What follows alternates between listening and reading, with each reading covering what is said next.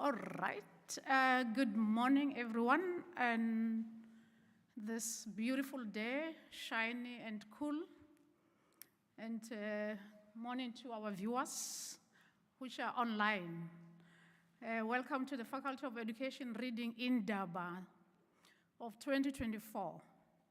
My name is Fumane Khanare. I am today's MC. And on behalf of the organizing team, we wish to extend our gratitude and great pleasure for all the efforts put to make this day a success. Today's event is very significant in our education and in our day-to-day life. I wanted to start by saying, and Prof. Chetty will explain just a short version about today's introduction. It goes like this. Halimpona, kilimona, kilidi tlabela, kitswahole. Prof. Chetty, can you elaborate on that or explain to what had just happened? Thank you so much. So this is the story of reading Indaba. On this special day, we are gathered all here with delightful and spirited pride to share and learn and to find actionable solutions towards the intervention to improve, because there was some work that has been done, to improve, to support, and to enhance the integration of African languages, in particular, isiXhosa, in the teaching and learning, in schools, in higher education, and in our communities at large. At this point, we invite our first speaker to start our program and to provide the welcome remarks. Our Dean, the Dean of the Faculty of Education, Professor Rajendra Govender, over to you.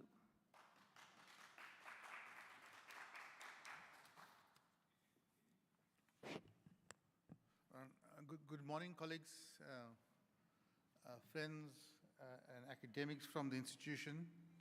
Just 1 second. Prof. Nomlomo is calling.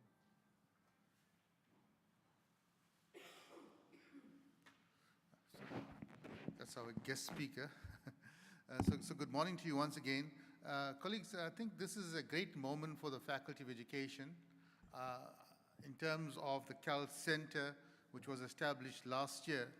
And it has a series of activities in order to support the learning of particularly the isiXhosa language and strengthening isiXhosa literacy across the schools, particularly in areas where isiXhosa is mainly spoken and taught, and that's probably the Eastern Cape and the Western Cape.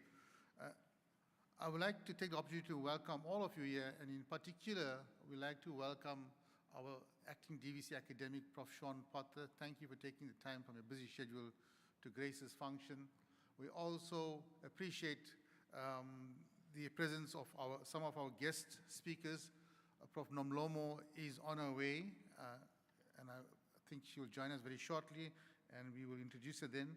And to some of the speakers on the program, Ms. Nonshikilo Nyanza, as well as Dr. Anna Nkomo, Prof. Bassi Antia will be joining us later, and more importantly, our colleagues from our own Faculty of Education, Prof. Chetty, Tembisa Kosi, and also Prof. Kanare for helping and supporting us. So, colleagues, with regard to this particular discussion about the reading Indaba, we are looking how we can collaborate with other stakeholders, and not necessarily within our Faculty of Education, but across the university, with the arts faculty, as well as with other institutions, the WCD and the Eastern Cape Department of Education, and how we can strengthen and support the development of this language through some of the reading materials that we've developed, as well as conducting some workshops and also strengthening the CAP's curriculum with regard to isiXhosa. Important that we always speak about the revitalization of the indigenous languages for inclusive education. And I think my experience is if you give me the maths paper in isiXhosa, I will get 0. Okay? So that's the barrier to many of our learners in schools, as well as university, the medium of communication and instruction.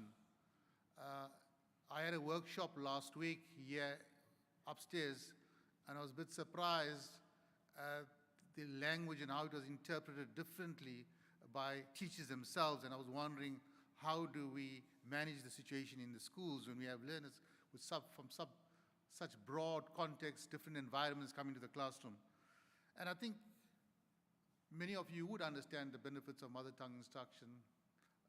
It's the foundational years, and that's when thinking starts place, cognitive development is initiated, ideas are developed, and that's how we strengthen one's communication and confidence. So I think it has a huge role to play, and I thank the faculty for taking the CALT very, very seriously, and particularly the development of African languages. And more importantly, within the higher education sector, the CALT, working with other universities, Northwest, UKZN, as well as UJ, this is a central focus of how we can shift the grounds and enhance the quality of isiXhosa teaching and also isiXhosa literacy as well. And more importantly, the power of reading. I mean, it is a gateway to everything that you want to. If you cannot read and understand, it'll be very difficult for us to access and communicate. So the whole thing about widening access, both to school education and higher education. With that, thank you and welcome.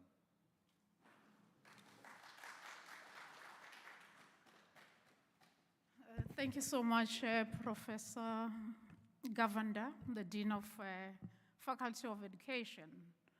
Having said, feel at home. Our next presenter or speaker, it's our acting Deputy Vice Chancellor, Academic, Professor Sean Parther. Thank you. We are already making intervention solutions.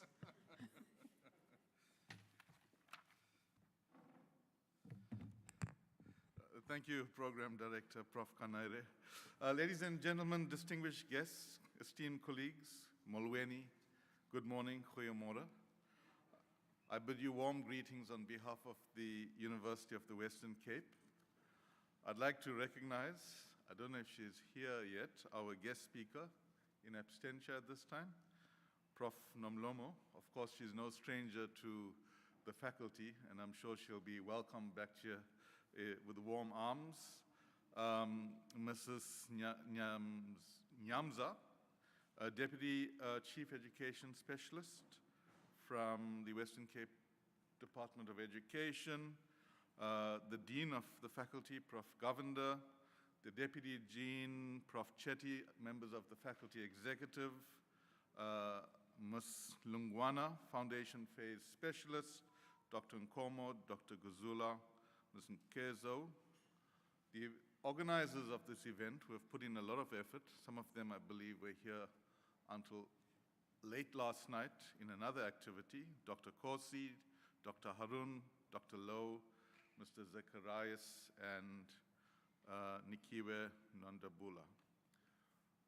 On behalf of the faculty, the Center for African Language Teaching, and the University of the Western Cape at large, it's my great honor and privilege to welcome you to this 2024 Reading Indaba themed Reading Indaba, exploring and discussing actionable solutions to identified reading challenges, empowering participants with practical strategies and interventions to improve isiXhosa reading outcomes in primary schools and beyond.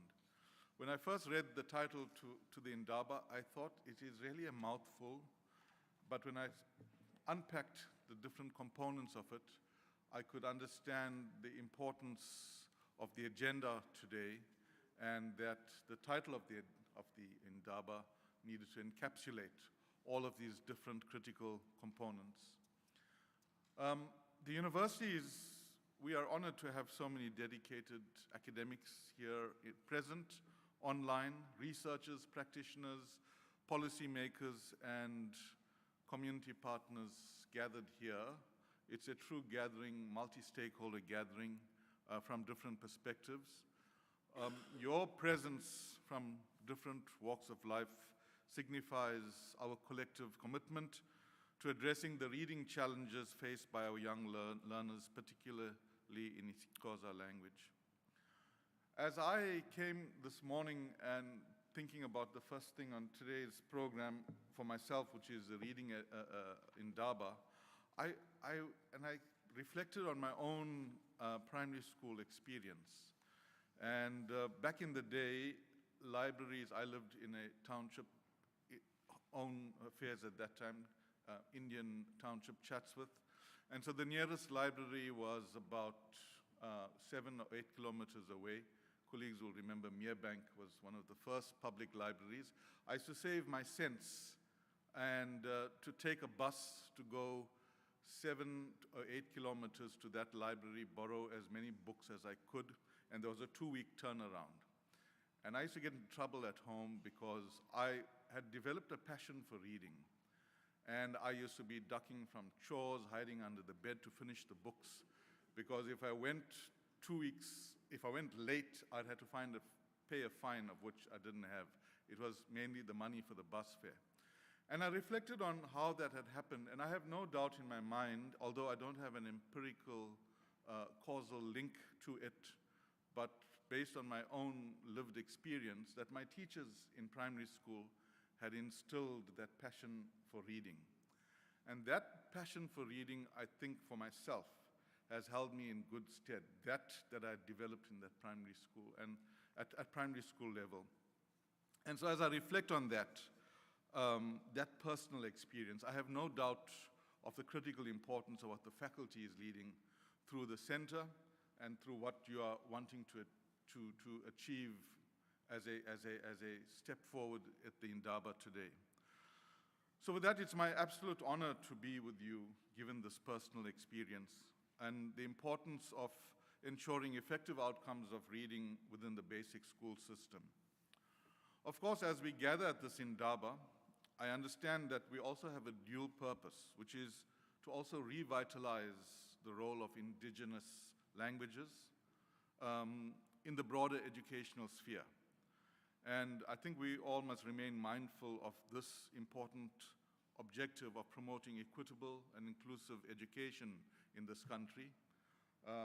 This morning, as not far from campus, a new democratic order is being instituted in the country. The question would be, how much of free and fair and equitable have the principles, or one of the principles of the Freedom Charter, that the doors of learning shall be open to all? Have we really achieved it 30 years into democracy? And the purpose of this Indaba for me is one of the areas that requires far more effort. And I want to applaud the faculty, Prof. Govender, for the work the faculty is driving in this regard. The importance of promoting excellent outcomes in reading within our primary school system can't be overstated. Literacy is the foundation of all learning, and it is through strong reading skills that our students can unlock their full potential. By elevating teaching practices, enhancing curriculum development, empowering our teachers, and promoting student-centered learning, we can ensure that our learners are well-equipped to succeed in an ever-changing world. And the imperative and the importance of what we seek to do in the basic school system is a foundational step towards economic development. And until we can get the schooling system, improvements in the schooling system that we seek, it will continue to be a challenge to chase the economic goals of the country. So colleagues, ladies and gentlemen, as we embark on this journey together, let us remember that language is not merely a tool for communication. It is the essence of culture, identity, and belonging. And by embracing mother tongues, we will empower our individuals to fully participate in society. I think of the quote from Prof. Govender just now about the maths paper. Unlocking doors to knowledge, understanding, and opportunity. So today's Indaba, colleagues, is a unique opportunity for collaboration and debate. I'd like to take this opportunity to wish you every success and to develop a program of action to improve isiXhosa reading outcomes and in turn make a significant impact on the teaching and learning of other indigenous languages. I want to extend then my deepest gratitude to the Faculty of Education, the hardworking team of organizers, the Director of CALT and the team therein, all other stakeholders here. Your dedication and hard work, colleagues, are instrumental in our collective mission to professionalize isiXhosa and promote literacy excellence. Thank you, and I wish you all a productive and inspiring day. Yabonga, thank you.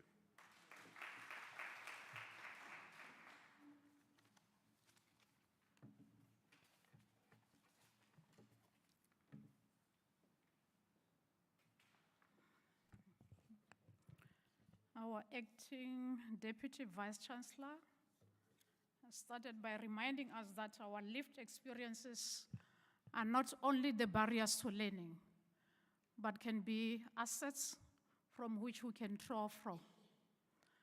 Reminded that in the challenges of walking long distances to grab a book from the library, the teacher was there to instill passion. So again, teachers continue to be agents of change in any circumstances. Again, from the opening address, he's reminding us that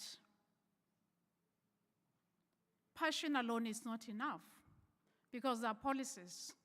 So when government changes, do we forget the agenda of inclusivity, care, and support?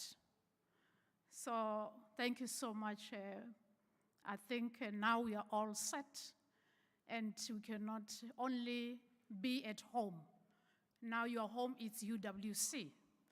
Thank you so much. Please join me to give both the Dean and the acting DVC a round of applause.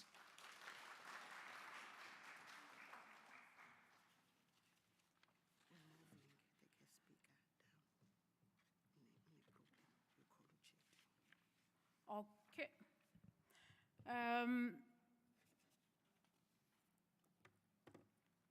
Indaba ikhona. We are moving, there'll be a little bit of movement because we are still expecting our keynote speaker. That's part of Indaba. Okay? As Indaba, sa indigenous language, ivela emakhaya. I wrote this poem this morning. Indigenous language, Dim Nawe. Indigenous language, Kiarona, the partnership. So at this point in time, allow me to call our Deputy Dean, Professor Rajendra Chetty. Professor, to those of us who are still trying to learn more about, I'm going to read a short bio of Professor Rajendra Chetty. Rajendra Chetty is a post-colonial scholar based in South Africa. He serves as a professor in the Faculty of Education at the University of Western Cape. Prof. Chetty earned his PhD in English education from the University of South Africa, an MA in South African literature from University of KwaZulu-Natal, an MBA from the University of Cape Town, an honors degree in education and languages. This is just a brief introduction of our Deputy Dean, Professor Rajendra Chetty.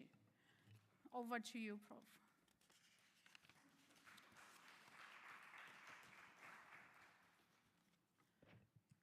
Okay. I can continue with my poem and maybe I'll pass after this. I'm trying my isiXhosa. Ikhona indaba. Indaba yase indigenous language in teaching and learning, indigenous language in high schools, indigenous language in primary schools, indigenous language in early childhood education, indigenous language ivela ekhaya. Indigenous language is for us and for the community.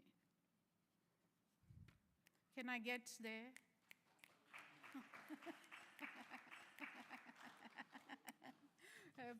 Thank you so much, Prof. Chetty. Colleagues, I'm speaking as a default speaker. Our very dear Vuyo Nomlomo has just arrived. So I hope that you would all forgive me for being promoted to the upper echelons. It happens in coalitions. Sometimes the underdog becomes the premier. Good morning, colleagues.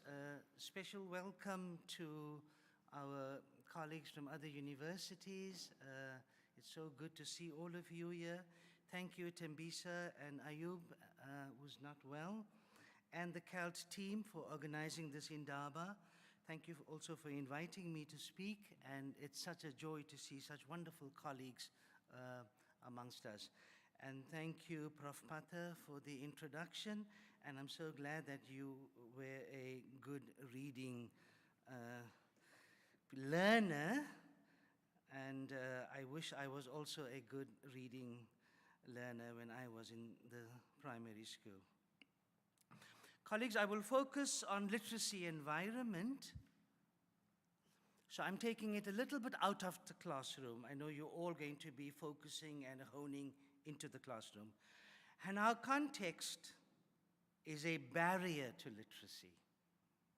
And it's extremely important for me that I always foreground context with literacy.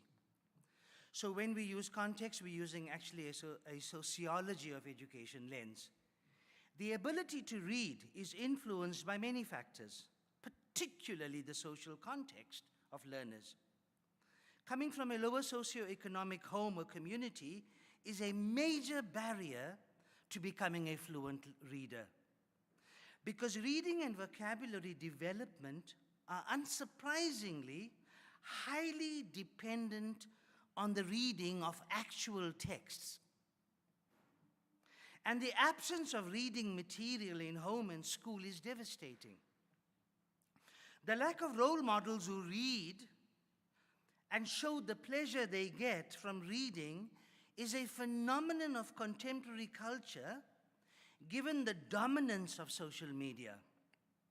It's extremely difficult for children to learn to read in these contexts. The irony is that children love books. Books about other parts of the world, picture books, animals, etc. In the early stages, it is the visual literacy that books stimulate.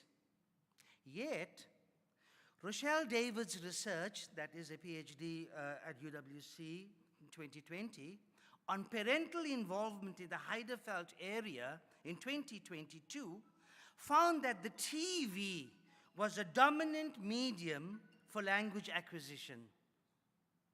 Joy Levine this year, in her study on early childhood education, found that preschool children are forced into a formal learning mode with sometimes no opportunity for play, and play is essential to picking up the basics of reading. The first challenge that I have, my topic is challenges. I've only got 4 challenges. The first challenge is the disjuncture between the learning context and the pedagogies of reading.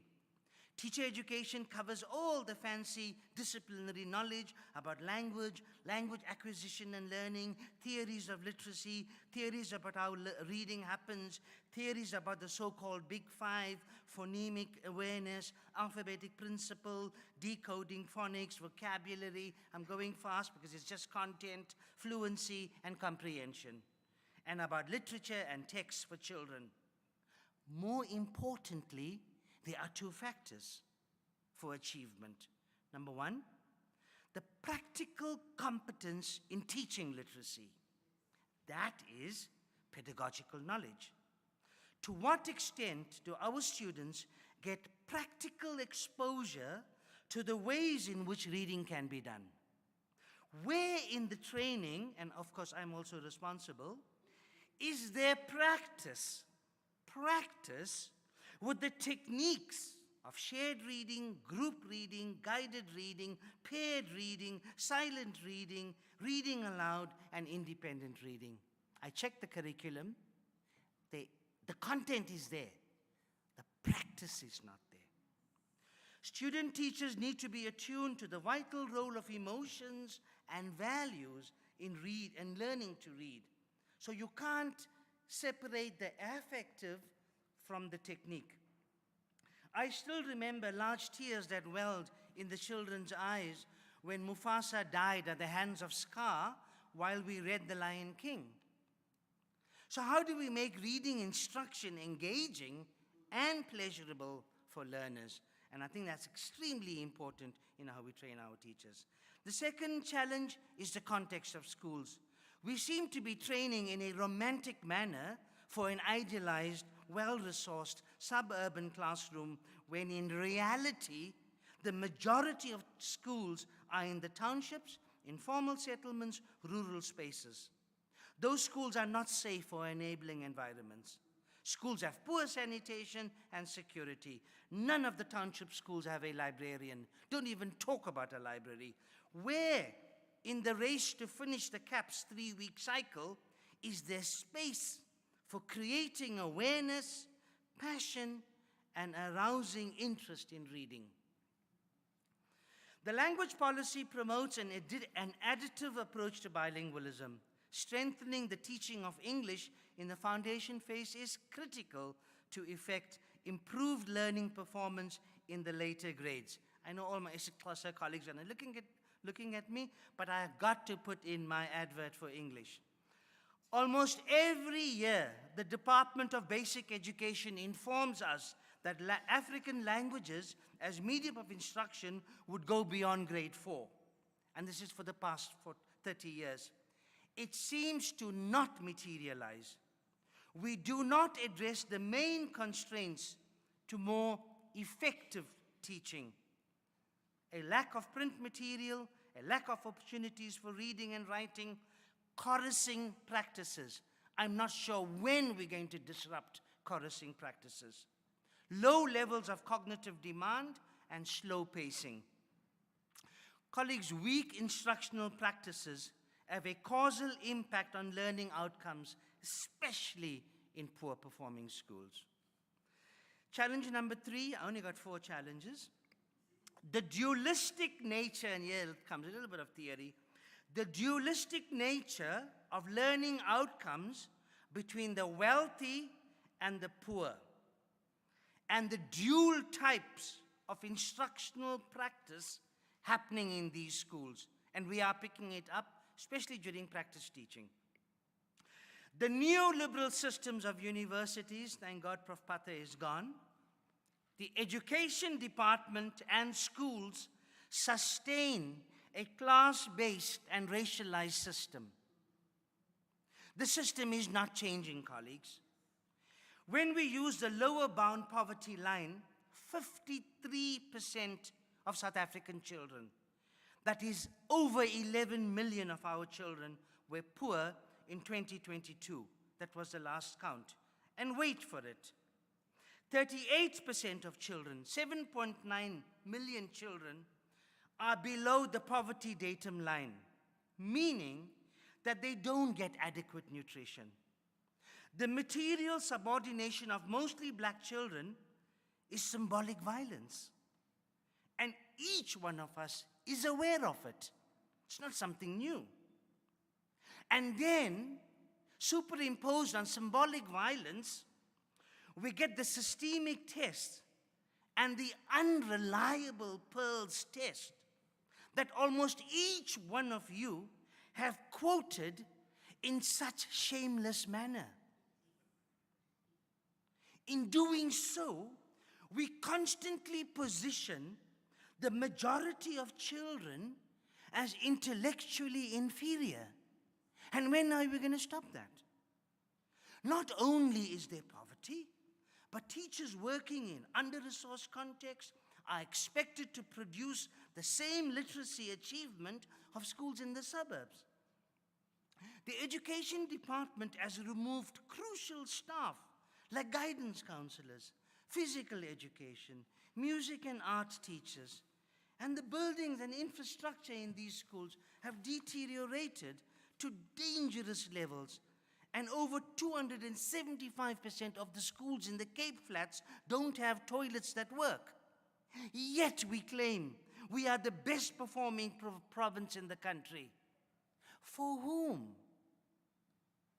In April 2023, we called teachers together at UWC, and they informed us that they are under constant scrutiny and pressure by the heads of department, the principal, the subject advisor to improve test scores.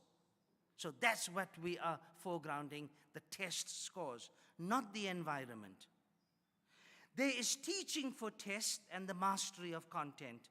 Where is the support to address the inequities of the system?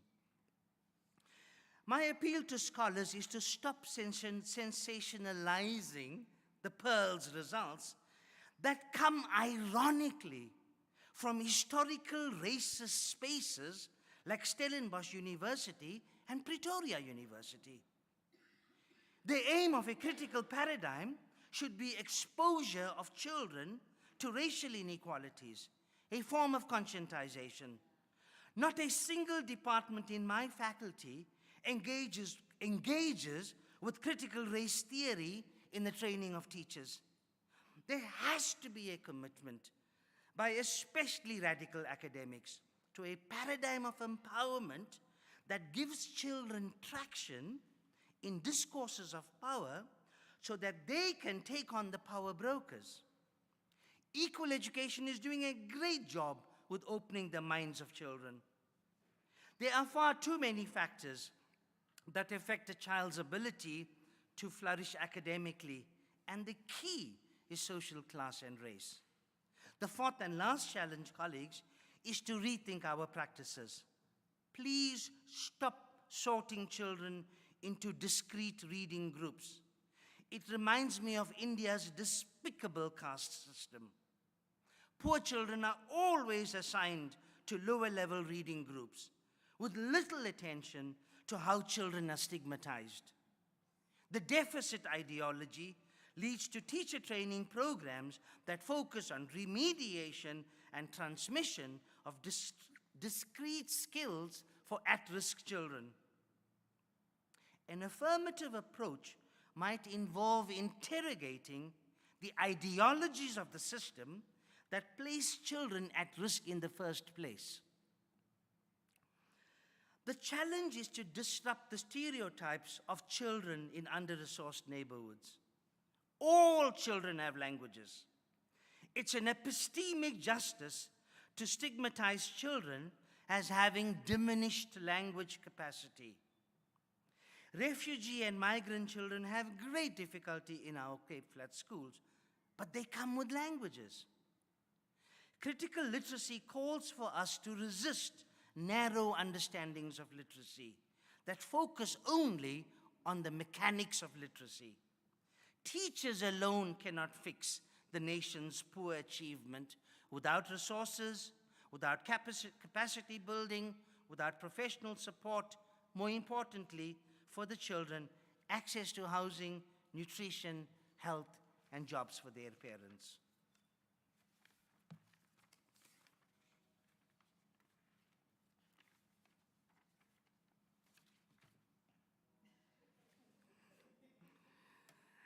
I had Chad print out my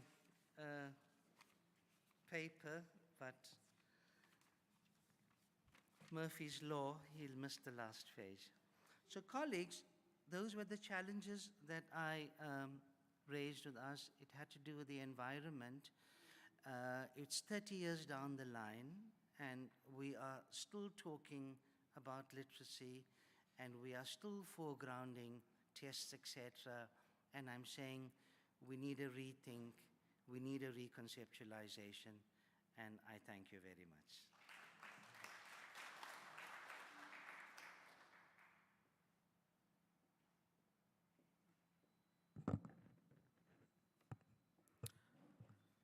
I'm so challenged now. Professor Chetty, thank you so much for creating a space to engage with the critical literacies, not just literacy, critical literacy. I don't want to say much because I'll be lying to say I'm not challenged. What stood out for me is the fact that whatever we're doing, we're still continuing and expanding the inequalities, expanding the classification, recycling vulnerabilities. So we are swimming in the pool of a cycle of vulnerabilities if we don't take into consideration context, allocation of resources, teacher knowledge, competency, competence spaces. We are in the 21st century. So we are competing with technology again to teach literacies. So what are we doing? We still produce teachers who are competent to trouble the competing spaces. It's not for me to respond to all this question. Prof. Chetty has given us, from the title, the identified challenges. And this was supposed to be a round table. I don't see a round table. So that's why I'm saying I'm challenged, because we have 4 speakers who are supposed to engage with this critical presentation that Prof. Chetty has provided. But I'll just follow what is on the program. There is no roundtable. Our next speaker, Prof. Chetty, if you don't mind, please come up. This was supposed to be a roundtable. And we're going to engage with our colleagues. So each speaker will present and we engage. Colleagues, please write down the questions so that we can be able to engage this. It's supposed to be a discussion, not just presentation, actionable solutions. At this point, I would like to call our second speaker on this part of the roundtable, perceived roundtable discussion, the Deputy Chief Education Specialist, Curriculum Development, GET, from the Directorate. Okay.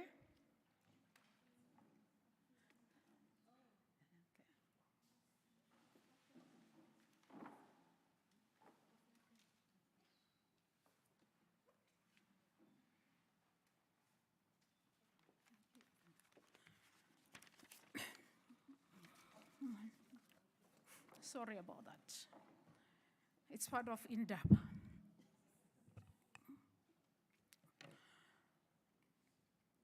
Our second speaker, it's a Deputy Chief Education Specialist, Curriculum Development, GET, from the Directorate of General Education and Training, Western Cape Education Department.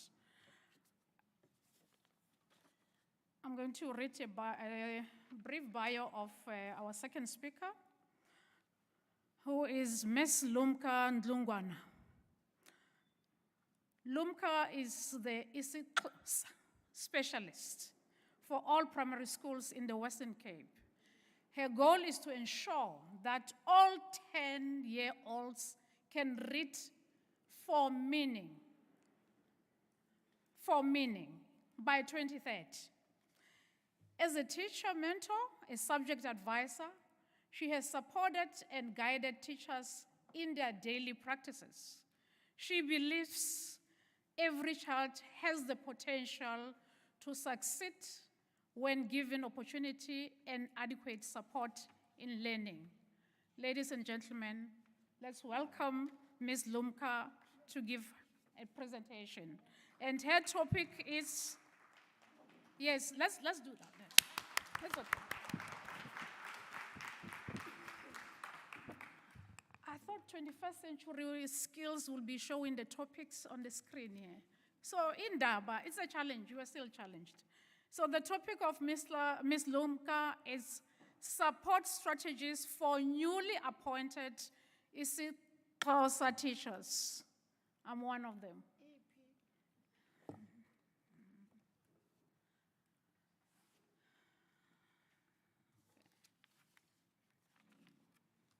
Okay.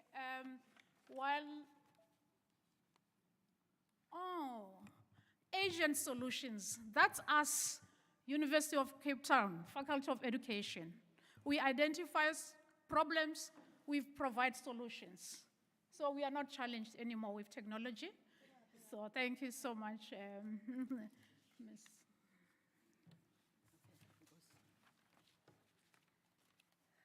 Just 1 minute, I'm sorry. May I take this opportunity to convey the well welcome from the Dean and the Deputy Vice Chancellor from the University of Cape, University of Western Cape,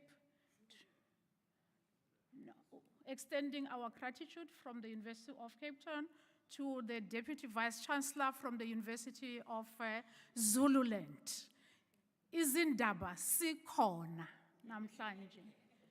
So Prof. Vuyokasi Nomlomo, DVC Teaching and Learning, University of Zululand.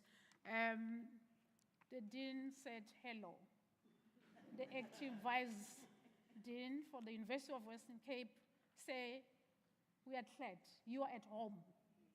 No more going back.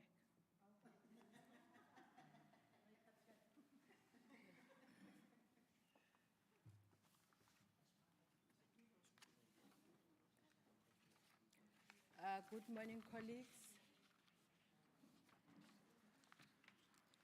As our chair lady has been saying, Indaba iqalile, I think it has already started because I was supposed to be the second speaker, but it is fine. I will start my presentation. Iqalile Indaba. I would like to mention to you that as you have listened to the introduction, my presentation is in isiXhosa because that is how we are presenting to our teachers. And also we have discovered that most of the times our teachers have been presented English methods. Hence, when they go back to the classroom, they do not have the vocabulary to teach. So we are trying now to turn things around so that they get the vocabulary in the training room so that when they go to the classroom, they know exactly what vocabulary to use. So my topic is about reading with comprehension, which is a bigger struggle in our learners because they bark at words when they read. When you ask them a question about the text or a passage that they have been reading about, and then they will not tell you anything because they didn't understand. So what we did last year, maybe I need just to say, WCD has collaborated with Ufunda Wande with this program.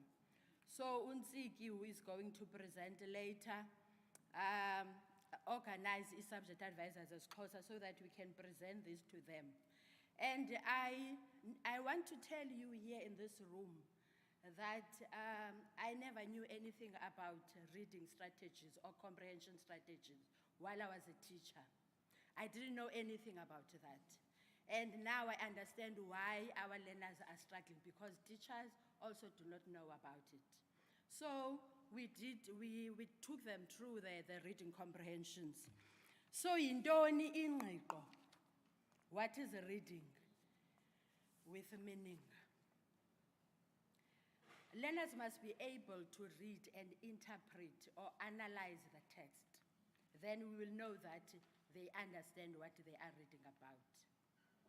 They must be able to summarize the text using their own words. Because what we are discovering is that if you say to learners now, my children, we've read this passage. Now let's summarize it. They rewrite what is in the story as it is because they do not know what is it that they need to do to summarize. So we expect them, and there is also vocabulary that is isigama that is also involved in this when they do this. Oh, I forgot that I need to move my presentation. I have moved my presentation. Can someone assist me? But it's not moving there.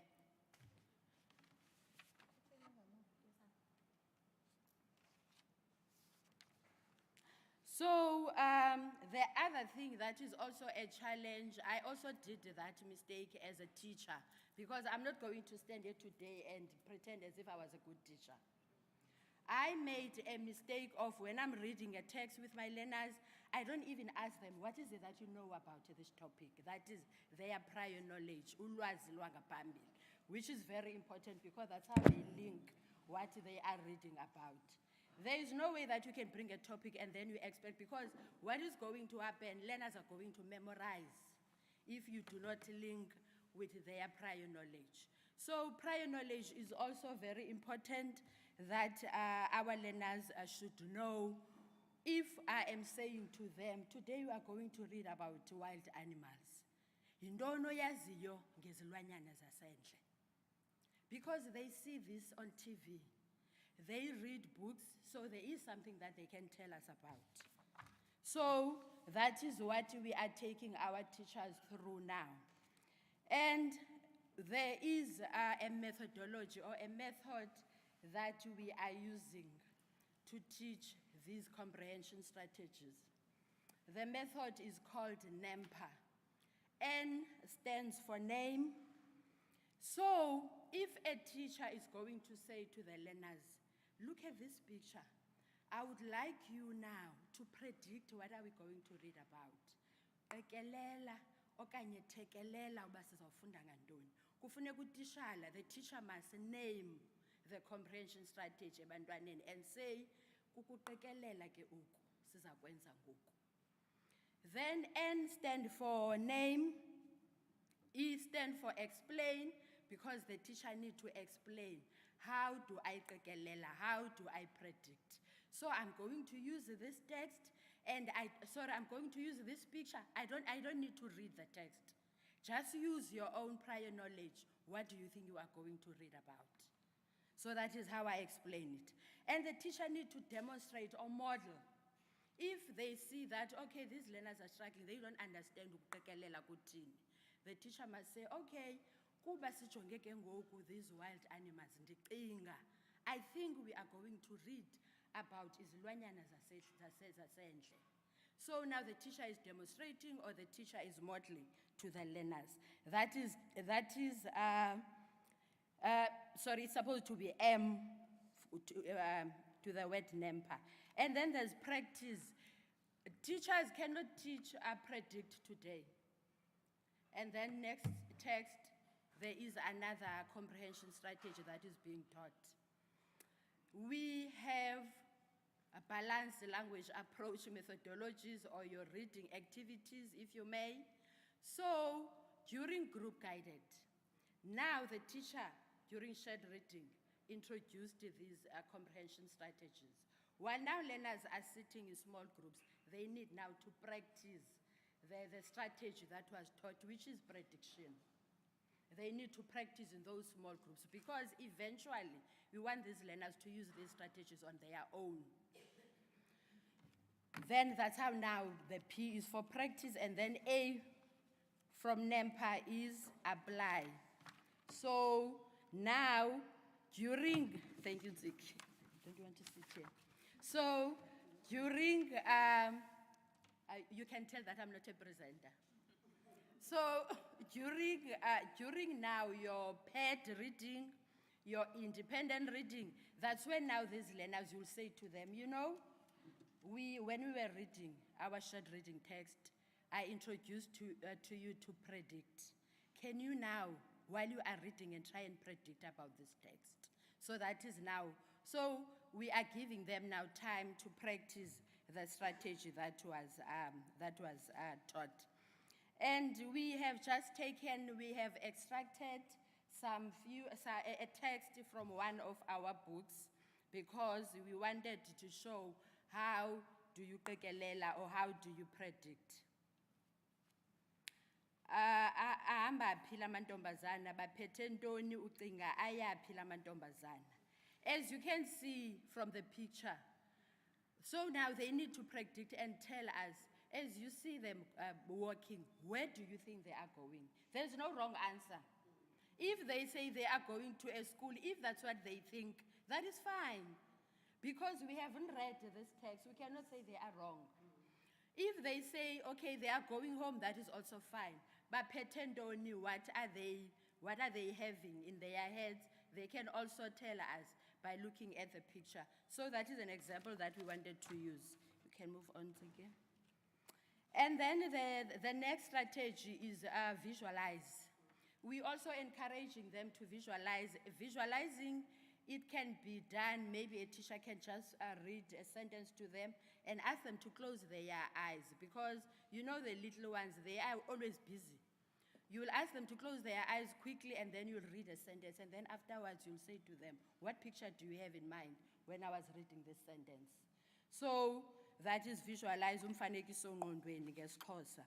I am going to move fast. I think I am a bit slow. I can see that Indaba iqalile. Then also there is one comprehension strategy that teachers love. I also loved doing it when I was a teacher.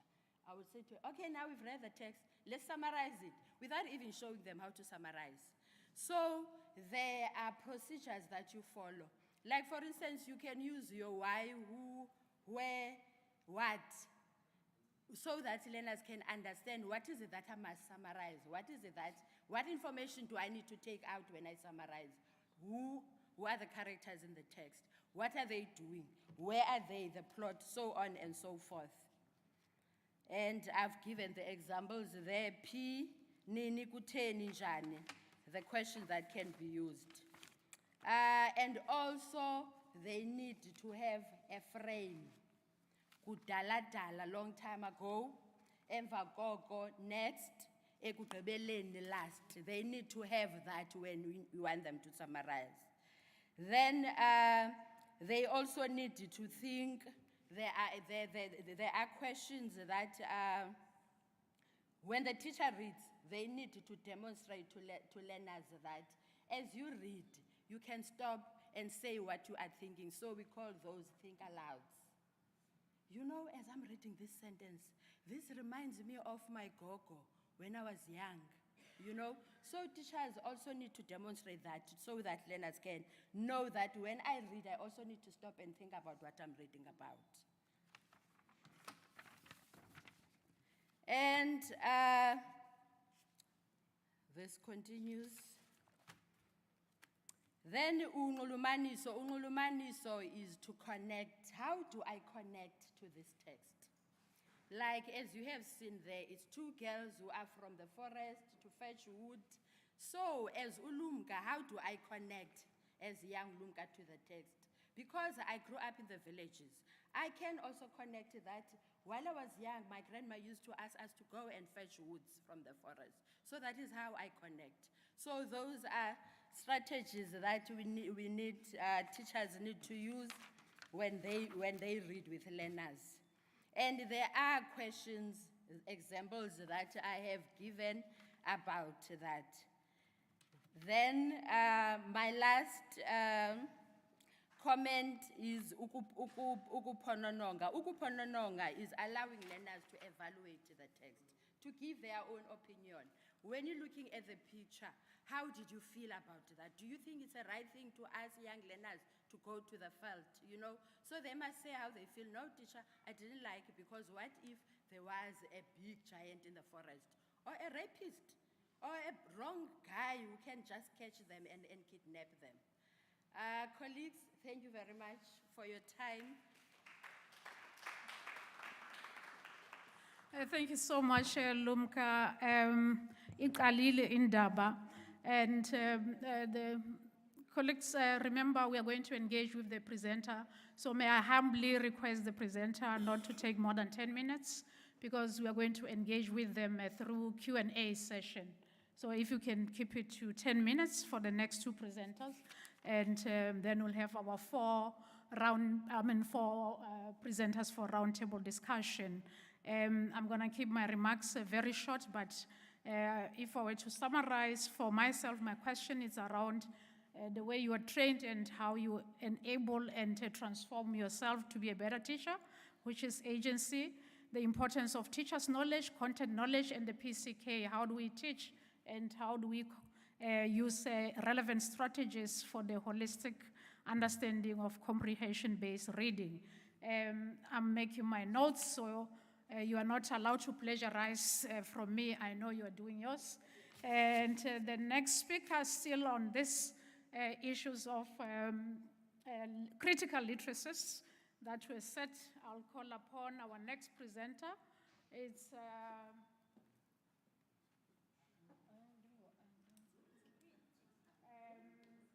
Dr. Anna Nkomo. Okay, because yet, do I have a note? Okay, so.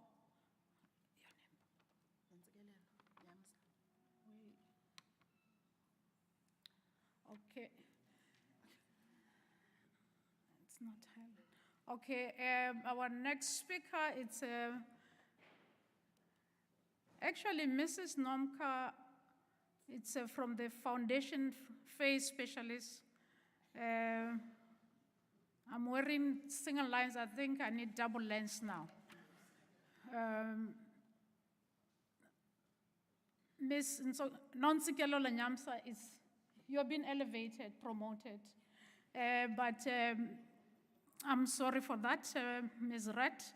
Mrs. Nonsikelelo Nyamsa is the right Deputy Chief Education Specialist.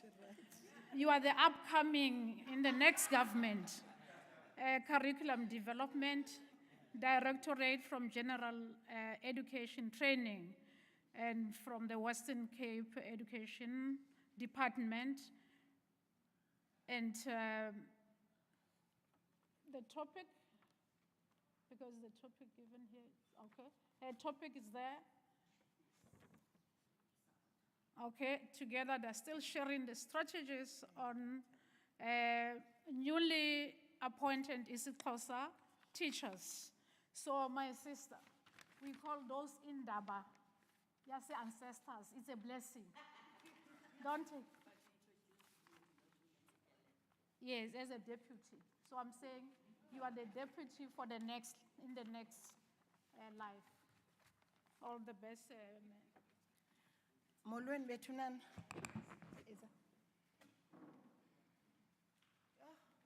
Uprof uyandoyikisa ke mna ke ndingumuntu owoyikayo ndiyakhawuleza ukoyika. Uthetha ngexesha nge-10 minutes hayi ke ndatyhwatyhwa. Andazazi noba ndithethe eyiphi ndiyeke eyiphi kodwa ke ndizozama. U-acting vice chancellor apha usibethe wasigilothina wasenza noprof wasenza into pieces ndaqoma ayikho nengxaki. Sisendabeni ke nyhani ke bethu nana. Ndisuka ke kwa-department kwa-WCED bethu nana. Ndifuna nje I think ndiskipile ke ndifuna ukuqala kule ndawo. Ndidla ngothi ke xa ndisi-introducer prof ndithi i-advantage yam yeyokuba ndifunde enobantu. Ndiyinzalelwane yalapha ke badla ngobuza uba kuphi emva e-Eastern Cape ndibaxelele uba ndiyinzalelwane ndingumXhosa oyinzalelwane walapha. Ndifunde enobantu Dr. Khosi. Ndaphuma enobantu ndaye siyazingisa ndaphuma siyazingisa ndaye ID.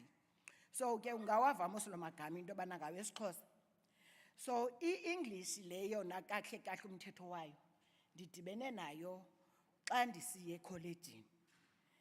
That is why when I speak English you can actually see or hear into yobana this one is not a Model C school teacher. So, and I always say it's an advantage for me to be in this position. And I always say It's an advantage from my God and my ancestors. So that ndithi xa ndithetha okanye ndisenza lo msebenzi ndiwenze ndisithi ndiyibone apha kum ukuba iyasebenza okanye ayisebenzi. Ka-WCD ke bethunana sinelkhonco nowofunda wande pressa sisigqithe. Siqale ngo-2021 ne sayipilota le program, abanye bathi program, abanye bathi i-approach, loo nto ifunayo yiyo. Siqale ngo-2021 for 2 years sayipilota to the 10 schools zesiXhosa. Last year saqalisa ke ngoku ukuyirolla out to all our grade ones. Ndifuna ukuyithetha in advance ukwenzela into yobana nithi xa nisibuza nolumka asithi ngu-alpha no-omega kodwa sithi kule minyaka mingaka ndinayo mna Dr. Khosi andizange ndatreyinwa okanye ndatreyina otishara on approach apho sithi yabona ke ngoku le ithetha lento sithetha istructure sethu sesiXhosa ihambelana kunye naso. And with the pilot and the rollout that we started last year, thina bantu basefieldini siyawubona umohluko. Ndiyaphinda asithi ngu-alpha no-omega kodwa thina bantu that are training otishara and otishara are implementing siyawubona umohluko. So sirolile ke out bethuna i-grade 1s ne-grade 2s ngoSeptember sirola to the grade 3s. Ndiyavuya xa ndibona utishara apha ukwenzela uba bazothi amen kule nto siyithethayo ne. Now bethunana le program ulumka andizobe ndidwela uyicacisile uba ingantoni kodwa into endifuna into yobana sivumelane ngayo because Dr. Khosi apha kuthiwa masizothetha nge-reading with meaning. Into esiyithethayo into yokubana ayiqali phaa kwi-reading, iqala ukuba umntana akwazi u-vice chancellor okanye uprofessor uzithethile zonke eza big fives. Hayi shem zizinto ekufuneke utishara yena ezenzile and ezifundisile. And njengoba bendininika nje i-background yam ndidla ngokuthi xa nditreyina phaa u-subject advisor then ke ngoku siye kotishara ndithi ndiyabawela kule minyaka yam minintsi prof ndinikwe ixesha mamam uba ndiyokwenza izilungiso ngondandingutishara ndarhalela into yokuba bendinayo itshansi yokwenza izilungiso because what I know now nangendlela esasitreyine ngayo thina ayifani nale thina sitreyina ngayo otishara.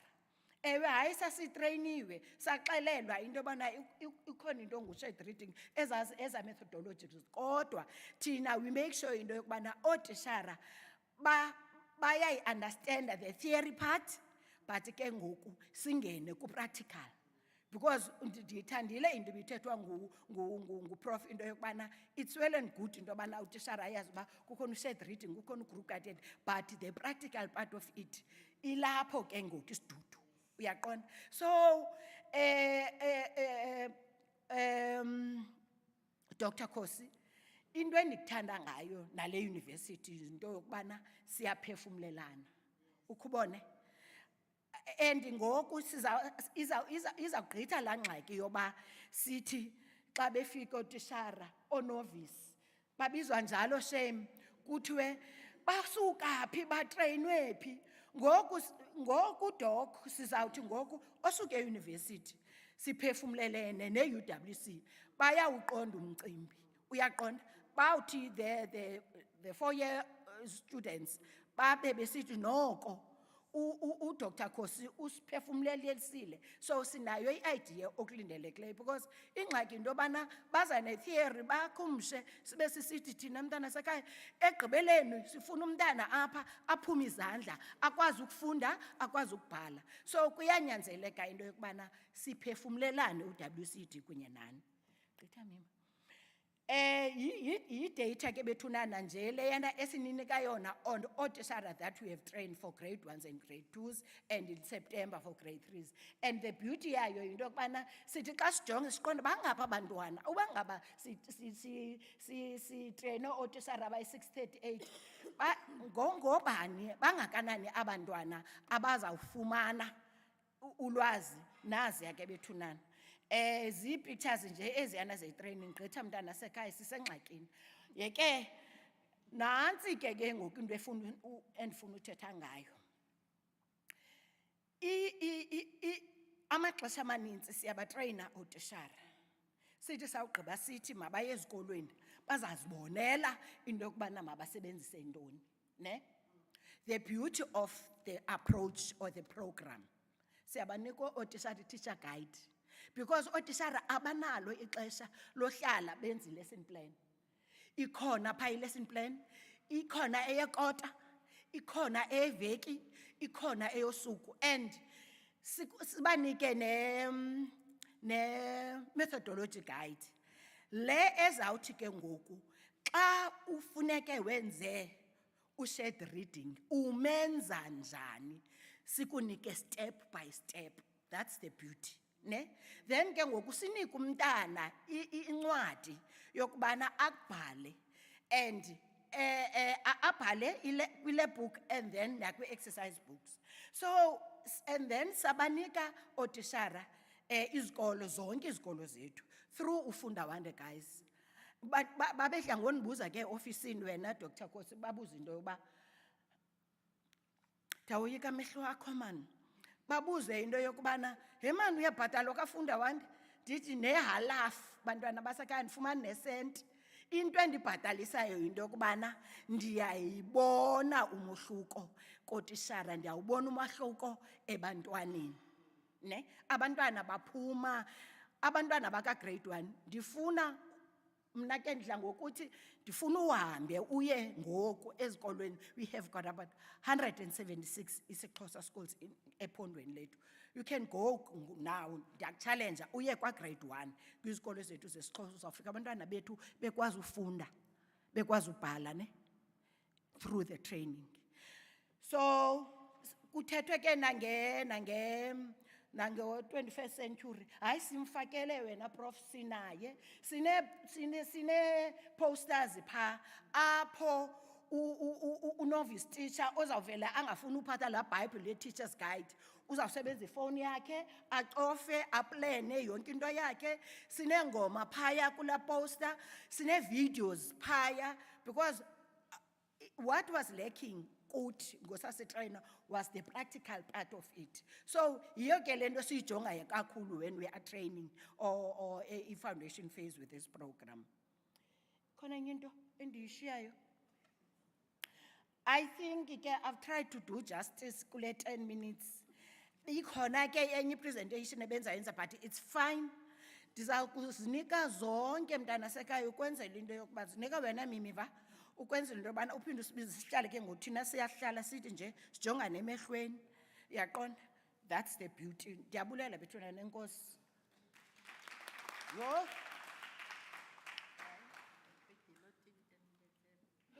Today you're going to get the award. You killed the time. So you still have 1 minute and 6 minutes. And may I use that? I'm non-Tsikele. Non-Tsikelelo. Thank you so much. May I use due cognitive justice and use the 1 minute to read the biography of Non-Tsikelelo. Non-Tsikelelo Nyamza serves as the Deputy Chief Educational Specialist for Curriculum Development in General Education and Training GET sector.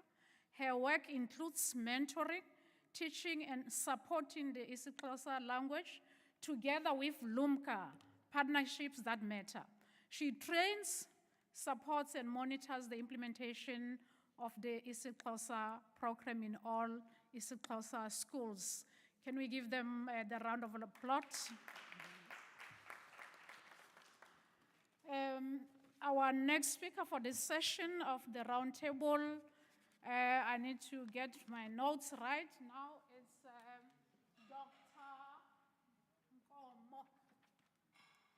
next speaker is Dr.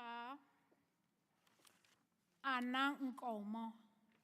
Dr. Anna Nkomo conducted her PhD research in promoting reading for pleasure in the foundation phase. Her research focused on instilling and nurturing utando, love for reading among young learners. In addition to her research, Dr. Nkomo has written extensively in the field, contributing to valuable insights and knowledge on early childhood literacy and education.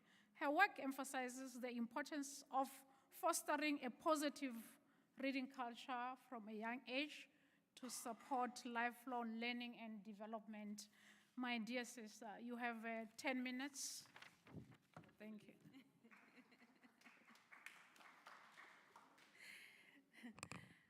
Good morning, everyone, and thank you so much for the opportunity to come and speak here about teaching strategies. So what I like is that the previous speakers focused more on the teachers and the learners, and my presentation then would mainly focus on what we call third spaces, what happens in the communities and what happens, what research has found out.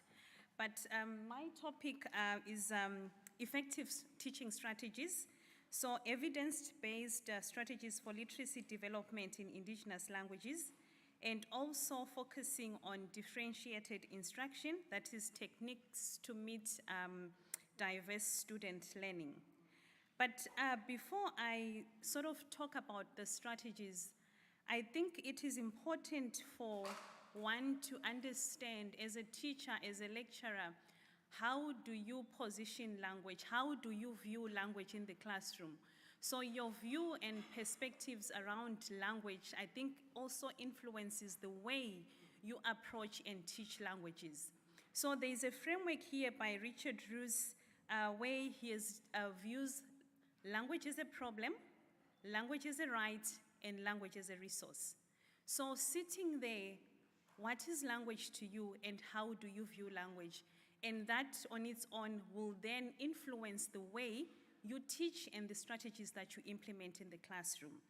So when we talk about those people that view language as a problem, if we say it's an English classroom and I come into the classroom with my isiXhosa, and then my language is then viewed as a problem in that space, that also influences the way the teacher is going to teach me, the strategies that the teacher is going to implement.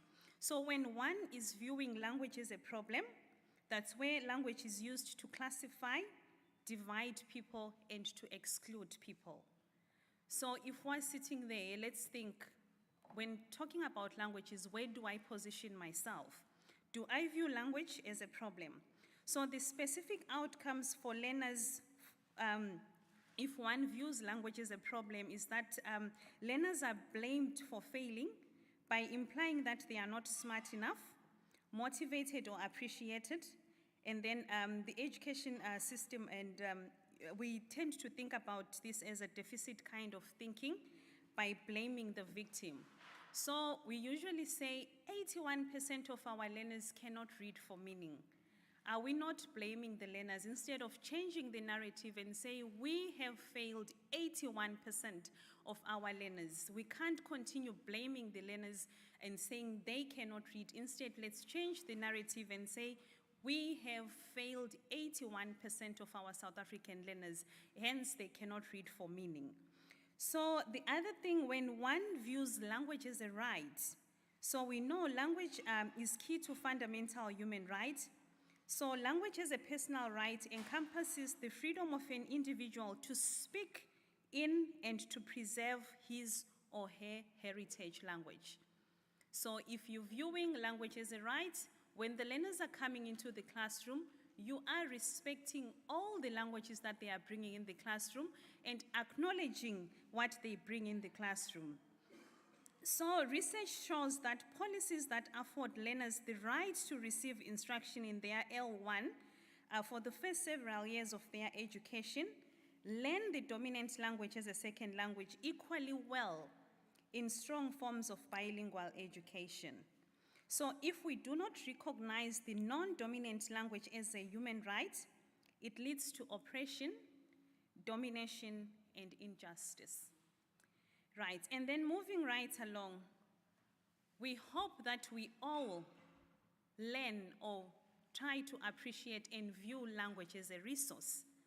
What do we mean by language as a resource? So language is key to the learning process. Languages as a natural resource cultivate cultural, spiritual, and educational growth for economic, commercial, and political gain. So language as a resource is the preservation of heritage languages and promotes tolerance and cooperation between groups and in the central element and operation of identity. So language is a resource, enables participants within a society the freedom to communicate with individuals outside of their community. Language functions as a way of affirming and empowering cultural ideologies and beliefs. So evidence suggests that knowing more than one language is a resource. So it is our hope, or it is my hope, that once you have tried to understand how you view and how you understand language, you will be able to then implement the following strategies that are there in, that I'm going to talk about. So the evidence-based strategies for literacy development in indigenous languages, the first one that I would like to talk about is the interactive language activities that we need to incorporate in our classrooms or in our learning setups. So implementing interactive language activities such as language games, role plays, and storytelling sessions in indigenous languages can make learning more engaging and effective. So the examples then, because I was tasked that I must also present examples, what is happening there, out there. So we've got the Nalibali initiative, where, they go out there, encourage our young learners to tell their own stories, write their own stories in a language that they are comfortable in. So interactive language activities are encouraged for us to then develop our indigenous languages. I've done research as well with a cross-age reading program, multilingual cross-age reading program, where the grade 7s are reading with the grade 3 learners. In such a space, language is not a limitation. Grade 3s and grade 7s, they pick any kind of story, any book they want to read in any language, and they read. And then the conversations in that spaces, they happen in a language that the learner is comfortable in. So in that space, we see translanguaging in action. We see them code switching. We see them using language freely and flexible, which is one thing that we encourage. So interactive language activities where the space is not language bound, where we say English only or any African language only. That way we can be able to encourage and also develop our indigenous languages. And then the other approach as well is the multilingual approach. Time? 3 minutes. Aibo. All right. And then, so there are a number of strategies that I'm going to email you my presentation as well. The multilingual approach, where we've got, the example that I gave you. The other one that I like before I ran out of time, is community engagement and collaboration. So we need to acknowledge that the community is rich and there are people that can help us develop our indigenous languages. So the one example that I'm going to give you now, it's a thesis that I recently examined from Nelson Mandela University, where the master's student looked at a literacy project with community members designing translingual books for a multilingual community. So the student had to work with the community to design their own books, books that speak to the community and books that try to capture what the community is all about. And then the other activity as well that can be done is activities such as community storytelling, where I think Puku Children's Foundation, they've got a word fest in Grahamstown, where they invite many storytellers, poets, everyone who writes in African languages, and it becomes a festival where it's the Puku Festival, where people come and talk about reading. Then the other example that I also did with one of my projects while I was doing research in one of the schools was to reading with the grade 3s was to also acknowledge bathi o aunt abaphekayo. You know, the little ones, they say o aunt abaphekayo or umalume. What I did at that time, I wanted my learners to experience real storytelling and the richness in language. And I'm not a good storyteller. And what I did, I called but umalume oklinayo. Then I said, Malume, do you have a story that you want to share with my learners? With such invite, he was a bit shocked that me in the classroom. And then he asked, what language? I said, no, your own language that you're comfortable in. Learners seeing umalume walking in, they giggled, they laughed because they didn't like malume oklinayo in the classroom. But he sat in a comfortable position and he just shared a beautiful story. From there, he received the respect that he didn't have previously because he was viewed as umalume oklinayo. So I realized the power of doing that, calling in communities, calling in the people that are regarded as auntie or pegayo. I also invited them to come. And that on its own shows our learners that the community, their parents and everyone around them has got something to share, indigenous knowledge that they can share, and also skills and knowledge that they can impart. So there's a lot that we can do around our African languages and developing them. The last one is the reading teacher. As we are sitting here, what are we reading? For pleasure. Because what Dr. Sindiwe Magone says that you cannot infect a person with a disease that you don't have. If you are not a reader, will you be able to teach reading? If you are not reading in an African language, will you be able to teach learners how to read in African languages?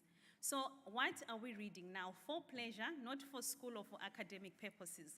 That's the question that I'm leaving with you now. Let's be also readers, teachers that are readers, so that we will be able to teach and understand what reading is. Thank you. Oh, and you was cut. Thank you so much, Dr. Anna Ngomo, for your beautiful, thought-provoking presentation. And what stood out for me really, it's the power of self, our views, how we position ourselves in language, and the positionality. So the power that we have, what do we do with that position in the whole discourses of reading for meaning? Because we hold the power, we can change the narrative. So if we view it as a problem, it will always be a problem. Thank you for reminding us that while we have power, the same power can be used to challenge and transform our views, which ties very well with Professor Chetty about challenging and reflecting on the paradigm, the critical paradigm shifts. And yeah, so I got question anyway for our Q&A. Ladies and gentlemen, those are our 4 speakers on the issues of language. And just to remind you, you have the program. Prof. Chetty set really a critical tone around the challenges of literacies.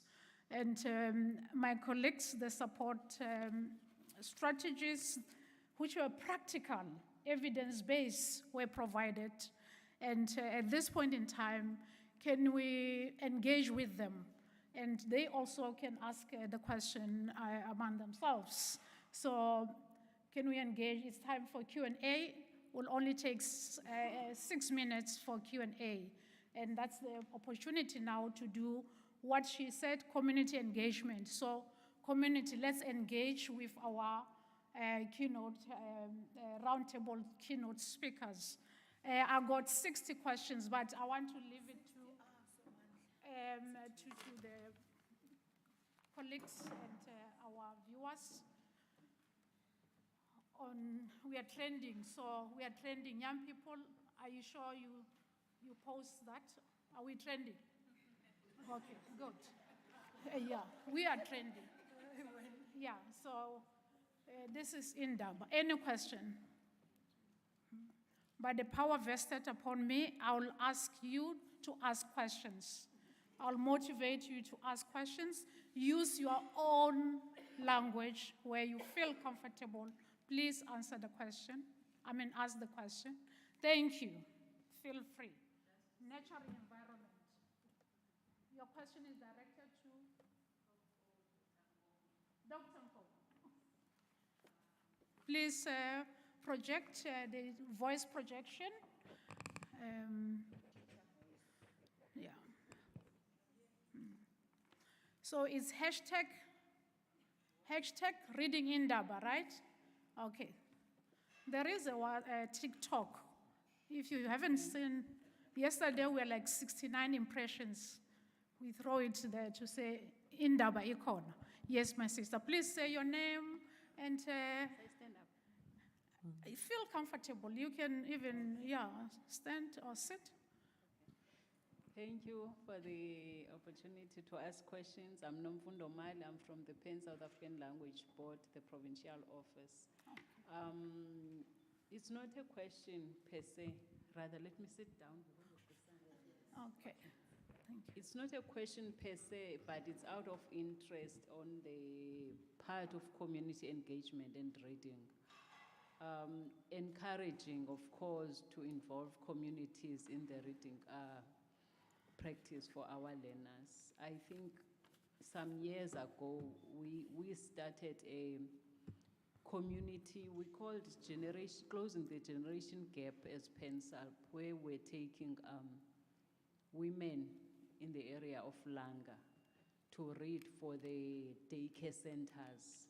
That is Ogogo or whoever who's not working, who's available to go and read a story or tell a story, because there's also an issue of not being able to read a book, but still the story is there. So to close that gap, and also it went beyond reading. It was also introducing the young ones to adults, practicing what was practiced before of Ogogo reading or telling stories for the young ones. So even if a young one doesn't have Ogogo or Umaku, never experienced that, then that practice of reading or storytelling, closing that gap. So I think it's an area that we haven't much explored as academics and also trainees, which we need to explore. Thank you, ma'am. Thank you so much. Dr. Nkomo, that was not a question, but you want to respond? Yes, I would just like to add on that, there are so many initiatives that are happening with community, and it's a very important area that we need to consider the power that the community has when it comes to literacy development. So there is, is it on? Okay. So there is another study as well that was done by one student where, because we believe that literacy happens when the baby is still in the tummy.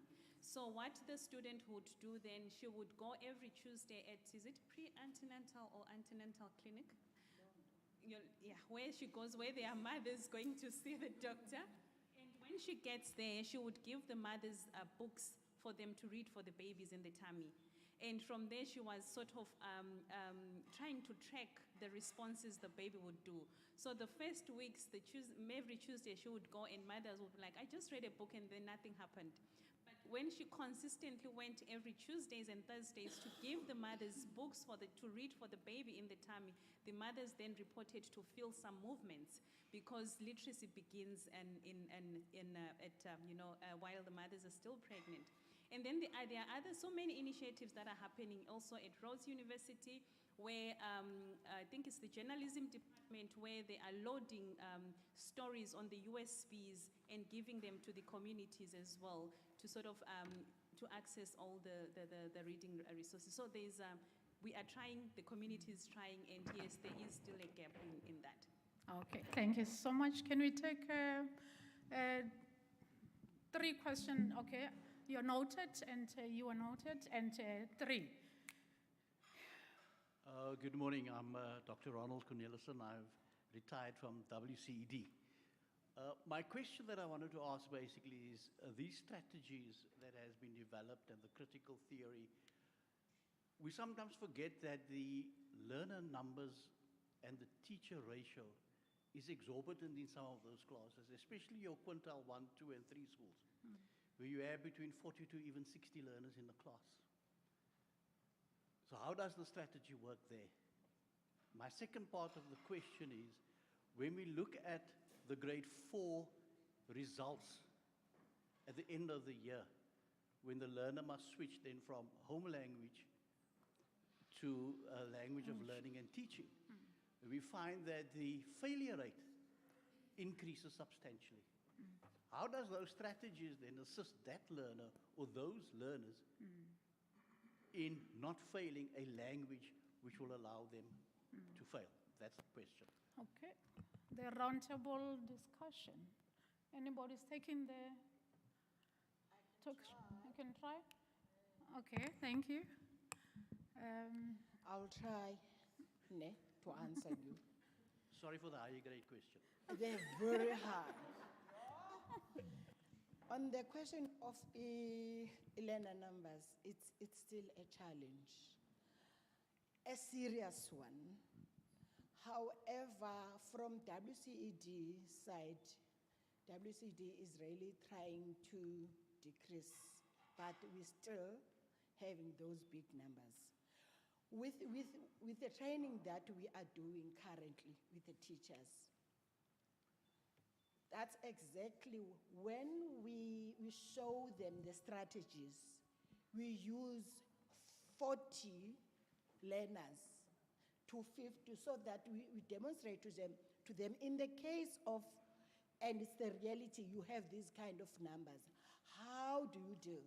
On how do you work around with these strategies? So it is part of our training when we are training the teachers currently. I'm talking for isiXhosa now, Kane. And then on the question of grade 4s, I'm not sure whether you are aware of what is going on from DBE currently. There was a launch, I think, last week or 2 weeks ago, and it's led by Dr. Mbude. There's a MTBBE that is coming. It's mother tongue-based bilingual education. It's starting from next year, from grade 4s, to try and continue with our African languages. Remember, according to the policy, and Dr. Mbut, I know, would kill me because she always says there's no policy that says that, and I agree. But then the decision that was taken, that the African languages is taught up until grade 3, and then they start with English from grade 4. Now with this MTBBE, from next year, from grade 4, the teaching in African languages, it's going to continue up until grade 6. I hope to grade 7. Okay, so there's that happening, and it's coming, trying to redress the injustice of our African languages. I hope I've answered you. Thank you. I would like to add on the question of the teacher-learner ratio. These strategies, these reading strategies, there is a strategy, a shared reading, which you do with our class. There is group guided, where now the teacher will break the learners according to their ability level. That means now the teacher will be able to sit with fewer learners and teach them. But that also needs a teacher who has a good classroom management so that the rest of the class is continuing.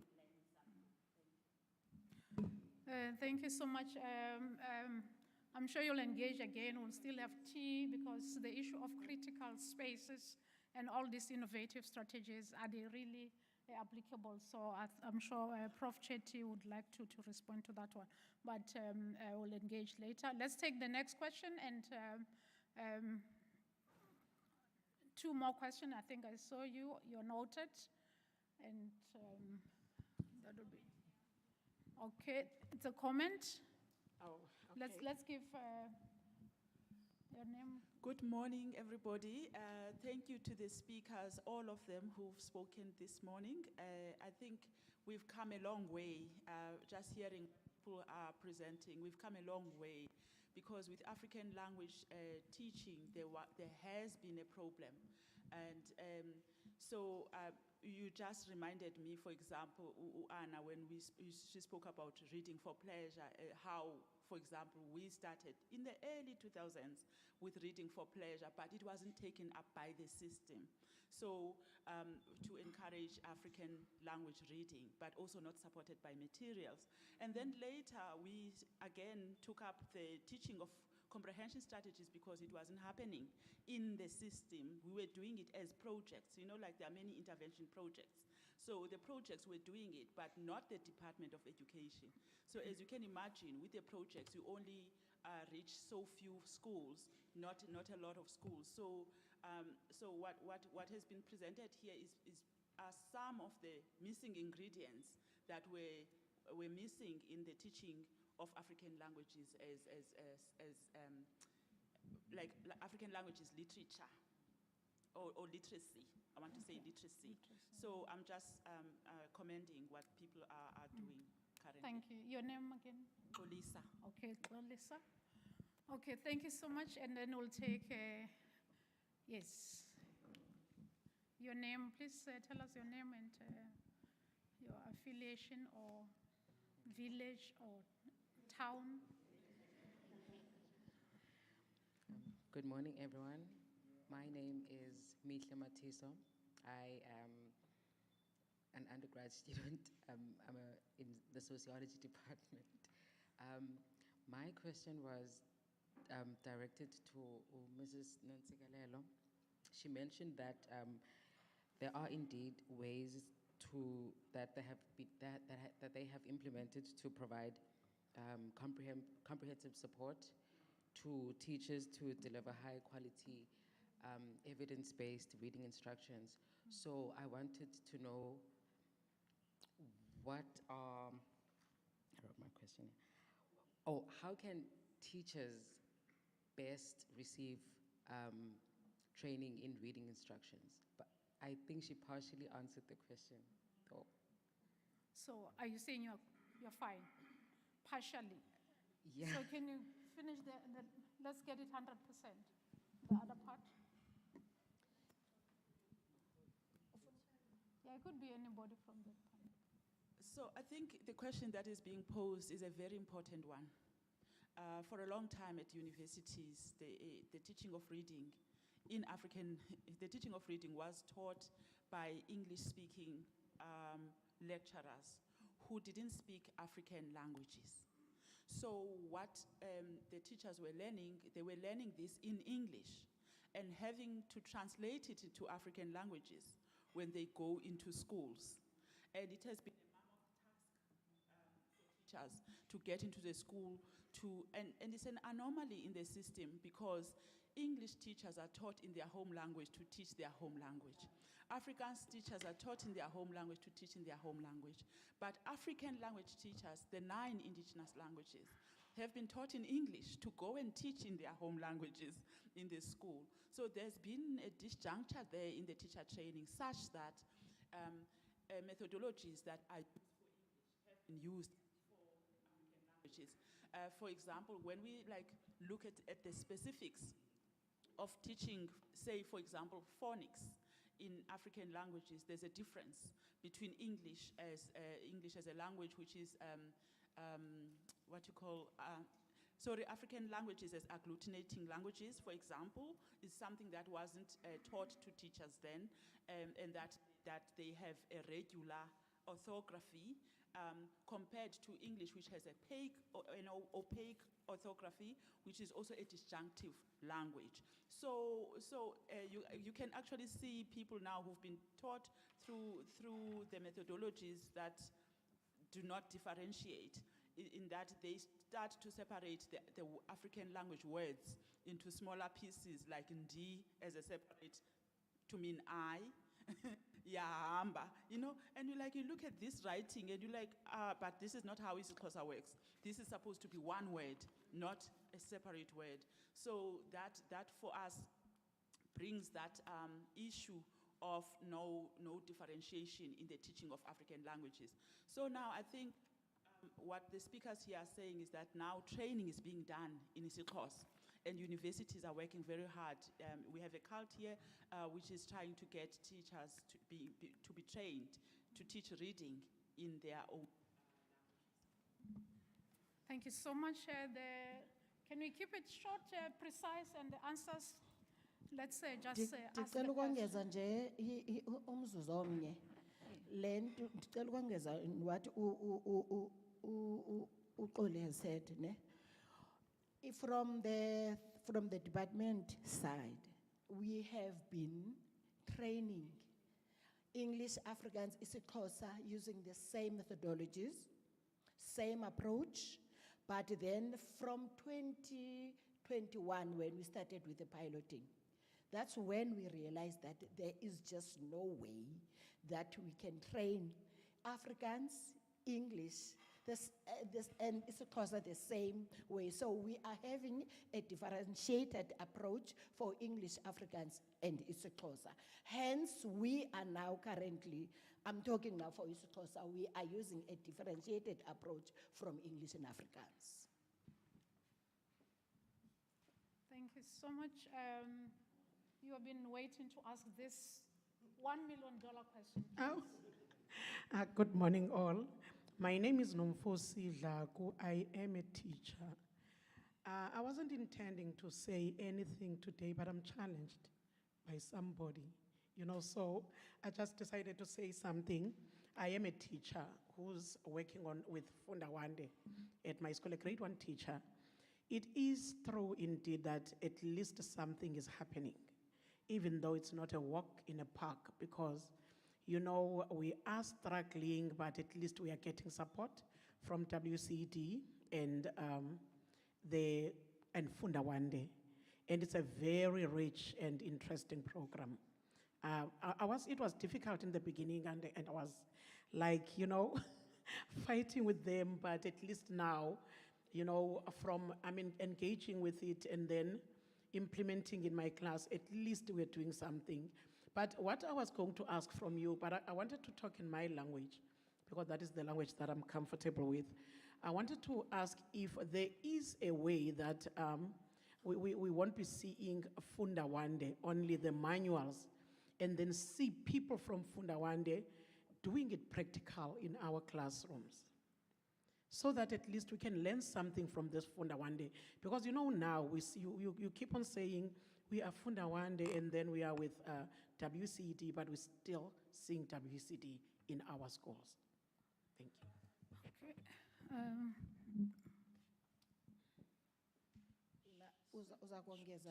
Can I just explain? I think that's when I started to get nervous, because I wanted everybody in this house to get the approach. WCED collaborated with Ufundawande, as an NGO or as a company, whatever way you say it. Then what happened is we took the program started in Eastern Cape. It was piloted in Eastern Cape. Now, because Unsike was looking for a program or an approach for isiXhosa speakers, we formed this collaboration. So you won't see Fundawande in your classroom. You are going to see WCED, because we are saying it's a Fundawande, but it's a WCED mandate, approach, training. So hence you will see a subject advisor. So if you need a person that will demonstrate how to do group guided reading, for an example, we are going to see Unsiki, or you are going to see a subject advisor. But then Ulumka is always, that's why I'm always having her next to me, because she's always willing to come to party to showcase what we're talking about. But it is a WCD something initiative. Can I quickly add? Yes, also would like to encourage any teacher that if you need any demo, we've got videos. Unsiki, when she was presenting, she spoke about ICT integrated resource. We do have a WhatsApp bot where teachers need to click and then they will get a video, or you go to our website. If you need a shared reading video, they are there. If you need how to teach a phonic, they are there. So you can use the videos to demonstrate whatever a skill that you need to teach. Thank you. Dr. Nkomo, I'm not going to allow you to. Don't pass the mic, please, because I think the essence here, because I want Prof. Chetty to summarize. What I'm getting is the challenge of this approach is where is, you don't see, you see. So when we talk about shared responsibility, representation matters. So what does that mean? It's it's a WCED approach, and the teacher said, but I don't see representation. So what do we say in terms of the critical literacies shared approaches? And on that note, Prof. Chetty, colleagues will still engage with our colleagues. We're going to have tea. I just want us, in the interest of time, to have Prof. Chetty to summarize this roundtable, very engaging, provocative discussion, and we'll continue with this. It's a long day, and it's now starting to be a real Indaba. We are born a second Indaba. Yeah. Thank you so much, Prof. Mine is not a question. As I was listening to Dr. Guzula talking about teacher training, which does not speak to our realities, today, sine Indaba. So I do want to challenge the teacher educators, the lecturers that are here, that what are we going to do about that? Because indeed, our teaching, our pre-service teachers, they are taught in some subject in English, whereas when they go there, they will teach in Afrikaans, they will teach in English. What are we going to do about that? And it means that we need to go back and look also at the policies and engage with our policies and see if we are really moving forward to change the dynamics of teaching and make sure that we produce what is needed out there. What am I saying?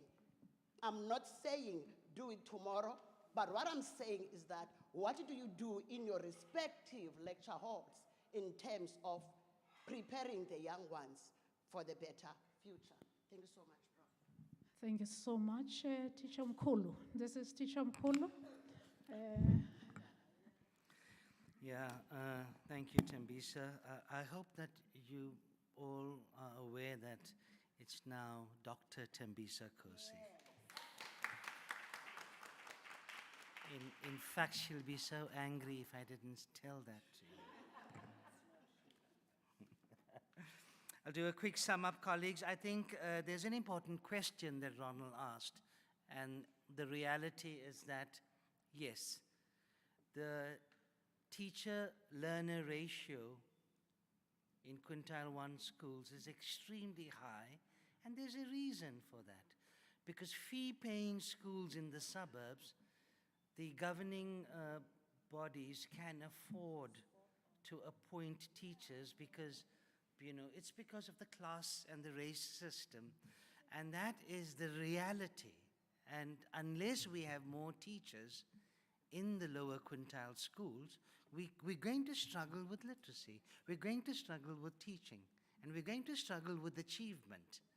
And that's where resources come in and the money as well. Yeah.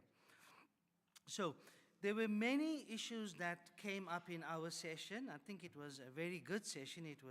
We started with a bang and not a whimper. And I want to thank my colleagues and especially myself for... yeah. So I think that the most important takeaway that we have is the support.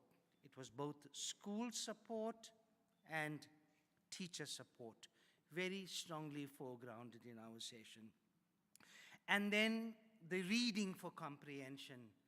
And then the danger that we have in the country is that the way we were teaching the technical ways of reading led children to what we're calling pseudo reading. They just read, they utter the words, and there's no comprehension. So I'm glad that we had, comprehension coming out so strongly. And then in terms of language learning, the new programs, community engagement is extremely important. It's so good that we are getting community involved in literacy. Parental involvement is essential to literacy. Yeah. And teacher training came in for a lot of flack, especially the old ways, of teaching and the kind of importance of bringing, isiXhosa teaching through the medium of isiXhosa and the training of the teachers. Yeah. The approaches, we had a wide variety of approaches, and thanks to Funda Wanda for the intervention programs that you are doing.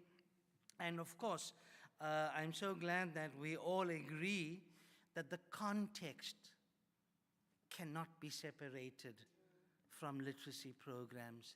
It's the where.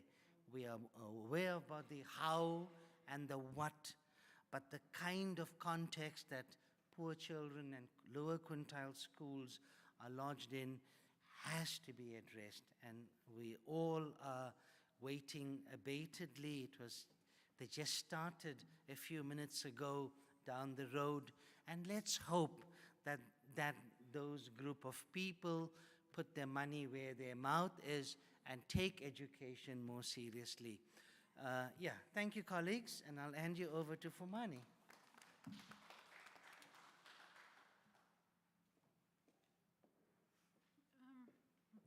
Thank you so much, Prof.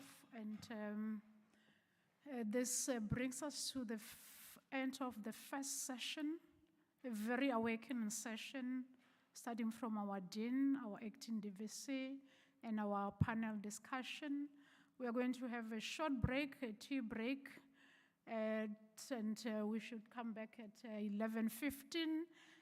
We are going to have our moment of the day, our keynote speaker arrived safely, and I'm sure will be chilled after having tea. Colleagues, let's join our hands again to give all the presenters and the participants. I know those who didn't ask questions, they've written the questions. The TikTok is there, check, we are trending. Yeah. I'll give you the stats where we are in terms of the impressions. So please enjoy the coffee, all sorts of coffees, tea, water, and the restrooms are clearly available. Charge the laptops, recharge the phone, and take pictures. Oh, sorry.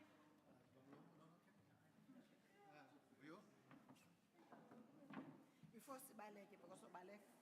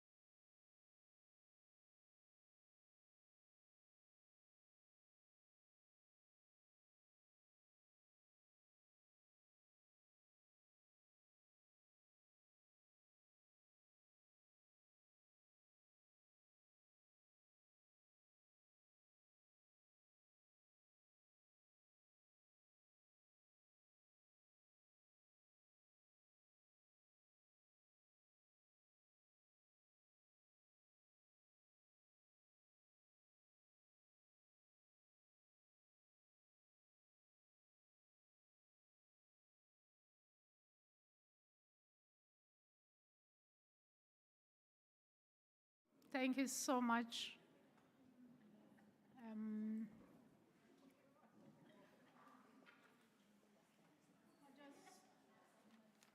Before I call upon our keynote speaker, just some logistics. We are going to have the keynote address. Then we'll have Q&A. We'll have to move the closing remarks by the Dean of Faculty of Education immediately after the keynote address, because the Dean is engaged in other activities. There is an Asian meeting that he needs to attend. So it's part of Indaba and Indaba, reading Indaba.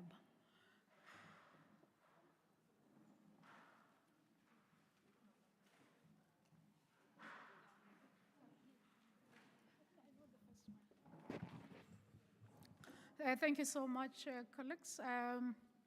This is our second session of the day, and I'm going to call Dr. Kali Low to introduce our keynote speaker.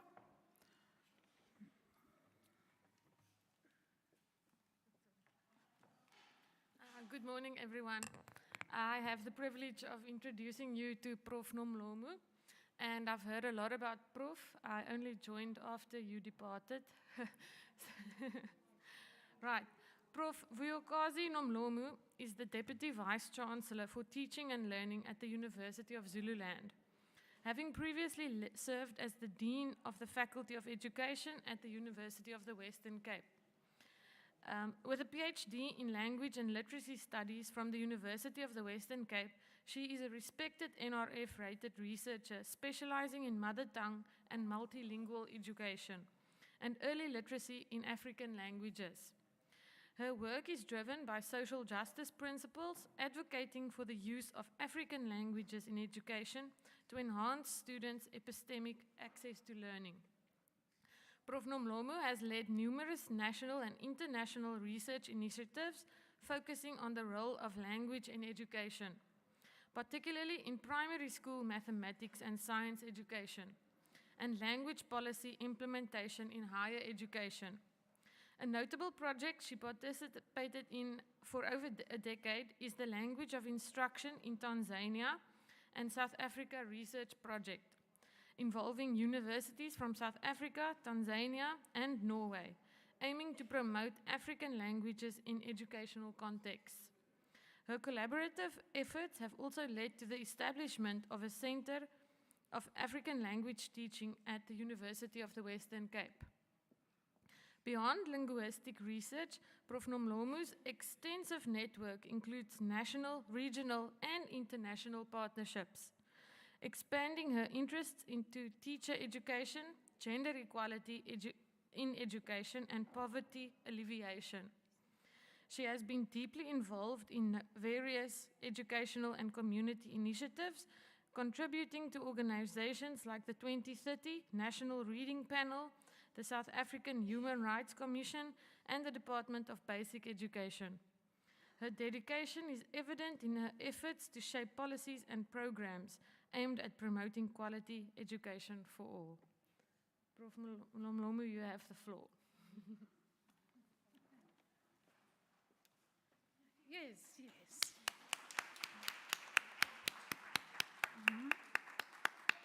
That's part of the indigenous.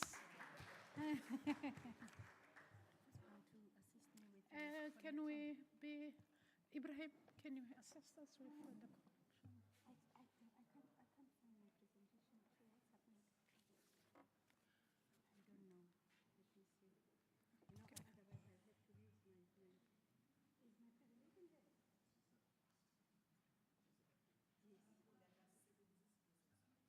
Yeah, it's no problem. It's Indaba. Yes.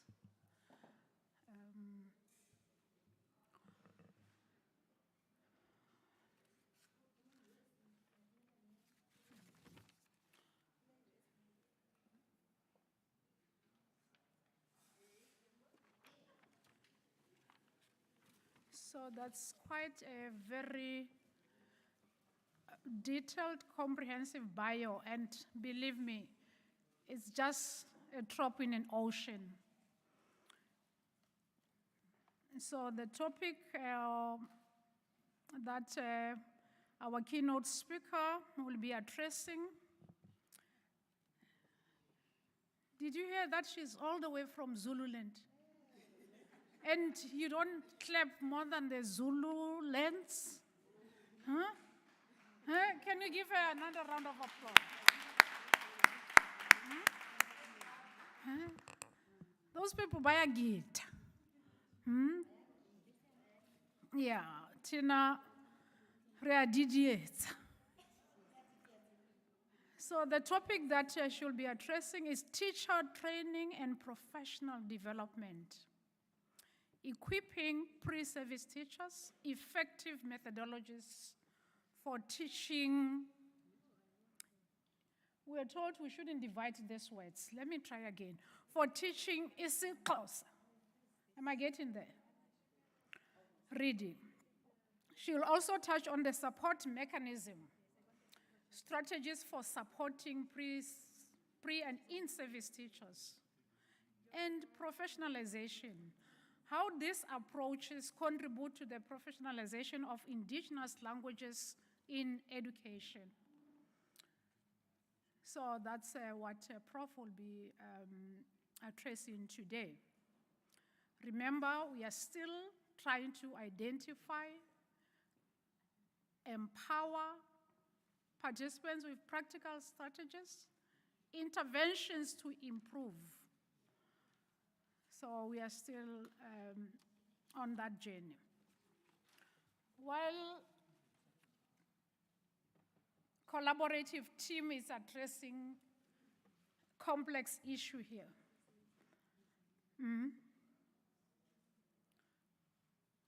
Lumka, you want to? Nonsigela, you want to say something? What do you suggest? Yes. On what Dr. Kob has said, Dr. Mood used to say, when she's explaining the mother tongue-based bilingual education, she explained why it's called mother tongue. Because abantwana have to, while they are in their mother's tongue, Okay.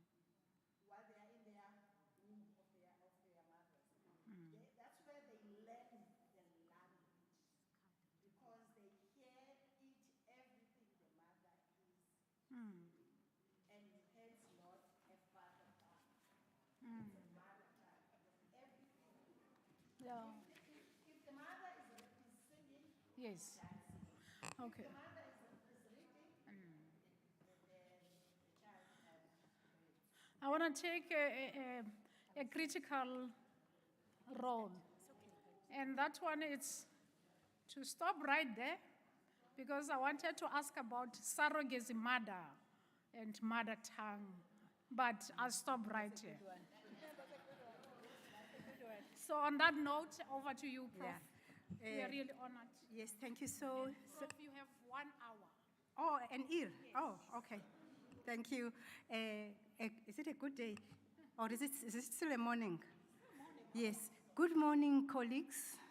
The Dean of the Faculty, the Deputy Dean. I saw the Deputy Dean, Prof. Chetty, colleagues. I believe we have students and colleagues from other institutions. Molweni betunan. It's so nice to be home. I'm back home, and I feel very honored that I've been invited to speak in this gathering, very, very important gathering, close to my heart. But I must say, everything that I wanted to say has been said. So I can just say thank you very much, and I'm going to sit down. Yes. So I was given a task. You know, when you are given an assignment, it's always not easy to address the assignment. It must come organically. So I was given an assignment by UWC Faculty of Education to say, address this. But what they didn't give me was the assessment rubric. A gap. So I couldn't actually try to assess myself as to whether I'm answering the question or not. So please bear with me if I'm not answering your question. I mean, I'm not addressing what I was supposed to address. But I think I must say from the beginning, I was asked to address issues of teacher education, that is pre-service training as well as in-service training regarding the teaching of reading in African languages. So that's what my topic is talking about. So actually, this is what I was given to address. How do we equip our pre-service teachers with methods to teach reading in an African language or in African languages? And what strategies can we employ to support pre- and in-service teachers to teach reading? And how do all these approaches contribute to the professionalization of African languages? I was given indigenous languages, but I prefer to use African languages. Thank you. Okay, Prof. Chetty, I'm not sure whether he's still here. Please don't throw me out of the window.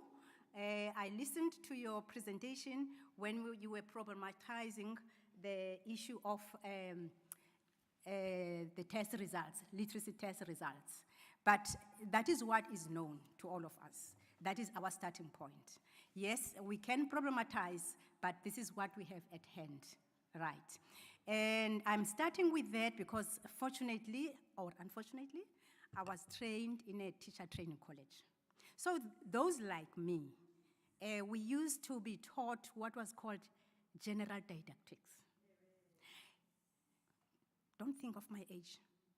And then in general didactics, we were told that as a teacher, we used to sing that you start from to the, that is why I'm starting with pearls, because everybody knows about the issue of reading crisis, right? I'm not going to dwell into it, but the latest stats, I think it was also said here that the latest statistics of the PEARLS results was that out of 10 children, 8 cannot read for meaning. I'm going to spend time on that. Despite the fact that the poor performance has been or was observed across the home languages, the 11 official languages, but it was worse with African languages. So I don't want to waste time, because if we were to project, you would see that English and Afrikaans, although they haven't done well, but it's even worse with African languages. And this talks to what Prof. Chetty referred to early this morning, issue of equity and or inequality. And scholars in reading will remember the issue of the Matthew effect, that those who are advantaged get even better, and those who are disadvantaged get more disadvantaged. So that means this issue, all these results, whether it's the 2021, 2016, whatever, whether it's the PEARLS or the teams or the honors, they perpetuate that Matthew effect. And we've seen after the release of the results in May last year, we had the commitment from the Department of Basic Education in terms of turning around the situation. And that's where I think this presentation is coming in, as to say, what do we do now pertaining to teacher training, both pre-service and in-service? Right, and I'm asking myself as to why does teacher training matter? Why do we have to train teachers even after they have graduated with their degrees? Why do we have to teach them? I mean, not to teach, to train them, to develop them. I'm not going to waste time on this. It's known. Remember, I said we start from the known. So I'm not going to bore you with all that, but teacher training is regarded as a key indicator of the quality of education. So which means there is a correlation or a relationship between teacher training and what you see in the classroom happening. Hence, some people indicate that low teacher quality, if we have low quality of teachers, that may affect practice or the quality of teaching in the classroom. I like this quote, which actually was taken from a paper that was written by a colleague in this faculty, Nosisi Dlamini, we all know her. She's saying, without adequate preparation, South African foundation phase teachers will continue to face challenges in teaching reading for meaning. So this emphasizes the need for the training of teachers. And another document that I consulted says, I quote, teachers who are adequately trained in the science of reading make for the most effective reading instructors and equip students with lifelong skills. So in summary, it means that you invest in quality. So that is why teacher training is important. It's an investment for all of us, for the teachers themselves personally and for our young children. Right. As I'm saying, I don't want to bore you, but I will also indicate as to say, as I have been looking at this topic, I try to look at the gaps. What gaps exist? And now I'm focusing on African languages, not in English, and and Kumshi. Just to say that, I've been in this institution for many years.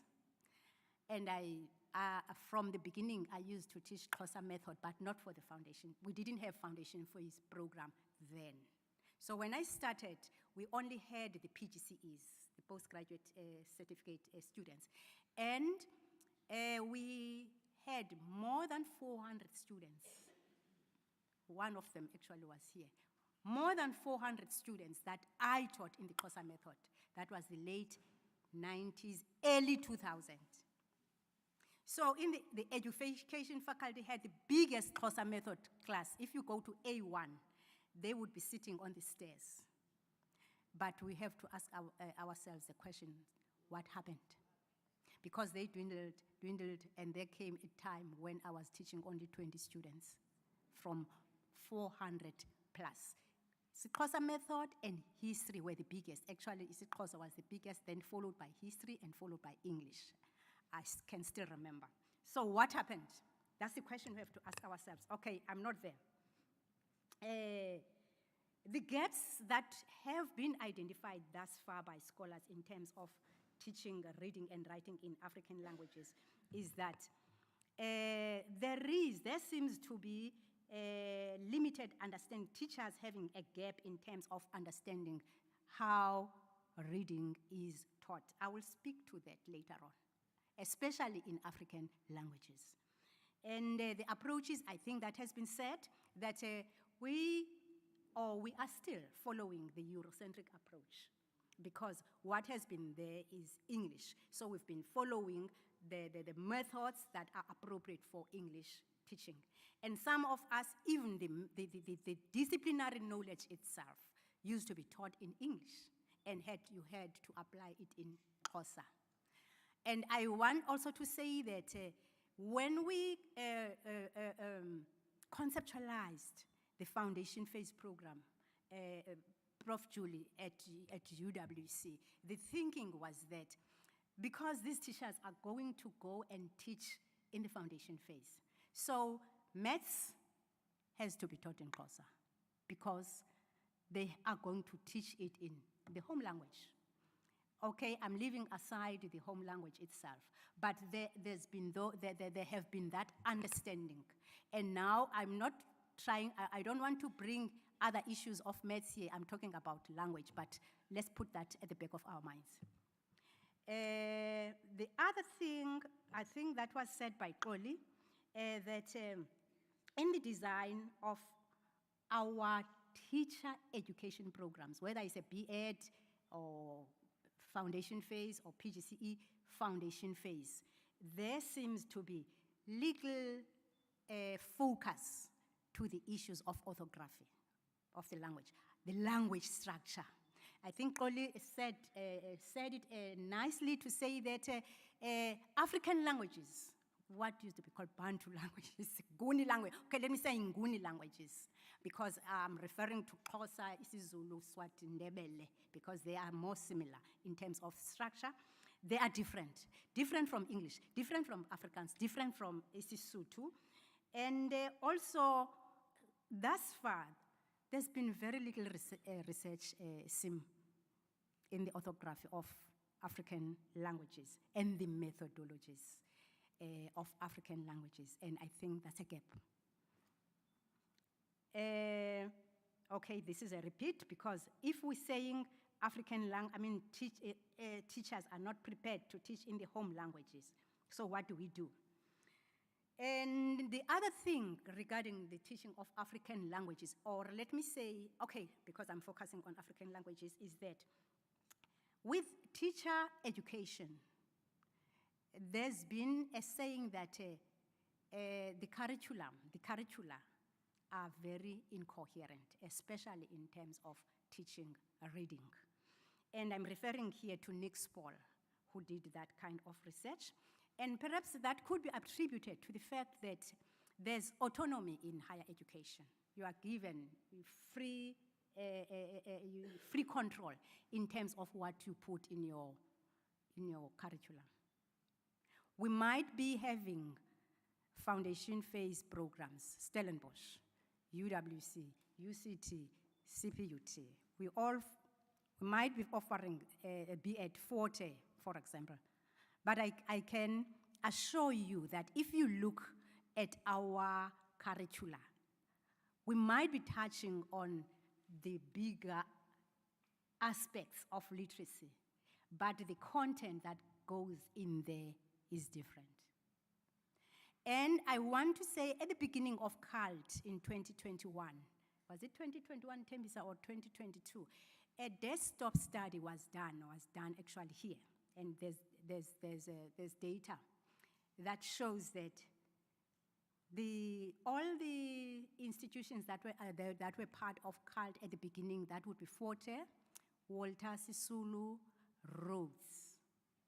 They did a desktop study, Anna, with regard to the curriculum, literacy curriculum, and they found that there are differences, yet it's Xhosa. So that talks to the issue of autonomy, that I might design a program, but what goes in there in terms of the literacy content is determined by what I want to teach. And my experience as an educator is that we always put what we want, what we are comfortable with.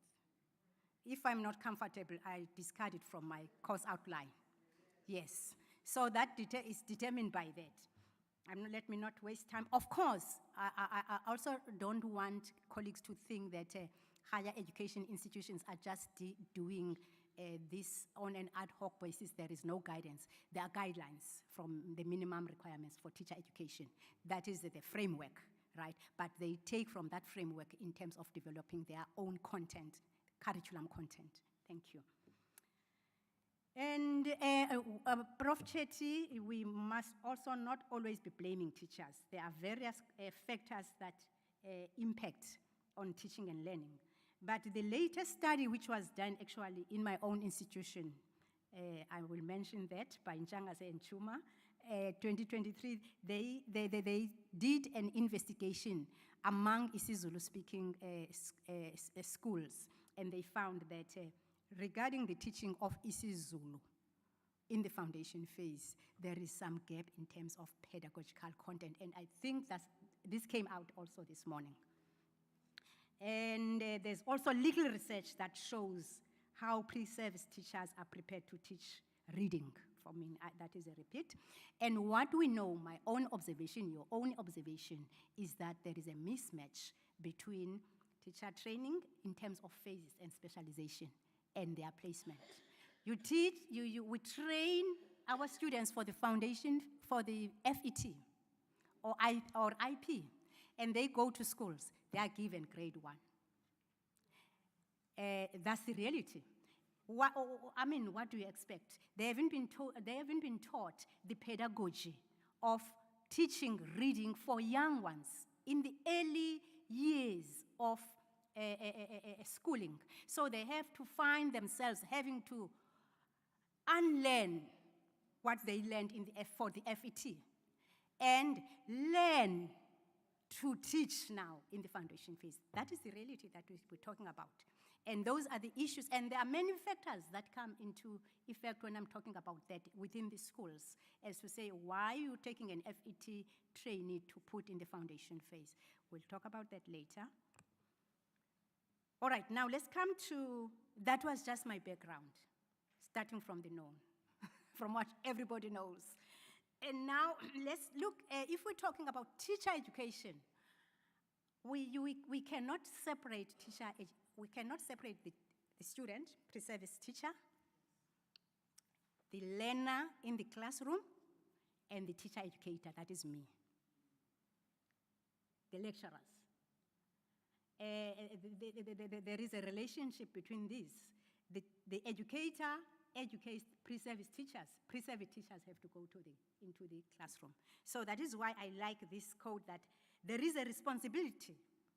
All teacher educators have a responsibility to prepare teachers to introduce, to transform teaching. And what? We simply cannot expect changes in practice without the role of the teacher educator. So which means teacher educators play a very big role in terms of training our students. But the question, when it comes to African languages and let me say the foundation phase, we have to ask ourselves this question: who are our teacher educators for the foundation phase? Let me repeat. Who are our foundation phase teacher educators? Who are they? Right. If I may take you back, around 2012, Prof. Julie, I think, when there were these consortia across the country, I think it was around 2012, because then, remember, there was the closure of teacher training colleges. I was trained in a college. And then now teacher education was moved to universities, right? And now foundation phase teachers, most of them, the majority, I would say more than 90% of them were trained in the teacher training colleges. And most of them now have retired. I'm not sure if there are some still around. Most of them are retired or are very close to retirement. So, yes, and now, if you look at our educators, many of them, and that is the truth, do not have specialization in the foundation phase. Real truth. You may want to say no, that is true. That it goes back to say that what they learned wherever they train, they have to unlearn and relearn something new. There's nothing wrong with that. There is support through these communities of practice that are run by the Department of Higher Education and Training. But I think the gap also would be to evaluate their effectiveness. That could be an area of research that we need to follow up. As far as I know, these were developed earlier on or across the different curricula, maths, languages, and so on. But how effective are they, these COPs? And I think that's a question we need to ask ourselves. Right, and now let me come to pre-service training and reading approaches. How can we, and I want to emphasize the fact that I'm talking about teacher education, right? I'm talking about teachers that we are training. I think if we're talking about African languages, the teaching of African languages, how do we package the curriculum? That's point number one. And I think we should package it such that there is an understanding of our context and the language that you're going to teach. Whether it's Xhosa or Sesotho or Setswana, you have to understand that the context. And it goes back to what has been said already, looking into the diversity of and the importance of teaching reading in the home language. In the home language, that is I underline home language. I'm talking to people who know exactly what the benefits of home language education are. It's obvious, right? Cognitive, I think Prof. Shetty also mentioned the affective dimension of the home language. It's obvious that you understand better in your home language, but the question we have to ask ourselves, in our practice, do we stimulate that kind of, how would I put it, product? If, for example, I'm Xhosa speaking, does it mean that I will be effective in training my teachers to teach in the home language? That's the question mark. And repeating myself or repeating what has been said, I'm not going to spend time on that. The orthography of African languages, they are different. People, they are different. It cannot be a one-size-fits-all approach. They are different. Oli made a very good example. They have a transparent orthography. They are agglutinating. So something that you would say in 3 words in English. Ndiyakuthanda. Ndiyakuthanda. One word. Ne? But in English? You. Can you see? I love you. 3.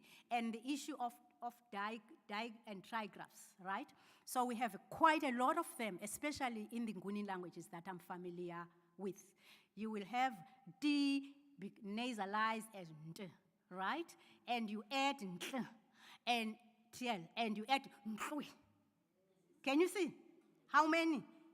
It starts from T, the letter T, you add N, it becomes nt, right? You add is NT, you L, nt. It's in N, T, O. And you add a W, one sound. Can you see? And we don't have that in other languages. But that begs a question now as to when we're talking about norms and standards of teaching reading, is it real?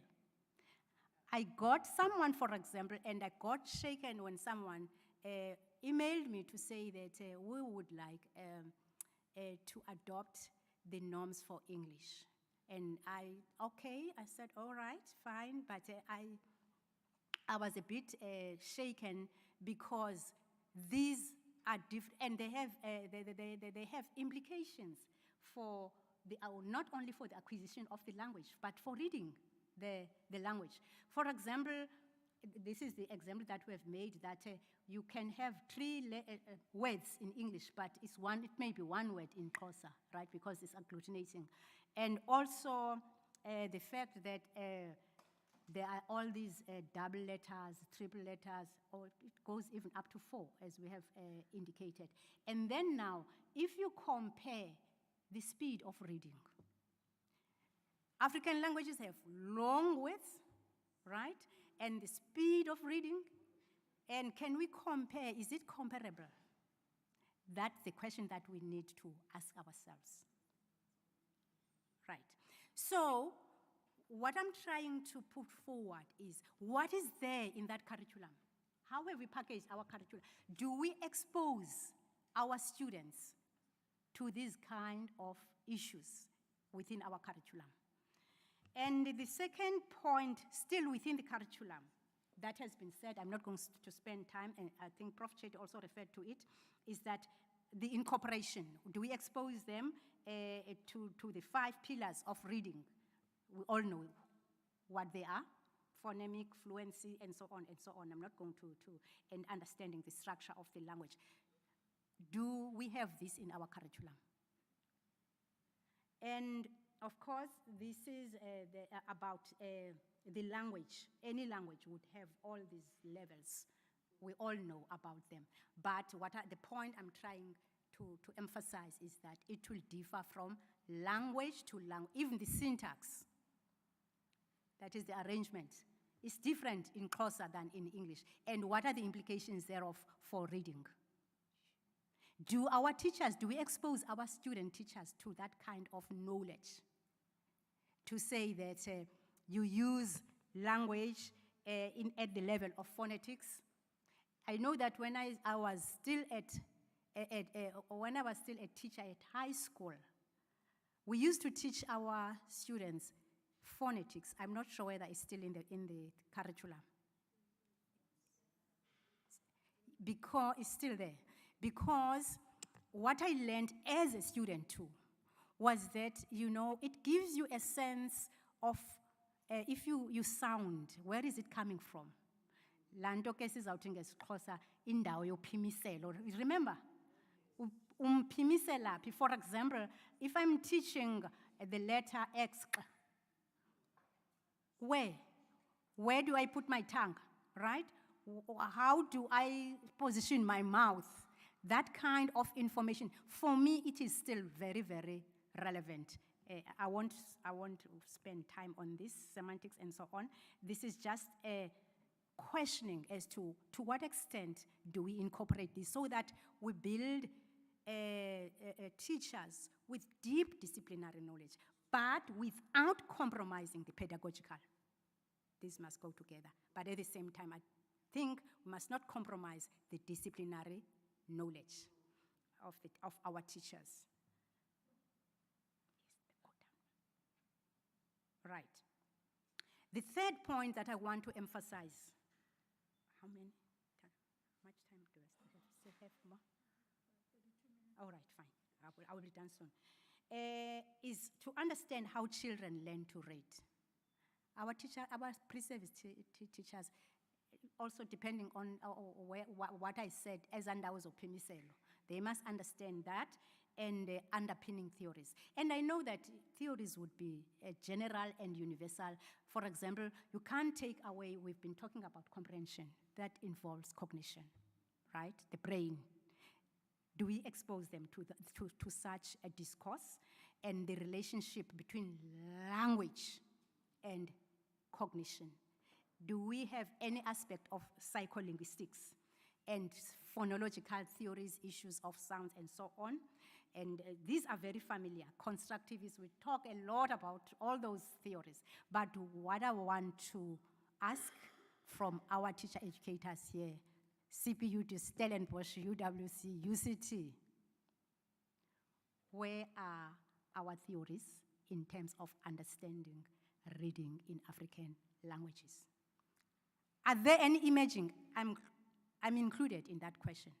Are there any emerging theories that would enable our students to understand how to teach reading in African languages? These were there before we were born. Is there anything new? What's new? And I think that's what I want to do to challenge us, me included, as to what are the theories that underpin the new theories. They are there, new theories that will actually make us understand how African languages are learned and how they could be taught. I only know, because now the discourse on decolonization, Prof. Chetty, is the current discourse. I know that Prof. McKinney at UCT has just coined what she calls ukuzilanda, nekwazi ukuzilanda, awuzilanda, where she is problematizing English hegemony, the thinking that everybody knows English and everybody will perform at the same, and also trying to argue for the decolonization. How can we decolonize our languages? And now she developed, or she coined what she calls ukuzilanda. Siyiphi kulonto? Ukuzilanda means tracing your identity, but she has coined it in isiXhosa. Where are we? Siyiphi? Okay, I'm not going to spend time on that. I was trying to emphasize that do we actually immerse our students into understanding how the brain works in terms of reading or in terms of the language structure? I'm not a biology teacher, but what that picture shows is that the brain plays a very big role in terms of language development, whether it's reading or writing and so on. Still, the fourth point that I want to emphasize, I'm still within the curriculum, the teacher pre-service curriculum, pre-service training curriculum. The pedagogical approaches, Nsiki, you have referred to this. I'm not going to waste time. They are there even in the national framework. But what I want to emphasize is the second one, syllabic approach, to say that perhaps all apply in English, right? But I would think, and I want to be challenged here, that this one, the second one, the syllabic, I think for me, it could work better for our African languages, right? And I want to be challenged, as I'm saying. They are all relevant. And I think we are talking about what's new, what can work within our context. Right? Still within teacher education curriculum. Remember, when we talk about teaching or teacher education, we're talking about theory, we're talking about practice. And I regard myself as an experienced teacher. We always tend to emphasize the theory, and we forget practice. Of course, our programs or our curricula do have both components. But my own observation, what I saw lacking is the students trying to make sense of where these two intersect. They are taught. They will go to the inclusive education class. They will go to education theory for one. But when they come to my class, they can't connect.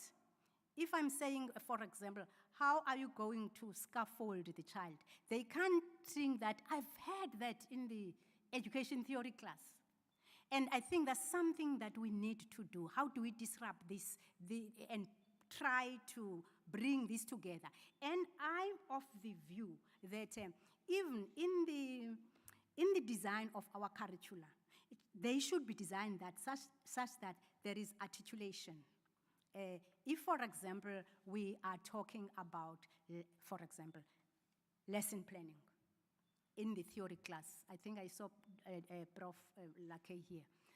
If we're talking about lesson planning, how can we carry that throughout now the disciplinary aspects, say in the method? If, for example, we're saying term one, in the theories, they'll be dealing with lesson planning.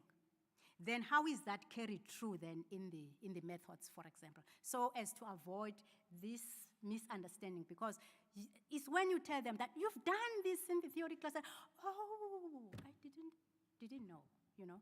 So I think that is also very, very important, and I can't leave out that the importance of practice. I understand that we're dealing with very, very big classes, but I think practice is very important, because if we don't give that opportunity for our students to practice, doctors go to the patients to practice. So our students must also be given more time. Not necessarily through the teaching practice time. You can make means micro-teaching and so on. That is what we know. And then, moving fast, how do we incorporate materials development in our curriculum? You know, I used to teach, I've taught the PGCEs for quite a long time.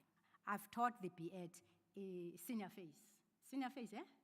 Yes, for a long time. And they would be complaining, oh, there's no materials. And I would say, materials are here.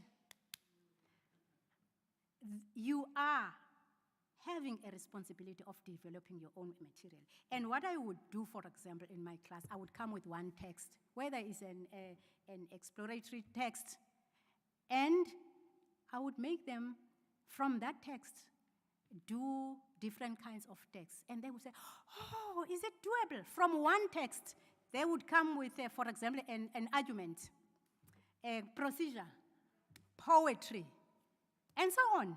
And then another, oh, I didn't. And now you have a story to tell. Tomorrow you make another one. The other day, you as a teacher, you don't wait to say, Nziki must give me the materials. You know, in fact, Nziki, as you were saying, I think it's good that you're providing those materials, but I think, it's my view, that we must also let our teachers be creative. Okay, there I'm trying to indicate that we have to approach diversity in so many ways, right? Cultural diversity, linguistic diversity, and some of the students have difficulties in reading. How do we enable our student teachers to deal with various kinds, not one kind, of diversity in our classrooms?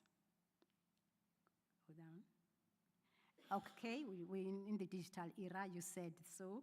So we're dealing with, from birth, I would think now, even in the womb, I think they are playing with tablets. I think they are playing with tablets. How do we integrate that? And I want to emphasize, how do we integrate that in African languages? Because the expectation is that it can't happen. It can happen in English, but it cannot happen in Xhosa. That is the thinking. That is the thinking.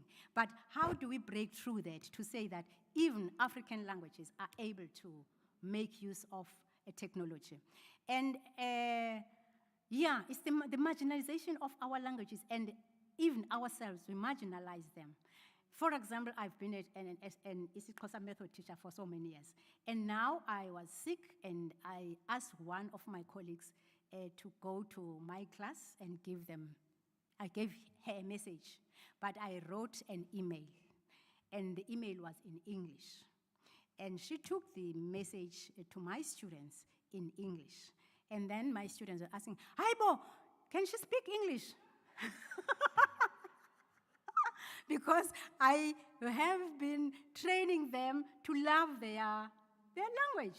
So the thinking is that, is this, you know, the separation between us and, you know, which is sad because they are growing like that, that if you can't speak English, you're nothing, not realizing the richness in their own languages.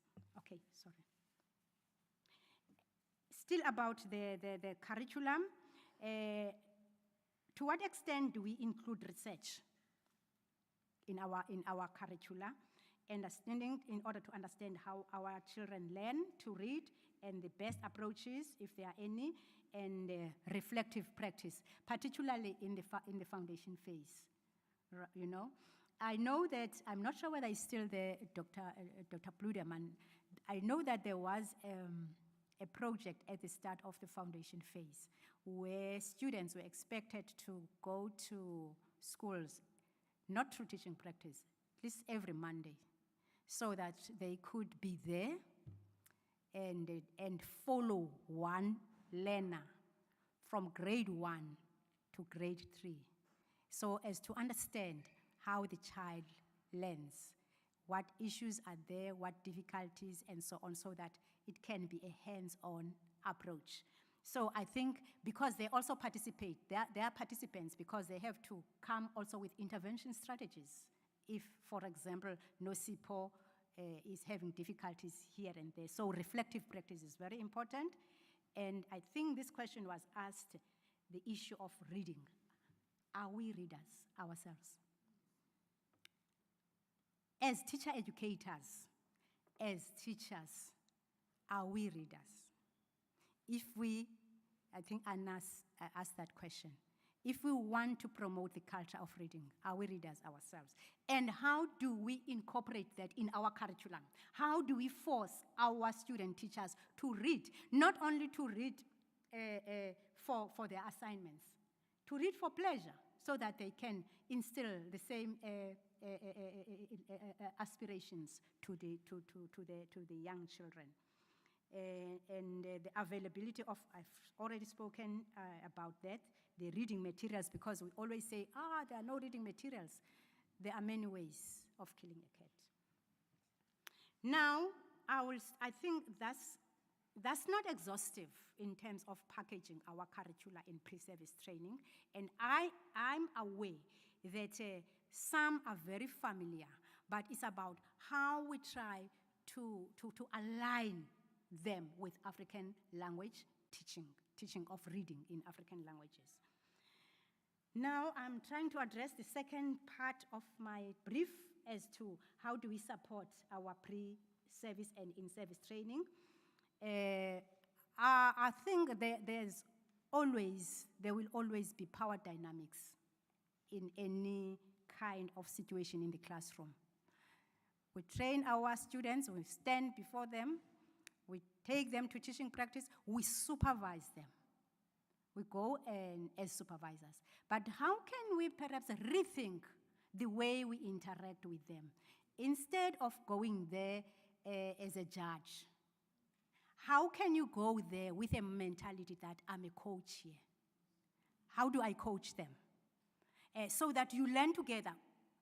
I always learn from my students, and they learn from me, so that we rethink the way we interact with them. Can we co-teach with them?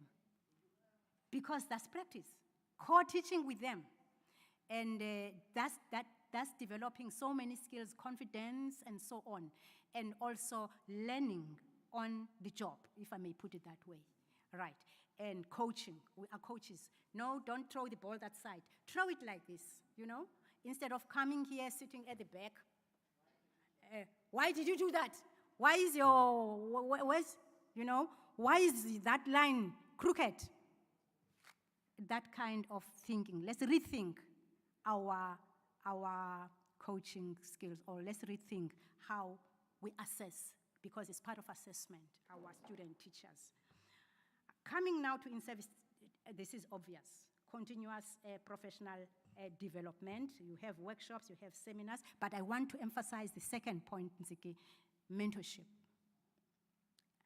I know that there are mentorship programs, but are they, how do I put it? Are they professionalized?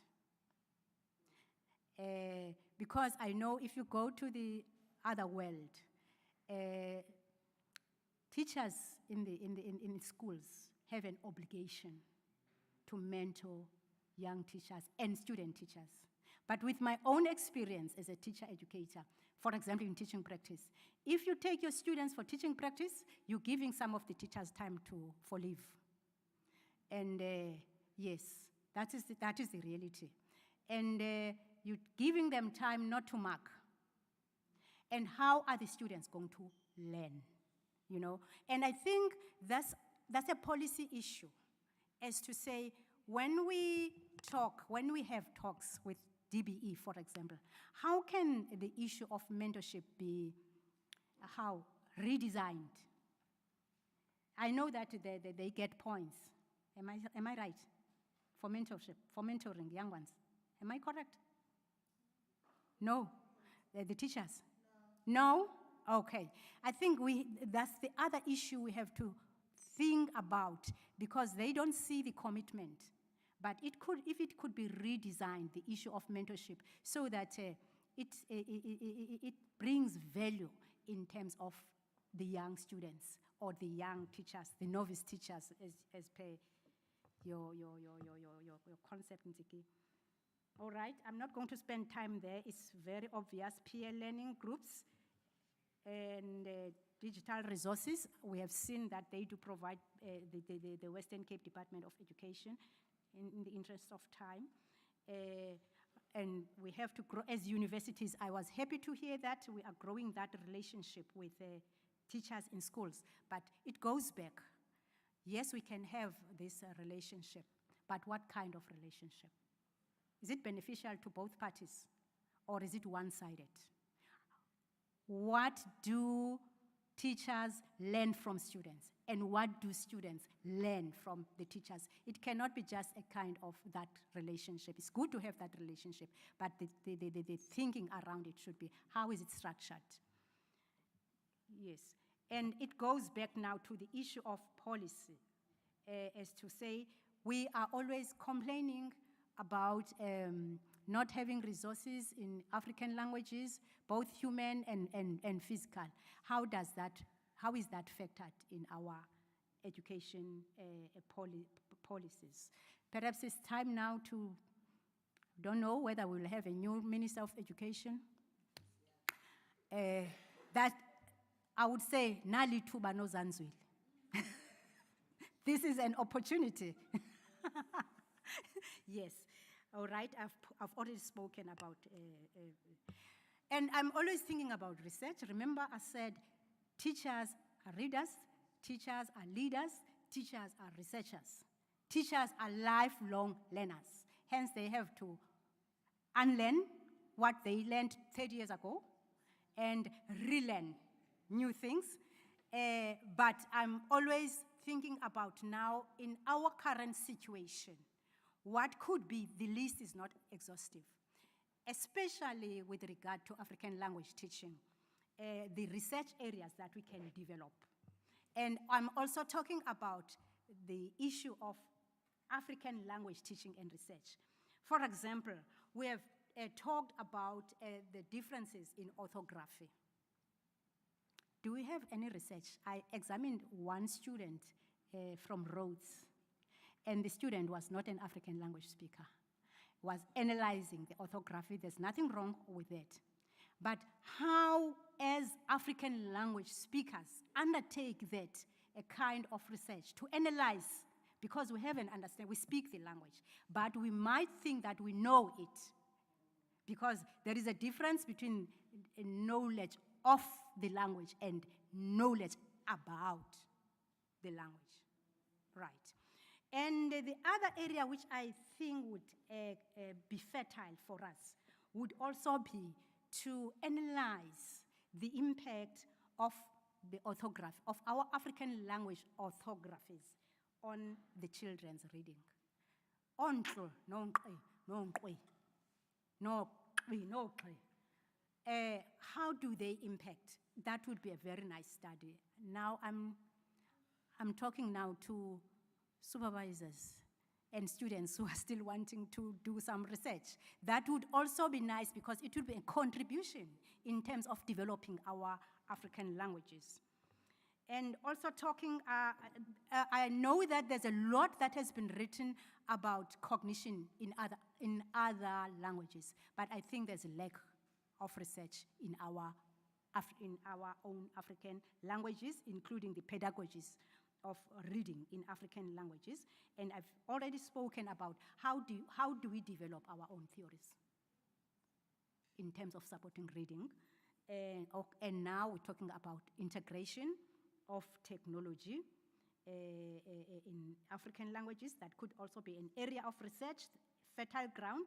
And also, remember, in the foundation phase, the third, year 3 of the foundation, grade 3, and then they transition to grade 4, where they have to read for learning, not learning to read now. How do we manage? How can an investigation into that would be nice? How do we prepare, or how do our practices prepare our our young learners to shift to the language of instruction in grade 4? As I'm saying, there are so many, but these just came to my mind as I was trying to problematize the current situation. I'm almost done. All right, and now, I think now I'm responding to the third point that was given in my assignment, as to say, okay, you have told us all these things, so what? The so what part is that African languages, we know the language politics of our country, we know. So if we don't invest in them, no one else is going to do that, right? Instead of stigmatizing and marginalizing them, I think we have a responsibility to make sure that we elevate the status of African languages. I'm always happy with the work that is done by Dr. Mbude, the mother tongue-based bilingual education, and I hope it's going to materialize, because there's also the project of DBE, the incremental introduction of how far has it gone?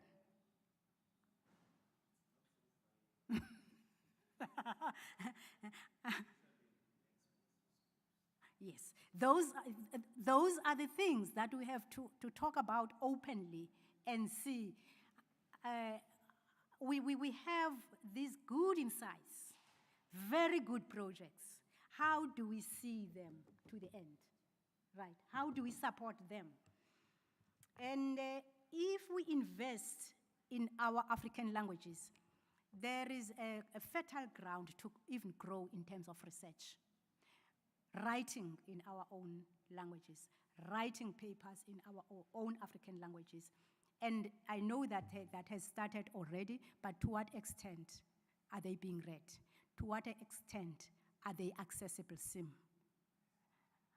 To what extent do you get them to be read? I think we have to think about that as well. Are they accessible? Who reads them?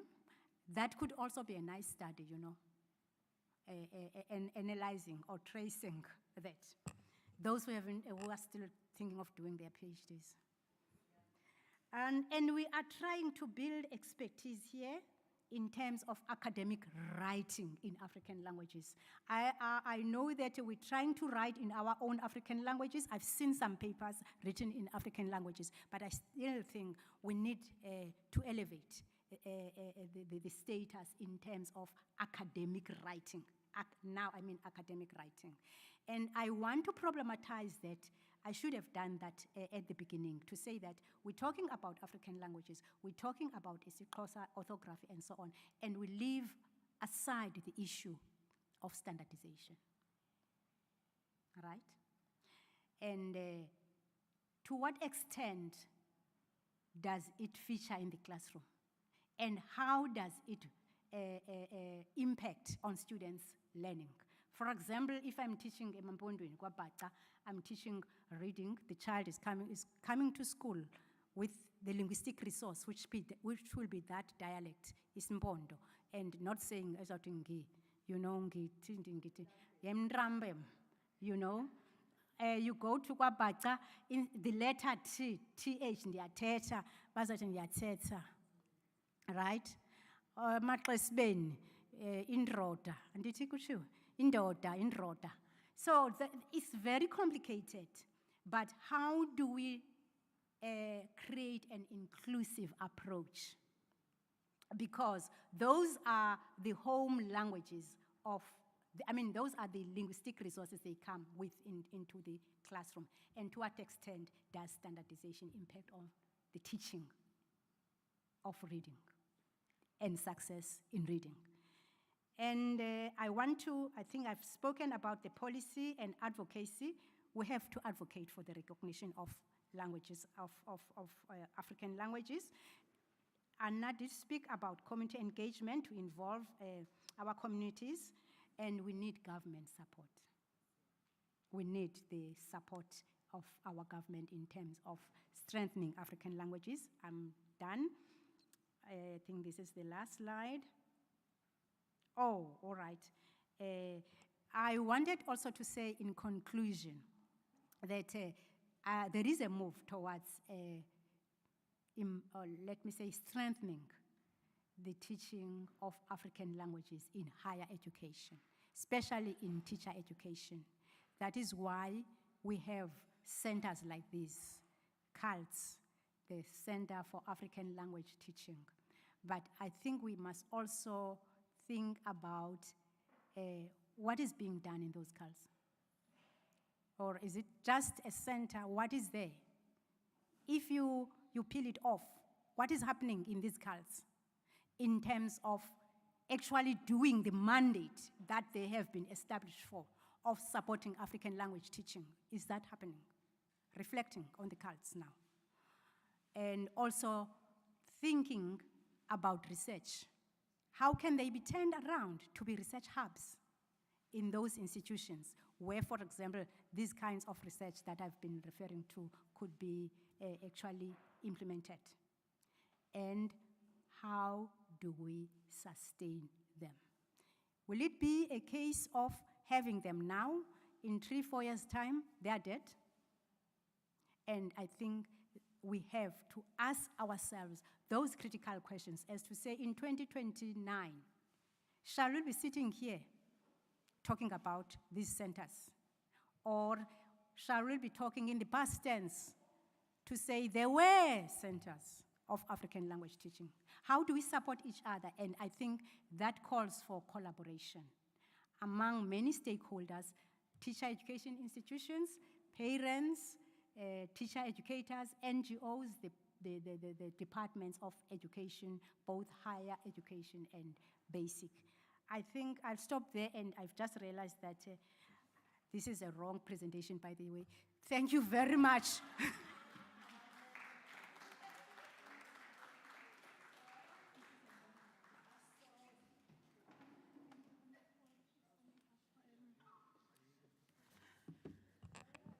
Indaba.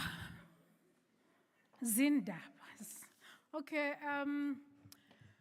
thank you so much, Professor Vuyokase Nomlomo. Colleagues, ladies and gentlemen, I want to start here from the positive. I saw only smiles this side when Prof was talking about coaching and judging. So I'm sure we are going to get feedback from young people this side. Are we judging you or coaching? You want to co-teach with us during teaching practice? Because I saw all the smiles. But joke aside, that's what I observed. I think in a nutshell, our keynote address managed to provide us with critical gaps. She used what I normally refer as a three-legged pot: gaps in the teacher education, gaps within the self as a teacher, to say, what teacher am I? Gaps in understanding the learner in the context. And the learner in the context, we're talking about the cognitive development of that learner. What is the psychology of reading African languages? Where are the theorists? Where are the psychologists in the context of reading language?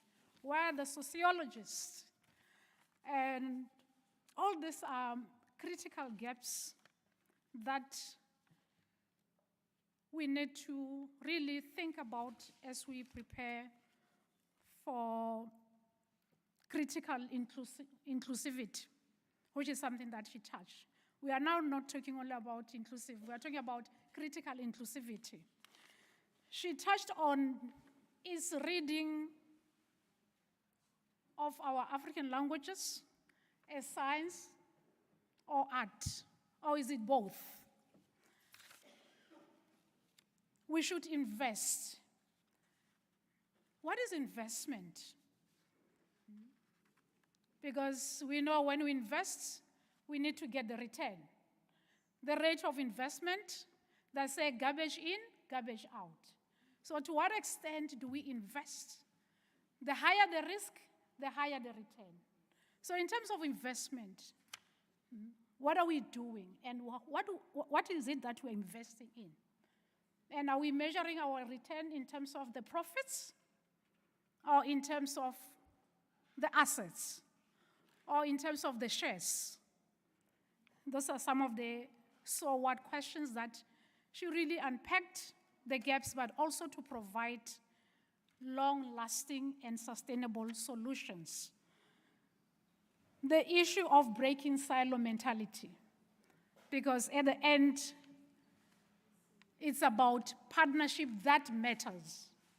It's not just about co-teaching, it's not just about collaborating, it's partnerships that matter. And I come from a background of business studies. Even in that partnership, you know your role that I'm a sleeping partner. So when we do partnership, do we all want to be active? What can I do with that sleeping partner? Because even in partnership, we have sleeping partners. They have a particular role. So do we understand the partnership within partnership in that context? Prof, I'm sure there are a lot of questions that people want to engage, but we want to thank you so much for giving us just very critical points in terms of how we can identify the gaps and also how we can address these gaps through the critical lens, through transformative agendas, but at the end, it's about our agentic capabilities as collaborators and as partners. And yes, I have a question, but especially on the issue of global village, globalization, massification in the context of, because I learned my poem, I wrote a poem today, and I learned from the YouTube. I got an online teacher for my Isikosa. So what does it mean in terms of invest? Are we investing on IT to enable Isikosa? And who are the creators of, who benefits from the YouTube? So for me, I want to say, please join me to applaud and give a thanks of gratitude to Prof for traveling way from KwaZulu. Prof, okay, thank you so much. Are there any questions? We'll take just 5 because we have to do change of plans. We're still going to have time with Prof. Maybe we can we take just 2, 3 burning questions, Prof? And then we need to release our dean because there's a meeting that he needs to attend just to give a closing remarks and which includes his presentation. So can I take just 3 questions for now? Please write your question down immediately after Prof has presented. We'll have more time to engage with our keynote speaker. I want collaboration. Is that a nay or yeah? Okay, thank you. I'm supported. So I'll take, I saw your hand, and then I'll take from this table, and you'll be the third one. Okay, thank you so much. Please, let's be precise in terms of our questions and to the point so that Prof can be able to respond. Thank you, Professor Nomlomo, for your comprehensive presentation. It is really comprehensive, and I'm thinking about the how would people respond from the science of reading, because there's been a discussion about how whole language approaches and balanced approaches need to be discarded so that we only work with the science of reading. So I was very happy that you really provided a more comprehensive and broadening approach to literacy. But my real question is on your diagram that you showed here, which I really liked very much, which shows levels of linguistics that we should be teaching our students. Now, in the country, there is a strategy from DBE, which balances the phonological awareness approach with morphological awareness approach.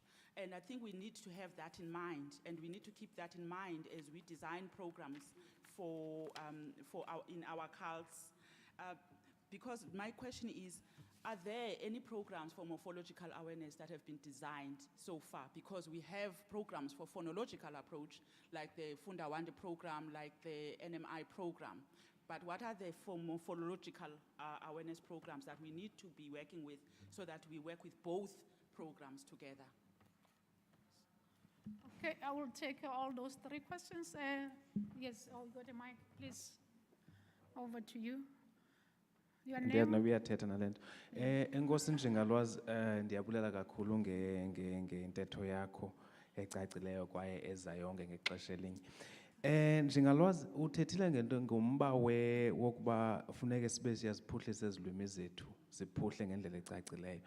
Ndinombuzo endinawo uba noko wena songunjengalwazi, ndinalaa nto ibicinga uba mhlawumbi sizawuziphuhlisa ewe njani, kodwa phi?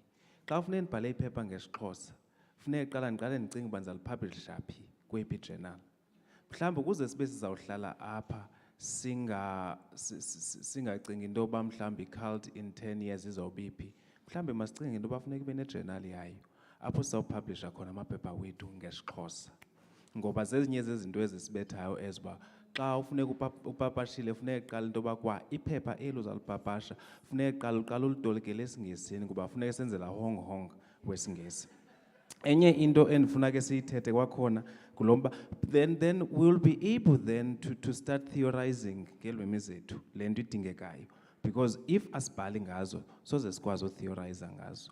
So enye ingxaki ekhoyo futhi eninzi yoba mna njengotishala ndizawuthatha ingqumbo yeminyanya ndiye nayo kwiklasi yam ye-first years, bathi bona isiXhosa ayisinzima esi. But the very same people, they will be able to take laa ncwadi ibhale thee, thou, Shakespeare, yonke loo nto leyo bazayifunda bade bayinqaye amaXhosa, kodwa akakwazi ukunqaya ingqumbo yeminyanya. Zezinye zeengxaki ezo zisibethayo. So in order for us to be able to theorize in these African languages, we actually need I will say we tend to think that African languages are in the periphery. They have always been in the center, but higher education has been in the periphery.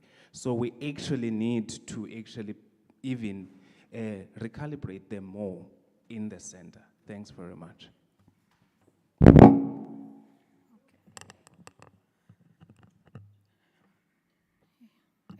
We'll take I think, Tembisa, you're done? Okay. Oh, there was it's a non-secular, but not mine.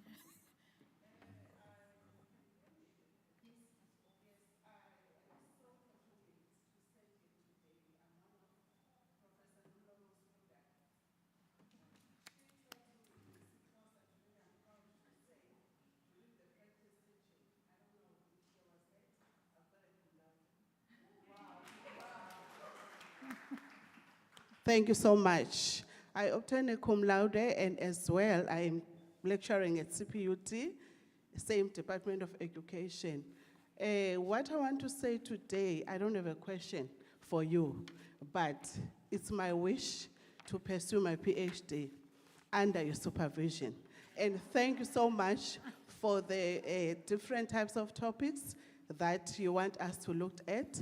I am also going to, if you don't come back from KwaZulu-Natal, I'm so sorry, I'm going to follow you.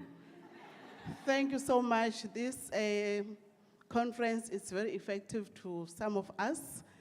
Thank you, thank you. Thank you so much. Yeah, Prof. Those are, yes, please respond. As teachers, we always ask questions, Anditi, but we don't provide answers. So I'm a teacher, I don't provide answers. All right. But on a serious note, these were very, very good comments, Claude. I'm not aware of any program that is focusing on morphology. I will actually respond at the same time to your question and to Sin's question about the journal. To say, as far as I know, it has been on for phonological, phonemic awareness. Honestly, I might not be knowing at the time, but I haven't come across that. And I think that's a very good gap that you have identified. To say, as we are sitting here, as in this gathering, as teacher educators, students, and so on, that is a gap that perhaps that could be the focus of CULT, and that could be done by these 4 institutions.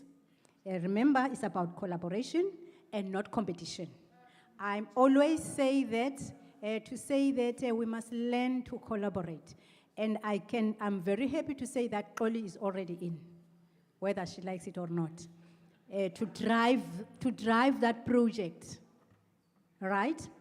And Sim, yes, I fully agree with you. I'm responding to the issue of the journal. It's very difficult, I think, because one, when it comes to academic writing in African languages, I think we need to sit like this, sonke, and we strategize.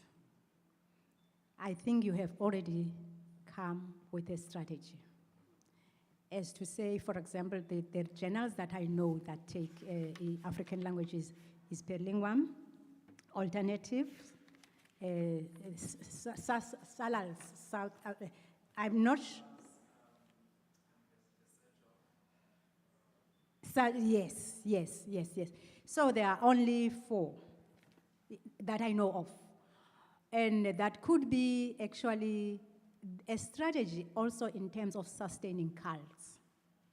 To say we have a journal specifically for African languages, not languages, because I mean all the languages, where we can share ideas. And I think it's also an opportunity to go out of the province. There are many people, for example, where I am, KwaZulu. Hey, manje sengiyakhuluma. Empeleni. We, as part of our strategy, we have we are introducing actually isiZulu. All the modules, they must have a glossary of isiZulu. That's part of the strategic plan. And I think this is a strategy that perhaps we can have a kind of, whether we call it consortium or whatever, and then we can talk about publishing in African languages. And I am happy that the Dean is here, that perhaps we might have to do it sooner than later, calling some kind of another Indaba now about publishing.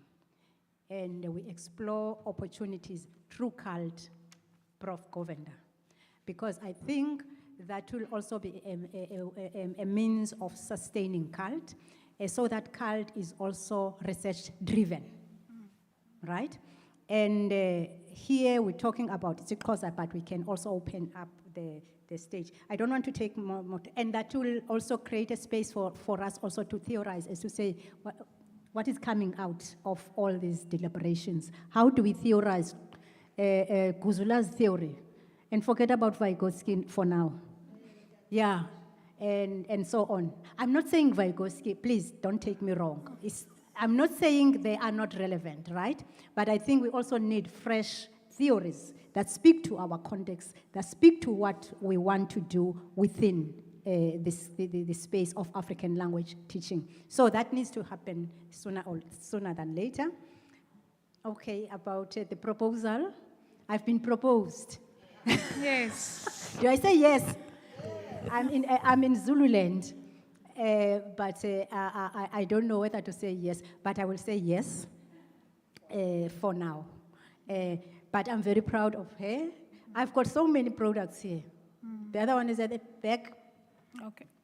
Oh, I don't want to name them in case they feel ashamed. But I've got so many, but I'm proud of them. I'm very, very, very proud of them. And let's move.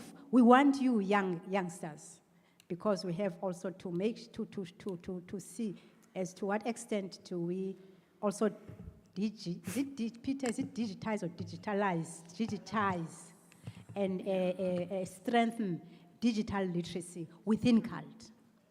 I think I'll stop there because I think I can go on and on. Remember, I'm Nomlom, like a big mouth. Thanks. All right. Thank you so much, Prof. Like colleagues, I said, please write your questions and then we'll engage after the Dean has presented. in a way, provide the closing remarks. Okay. Good afternoon, colleagues. The closing remarks will be done by Prof. Rajendra Chetty at the end of the session.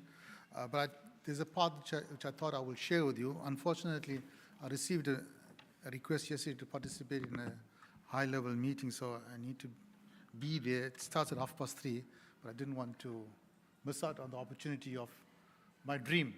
Firstly, I must sincerely thank Prof. Vio Nomlomo for her passion and drive for establishing the CAL Center at UWC. She was a pioneer, and I think we want to continue in the same breath and take it forward. And so I think it's important for you to know that the CAL Center is formally established and approved by the council, and it has been launched last year, for those of you who don't know. There is an organogram to the CAL Center, and you all know about the budget issues, but the faculty has put forth its request, and so the organogram is approved, but now it's about how do we recruit. We have our administrator currently, Dr. Ibrahim Harun, who is in the CAL Center, okay? And we are on the move to appoint an associate professor to lead the CALT very soon, and build up our capacity, working with the language education department and moving forward, whilst working with other universities, Northwest, University of Zululand, Rhodes University, and other institutions to strengthen the African languages, but in particular, isiXhosa, because predominantly the population that we are training teachers for are in the Eastern Cape and the Western Cape and some surrounding areas. And so my presentation is going to be towards isiXhosa. This building has been designed for the nation, okay? It's the best in Africa. Right above you here is a mezzanine floor. Colleagues, we have opportunities to take our pre-service teachers to have conversations in isiXhosa, to have drama activities in isiXhosa, to have debates in isiXhosa, to play the music in isiXhosa at any time they want to. So we need to take advantage of that.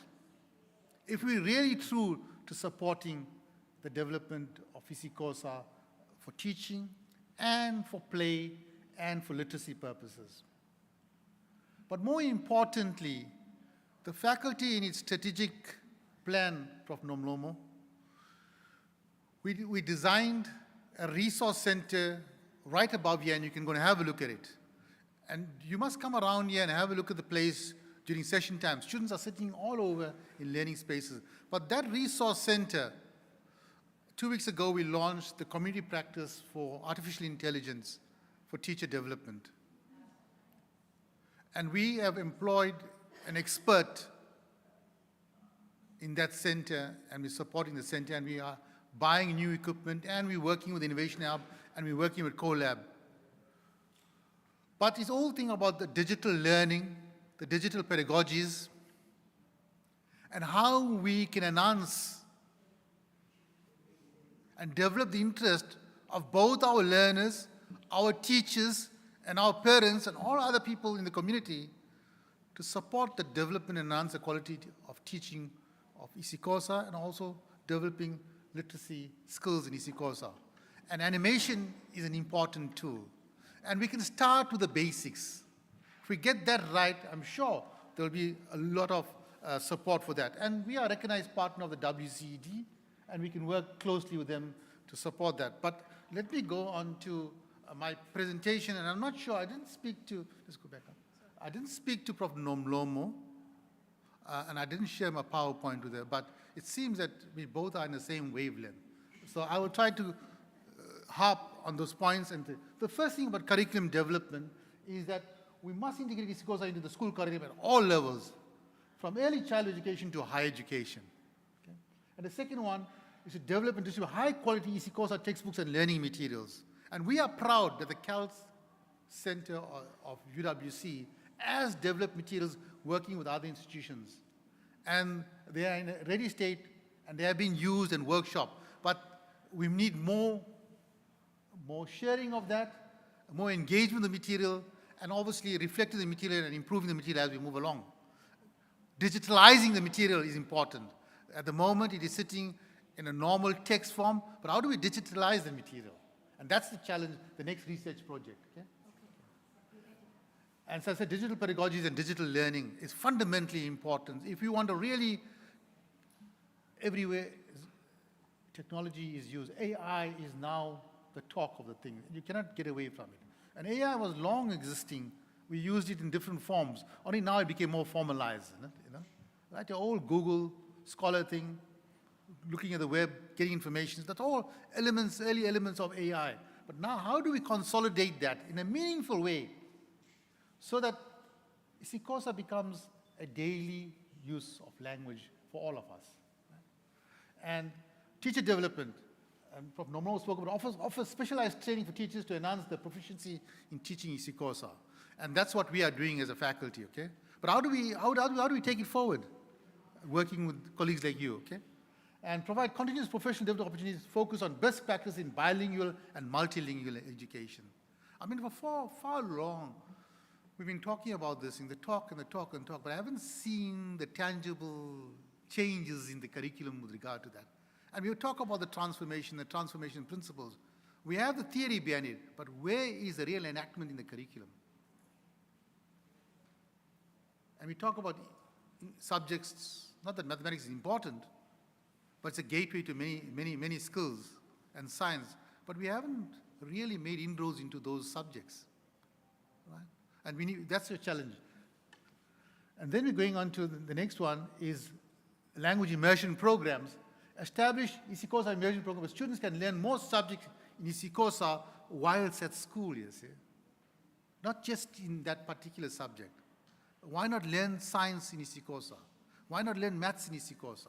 We've been talking about this for a long, long time. Some universities have made some moves on that, but have you scaled it up? The issue is, why are we not scaling it up? You know? And that's where we need to get. And we need to get to the quintile 1, 2, and 3 schools. Right? Organize isiXhosa language camps and extracurricular activities to reinforce language use outside the classroom. Have you done that? I'm surely, if you did it, it's very limited, isn't it? Right? And I spoke about debates, drama activities, music, art, games, play sport, etc. So one needs to look at the extracurricular activities program of how do we engage with our language if you're really serious about our business, right? Next one. Community engagement. Parents' involvement in education and learning is important because that's where they spend a lot of time, isn't it? So set up community centers that offer literacy classes for adults and children.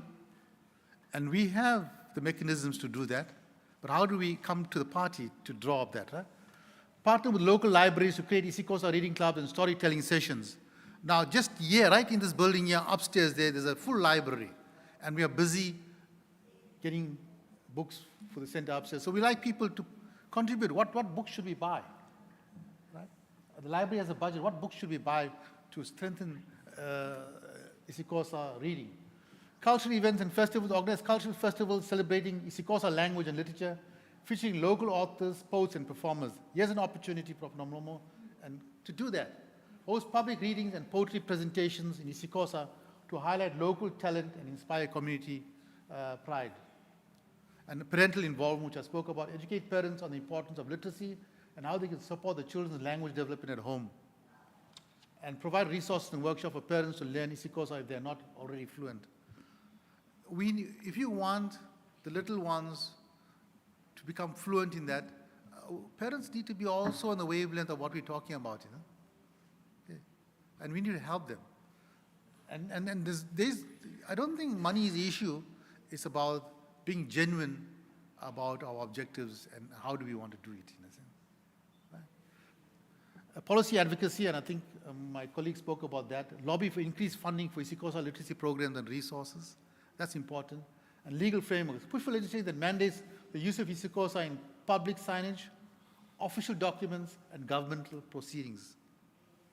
Ensure that language rights are protected and promoted through national and local legislation.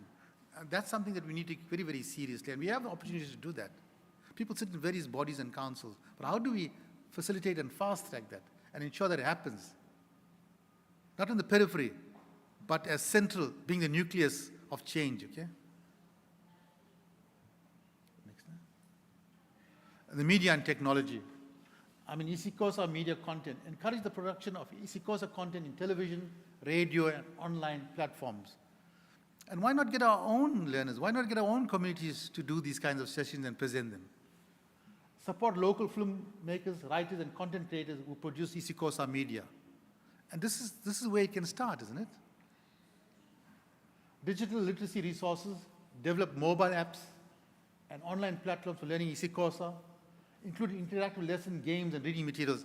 We have to change our material, the way we present it to our students and our learners, because the world is changing so fast, and that's the new way to learn.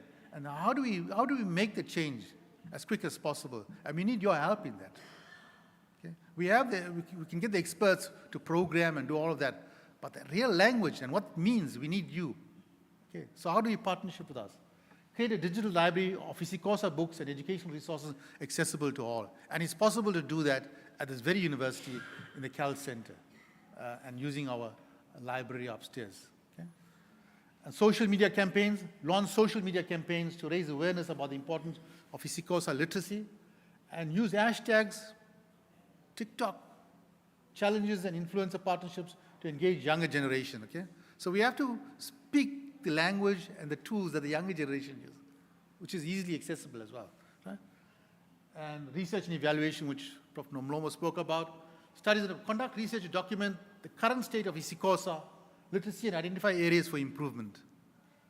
Publish reports and articles that highlight the benefits of multilingualism and the cultural importance of isiXhosa. So I take you on the journal. Let's see how we can work with that. Monitoring and evaluation is very, very important. Implement systems to monitor the progress of literacy program and assess the impact.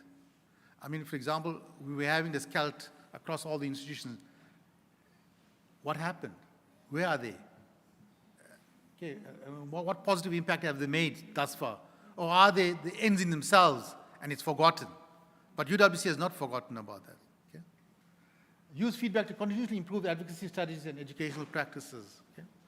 And with that said, I think the last slide is, by employing these multifaceted approaches, advocates can effectively promote the importance of isiXhosa literacy, ensuring its preservation and the growth for future generations. So colleagues, my genuine commitment is the Faculty of Education, as this project as one of its pivotal goals, and we want to realize it with full strength and support from all communities and all of you. And we only can do this together. So we have the space, and we have the space to have the conversations of how to move forward. Right? And we have some plans of how to strengthen the CALT Center, and we are moving in that direction. Very soon we would have some senior people in the CALT to give us more direction and to hold the whole thing together and take us forward. So next year, hopefully, we'll have a new CALT brand here when we're having the other conversations. Thank you.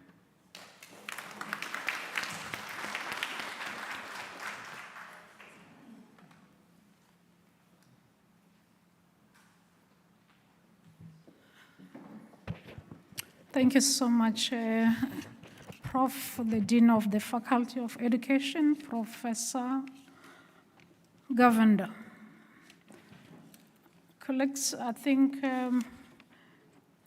the next question is when?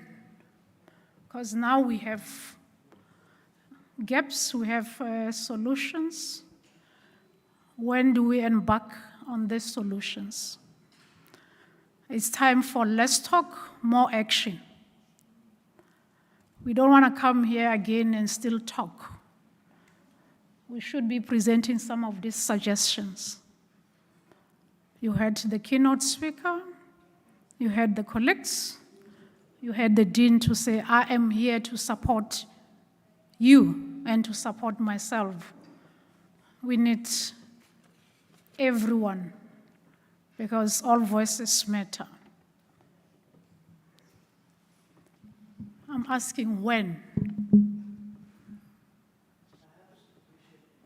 Yes. Yes.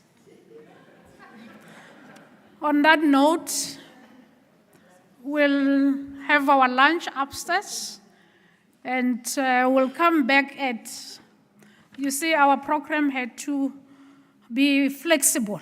We are flexible. So we're supposed to go for lunch at 12:30. What time is it? Because I'm using a global watch, so I want to use the African one. So it's 1 of the cop. So we'll be back at 1:45. Are we good? Or should we come at 2 o'clock? 1:45, so that by 2 o'clock we start. So the lunch is served upstairs, and thank you so much. Enjoy. Thank you so much.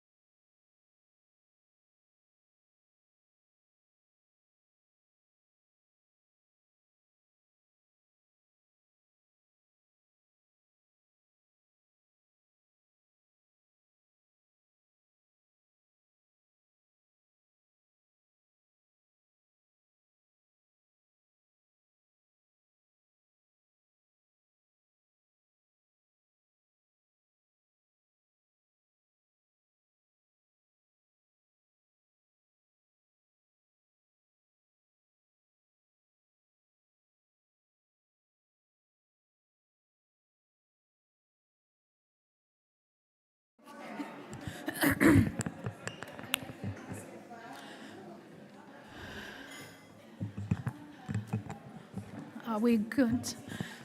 Good afternoon again. Please check your neighbor. We're about to start with our last but not least session of the day. I hope we are still excited, willing to learn and relearn. We're still charting the way forward towards actionable solutions, not as individuals, but now as a collective. We are going somewhere, and Mrs. Nontsikelelo uyavuma. We are going somewhere. I can see Dr. Anna is also smiling. We are going somewhere. Without any further ado, we are going to start our presentation on addressing equity and inclusion of indigenous languages in literacy education, stakeholders' contributions.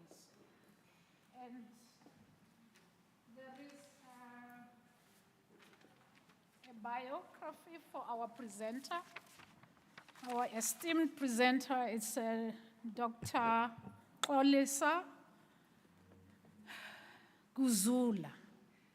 Not Guzula, Azuli. Guzula is an early literacy specialist with a keen focus on biliteracy development, emergent literacy, bi-multilingual education, language and literacy as social practice. Multimodalities, third space, and bilingual children's literature. She brings extensive experience in early literacy and biliteracy teacher training, along with community literacy training. Dr. Guzula is a talented storyteller, author, and a translator of children's literature, and she actively develops bilingual professional materials for educators. She co-founded a network of community literacy clubs that are proliferating across the country.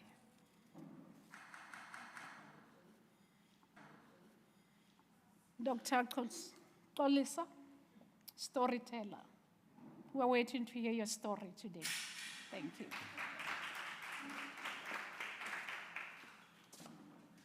Good afternoon, everybody. It's an honor to have been invited here at the cult and to talk and address issues of equity and inclusion of indigenous languages in literacy education, and also talk about stakeholder contributions, advocacy for reading in indigenous languages, as well as resource accessibility. I want to first start, because I know I'm going to forget to say this at the end. You know when you don't finish your presentation and then you don't say the things that you want to say? So, so I first want to say that the issue of mother tongue-based bilingual education is not something that we can be doubtful about. It is something that departments of education have adopted and are going forward with from 2025. So now, the challenge with the cult, because I know the cult is working with foundation phase mother tongue at the moment, teaching of African languages. But I think that is part one of what is called mother tongue-based bilingual education. Part two is teaching through the African languages. Not only teaching of the African languages, but also teaching through the African languages. So that is starting in grade 4, going forward, so that we can avoid the switch to English medium only education. So that is something that I want to leave you with to think about at the cult. So I know I'm going to talk about issues of equity and I'm talking about issues of equity and inclusion. But one of the things that I think we need to start thinking about in education is the inclusion of African logic in thinking about how to teach literacy. We know we have inherited schooling. We know that the theories of learning, some of them were inherited as well. And also, like, as you know, I work in multilingual education and we embrace both ways of talking, of communicating. But also in literacy, we have to embrace both African logics and the Western logics that we have inherited and see how we work with both of them. So because we do not want to disempower our teachers from what they already know. So, but one of the things about the African logic in literacy education is that literacy education starts with a book. But we also know that in Africa, we started with stories in some parts of Africa. Of course, there are some parts of Africa that also had writing much earlier.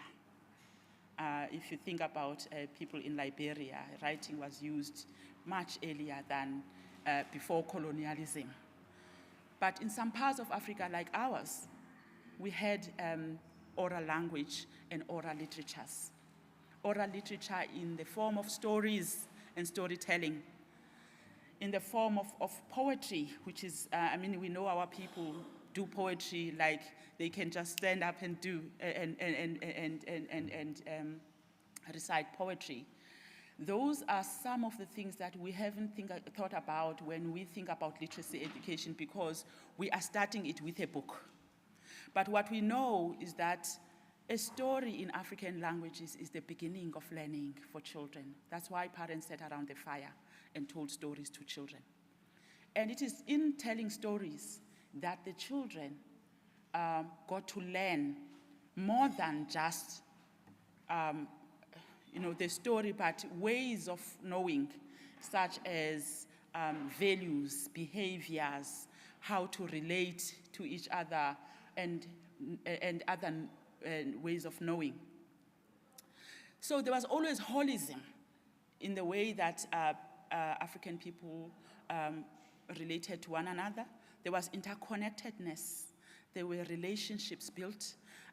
So when we think about literacy development, we shouldn't think about it as disembedded from the social context. It should be part of the social context, and it should take into account the social context of our children. We also know that we are rich in Africa. People said so. We have multiple languages. And even as we think about the cult as focusing in isiXhosa or isiZulu or isiSotho, we know that in the classrooms, we have Sesotho children in Khayelitsha, in a Xhosa school, because they also migrate from the Eastern Cape to Cape Town, and they need to be catered for in that classroom. We also have children who come from PE and speak a different variety of isiXhosa, and they come to our classrooms, and they need to be catered for as well, so that their languages are respected and valued. Even as we want to teach the standard languages, we want to teach them, but not at the expense of the children's languages. And so, with this long oral history, and which is part of our logic of teaching and learning, meaning is made from the start. And that we also spoke earlier about agglutinating languages. That means that the languages, whatever we do with our literacy programs, we need to understand how the African languages, especially the Nguni languages, are different from the other. That was said earlier. And we need to think about how to incorporate morphological awareness into the existing programs, or even make it as part of the nucleus of teaching African languages. Because when you teach morphological awareness, you already, in the big five, tackle the issue of vocabulary, you already tackle the issue of comprehension simultaneously. It's not waiting to be done later on at the end of grade 3. But now, in terms of stakeholder contributions, I have a long thing to say to you about how there have been different people working with the development of African languages. We know that indigenous languages were once mediums of instruction during apartheid from grade 1 to grade 9. We know that. So it's not something new when we also talk about mother tongue-based bilingual education, because now that happened earlier, not in bilingual form, but in monolingual form. But after 1976 protests against Afrikaans and Bantu education, African languages were used only from grades 1 to 3 as mediums of instruction. And post-1994, we have continued with the switch to English medium in grade 4. But so in the early 2000s, when it comes to literacy, teachers taught reading through direct teaching approaches. Despite the curriculum 2005 and with outcomes-based education that had learner-centered approaches. I know people, when they write, they think that OBE was implemented and curriculum 2005 was implemented. But when you went to classrooms, you actually saw that teachers were carrying on with what they were doing previously. And that books were not available to be taken to schools. So there wasn't even a whole language approach, despite what people say about, oh, people have put in books, that's why children can't do phonics. But books are still a struggle for many schools, and for many children to access. So then there were programs that started to think about how to incorporate literature-based programs to the existing phonics programs that were happening. And these initiatives came from WCED and also from NGOs. Prior with Neville Alexander, where I worked, sought to supplement the phonics-based approaches with literature and story-based programs through the Free Reading in Schools program. So I saw people, I heard people earlier talking about reading for enjoyment, reading for pleasure. I think even the dean spoke, the vice chancellor, is it? Was it? Yeah, the vice chancellor speaking about the culture of reading and stuff. And I was like, this is where I started. So these approaches on the free reading programs, where I had to go to schools, for example, to ensure that the children were exposed to literature while they were learning their phonics on the other side, they coincided with the WCED's literacy half hour, early 2000s. And then EduLis, on the other hand, was a stakeholder that was trying to provide books for libraries because schools didn't have libraries. So EduLis was encouraging schools to borrow about 40 books per month so that they can use them in the classroom and encourage a culture of reading. But the problem was that there were no books for young children then. The books that were there are these kinds of books that we love, because we come from this, having read Ingqombo Yeminyanya. Ask any Xhosa-speaking person, they will mention Ingqombo Yeminyanya, they know it. They will mention Ipesha Kwetsitsa, they will mention, and many others that are there in this picture and beyond. But there were no books for young children. So the Birdswood by Literacy project that Priasa started in schools, where now it was schools where children were also learning in English, but trying to incorporate isiXhosa. The struggle that we had to experience there was that now, because we don't have literature for children, we must go to grammar books because they had some passages. So you photocopy the passage and you put it into a flip file for the child to learn to read. So it was a struggle of maybe not teachers not teaching literacy well, but also of not having appropriate materials for them to support reading in the classrooms. And then the books that were available were prescribed texts from grade 7. African language writers were writing for teenagers and adults, not for babies. So we know in South Africa publishing is socio-political by nature. There's a connection between publishing ecosystem and what the Department of Education does. So publishers will produce what the department wants. So if the department is not asking for literature, is only asking for workbooks, publishers will only publish workbooks because the department is going to buy them and then distribute them to schools. But with literature, it's very hard because literature is expensive, so they don't publish. So then books stayed in English. And this is why we see the dominance of English in literature today. The effects was that despite African language speakers being the vast majority in South Africa, stats from 2011 showed that 73% of textbooks sold to schools are written in English, and 9.89% are in Afrikaans, and 16.2% are in African languages. So African language textbooks relate to those of teaching languages as subjects, rather than on teaching across the curriculum. So when textbooks and literature are available in African languages, they are translations of white English authors' knowledge systems and ideas transferring into African languages. So African language books thus become available as translations rather than original texts. I say this knowing that I'm a translator myself, and in the next slides I'm going to explain why we needed to translate, because I do sometimes find people saying we don't want translations. But I think if we didn't translate the books up to now, we don't know what our children would have been reading in the classrooms. So there was a belief that working bilingual or multilingually, we know that there's a belief that when you work multilingually, there has to be some translation of some sort happening. Even if you are translating a Zulu book to Xhosa, or translating a Sesotho book to isiXhosa, there will always be translation when you are working multilingually. So it was a faster strategy for making books available in African languages, knowing the publishing challenges that you get with the publisher saying who's going to buy the books, who's not going to buy the books. And also the fact that if African language speakers wrote in African languages, publishers didn't have editors who could edit your books in African languages. So it's a whole lot of issues that we had to deal with. So, and then we also know that with translation, quite recently, Black authors after 2015 started proliferating, started writing, but they write more in English.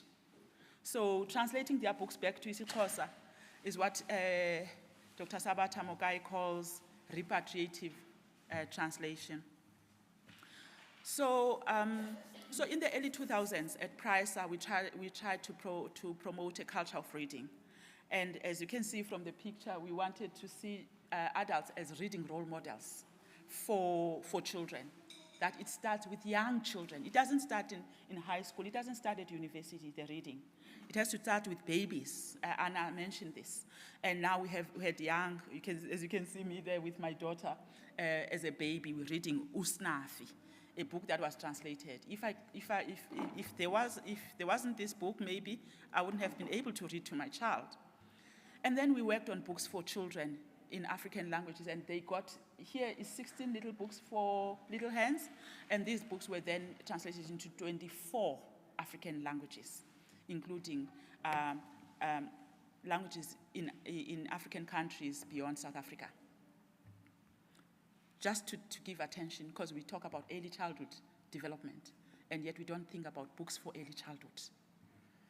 And then this repatriative translation started happening more when, especially Neville said, why can't we, okay, you have this book called Madiba Magic, the green one, Ikubalo, which we translated to as Ikubalo Lika Madiba, story, Nelson Mandela's favorite stories in Isinguni. We translated this in Sizulu, isiXhosa, Siswati, and isiNdebele in one book, because these languages are close to one another. And it did serve us at some point when we started Nalibali. And when I went to KZN, I could take from this book a story to read aloud during training. So that was useful. But also we see, for example, Silo Deka, an African language author who passed away a long time ago. He wrote this book, The Hidden Star, for young children. It's a thick book, and nobody ever imagines that it's for 10-year-olds. This book is for, the middle one, is for 10-year-olds. But we still also have this idea that young 10-year-old children in African languages need to only read smaller books, picture books. But this repatriative translation means that those Africans who write in English, their work can then be turned back into the African languages, because we also understand that the different positionalities of where we are and experiences of where we went to school. So we do not judge, but we also want to say this can be done in African languages. Nelson Mandela's Long Walk to Freedom by Chris van Wyk in isiXhosa is available through translation. And then the development of original books accompanied this translation. We always saw these two things as two sides of the same coin. Translation on the one hand, development of original writing on the other hand. That's when some of the books like Father Snail developed in the early 2000s. We had to attend writing workshops to be trained as writers so that we can produce original writing.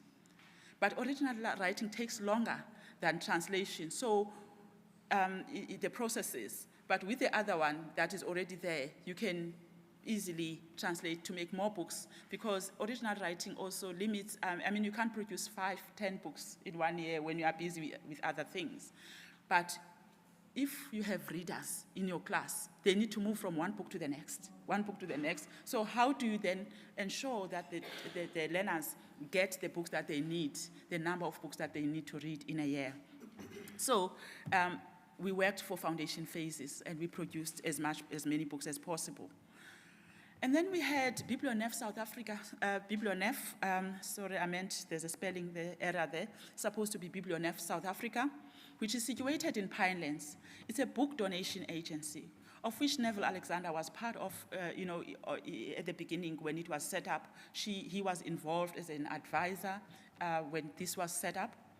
It helped us a lot in the early 2000s, because then the translated books were to be found in 11 official languages at Biblionef, and they could donate to us so that we can work with reading in schools. And so they continue to do this work, but they also continue to support new writing of books. So it's always both translation and original writing that is happening. And then now, after having written for so long for young children in the foundation phase, we are finding that there's been a lack of books in the intermediate phase, because the intermediate phase children now read foundation phase books because of the lack of novellas. They need to be moving to novellas and progressing to novellas. And hence the start of translation of Nikki Daly's books, which are sort of chapter books for children, into isiXhosa. And luckily, we are now having also African writers showing up, like Refilwe Mwahloli and others, who are writing, and we are repatriating their writings back to African languages. So it's always this thing of, okay, I can write in English, but I would like my book to be available in isiXhosa as well. And so we see that other stakeholders that have been involved. So I mentioned Pricer was a stakeholder. I mentioned Biblionef as a stakeholder in doing this work, which are places that we can use as resources for when we need support for African languages in literature. Jacana Media and David Philip Publishers have been doing fantastic work in producing books in African languages. David Philip Publishers, or New Africa Books, produce books in 11 official languages, and Jacana produces them in 6 languages. So we have now books such as these ones, beautiful books. We have also been writing original books in isiXhosa and in English, so I can write in both. I use my linguistic repertoire to produce books in both languages. And so we are now having more quality books for children to be able to read, because we want reading promotion and we want materials to be available, but also leveraging our partnerships and networks with publishers, with organizations such as Biblionef. For example, when we have to apply for funding so that we can produce books, Biblionef has been one place where we go to say, can we apply for funding together? And then we will write the books, and then they get published. Other stakeholders, you know Gcina Mhlophe. She's a well-known person. She's actually the archive of African stories. In KZN, she's got a project called Gcina Masiko. And she does a lot of community work, promoting reading. She writes books in many languages. She visits schools, and you can see learners carrying all her books there. She does storytelling festivals and she has got a storytelling tree outside of her house. People come and tell stories. She does many events of that sort, all the time. And because of the work that she does, so when Puku Story Festival started in Grahamstown, I think Anna mentioned the Story Festival, started in Grahamstown. We were the curators of, together with Professor Russell Kashula, who's here at UWC, we were the curators of the Puku Story Festival. And we produced, for example, the wonderful catalogue of Gcina Mhlophe's books. So as you can see, it's lists and lists of books that Gcina Mhlophe has written for children. So when people say there is no literature, it is not true that people haven't written, because there's the work and it shows itself that it is there. We just need to find the books and fund the buying of literature so that it can make its way into the classroom. But also make use of Biblionev to donate books into the schools where we work, because that's where the books are available for libraries.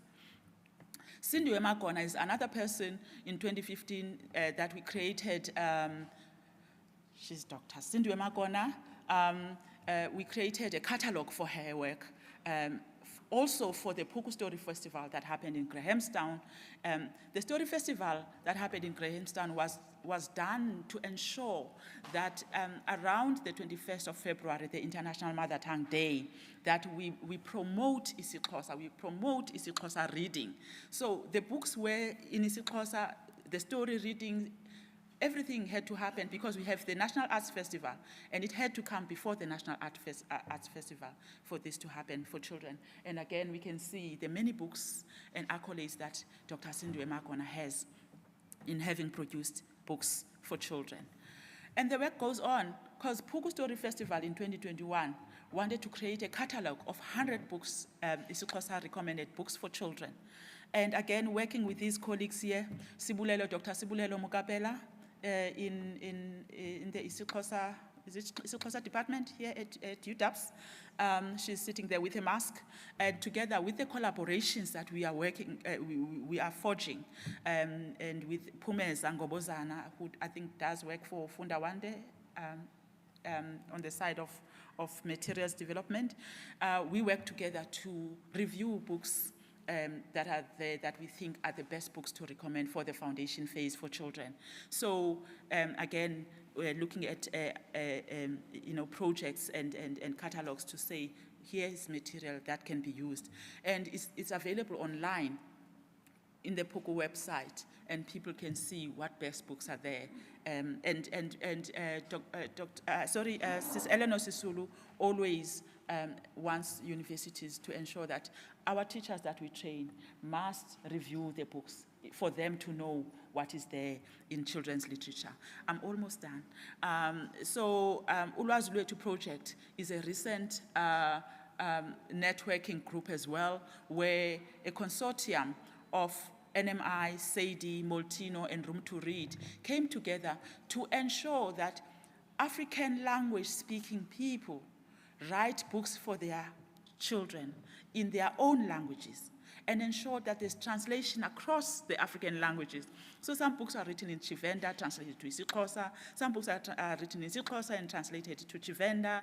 And this project produced so many books for young children, both readers to support learning, the teaching of reading in the classroom, as well as leisure readers to encourage the culture of reading. So we can see that people like Bongani Mayosi have been written about, people like Chiditsi, Marwala are written about, people that people value in society.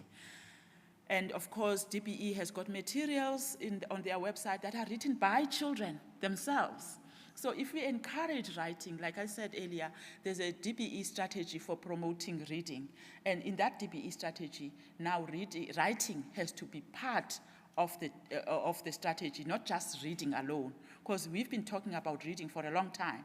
Now we need to talk about writing, because we know young children also write. And these are some of the stories of the writings by children that have been put up on the DPE website. Science books. We are at the beginning of making science books, But we did translate this book called George's Secret Key to the Universe to teach about stars. But I'm sure there are people in the community who know about stars, that many books, so that many books can be written about stars and the universe from people who know about African knowledge systems and African cosmologies. I think I will end there. Thank you.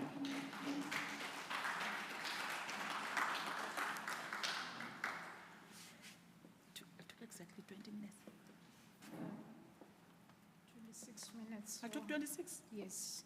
So you only have 4 minutes for questions. Colleagues, ladies and gentlemen, it's not true. So translate that now. And go tell the world that there is a place or somewhere where you can start. I wanted to, can you say that in isiXhosa? It's not true.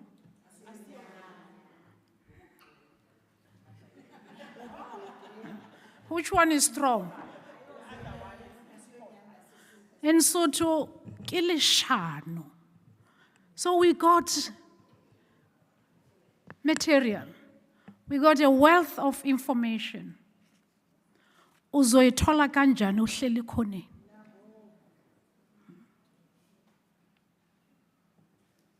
I got 65 questions for you. That's a book on its own. Yeah. Because I'm sitting here and I'm like, African logic, nostalgia. How far can we go back to remember that we learn, we are taught, we are disciplined through oral stories? You remind us that we need to create awareness because it was not there. If you want to share information, if you want to start, you need to create awareness. You don't have to copy, you create. You don't copy awareness. So are we ready to create awareness? Sinamanga. Translation. Our topic is about identifying agent and actionable solution. Our topic is about positioning ourselves, the narrative. Dr. Anna has gone. The critical paradigm, the paradigm of seeing translation as a bad thing, to seeing translation as an enabler towards creating original stories. So paradigm shift. Because the position of your thinking will determine how you're going to act towards that narrative. So we are perpetuating the narrative of bad or good. Because if you see translation as problematic, we'll always see problems in class. Thank you so much, ladies and gentlemen. That's our storyteller, author. I was trying to imitate, I failed. So let's give her a round of applause. Yeah. We are very close. I feel like we should have taken like 3 days for this colloquium or whatever it talk. Because tomorrow it was going to be translation. The first to translate is a place of quality, a place of crow. So when you live here, make sure you translate that. And translate, it's not true. If somebody say, I don't have material, my student here, they know very well. I didn't have laptop, I'll say, unamanga. Because did you reach out to another one? Did you go to the community? Do we see our grandmothers as assets? Do we see the shepherds as assets or the shepherds? What does it mean? So, we are called to act, not to color. The time for crying, it's over. As I call the last but not least speakers, they're going to give us umpago, that are going to give us something to go home with, for us, for the community, and for the well-being of all of us. So I think they're doing a sketch, am I right? So our last presentation for the day is Dr. Tembisa, Latita. You see, I'm smiling when I say Latita. I won't tell you. Go to TikTok, you'll know why. And Miss, this one it had, Zo. Zo.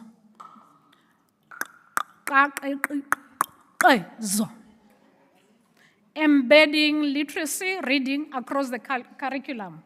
Literacy integration, examples of and strategies for interdisciplinary learning.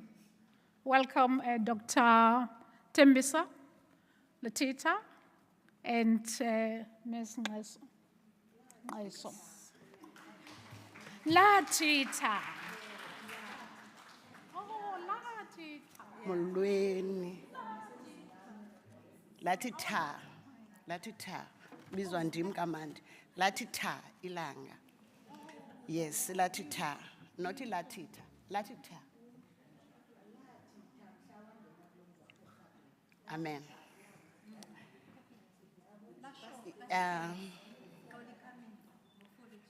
Let me greet you all this afternoon, but allow me to thank God for waking me up this morning so that I may be able to stand before you.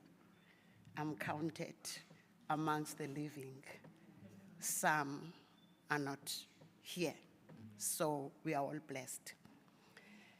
AOT presentation, it's about collaboration. I have a soft spot for teachers. I love them because I'm a teacher by profession. So we work with teachers. In Langa, it's Sabulela, it's Simasa, Moshesh.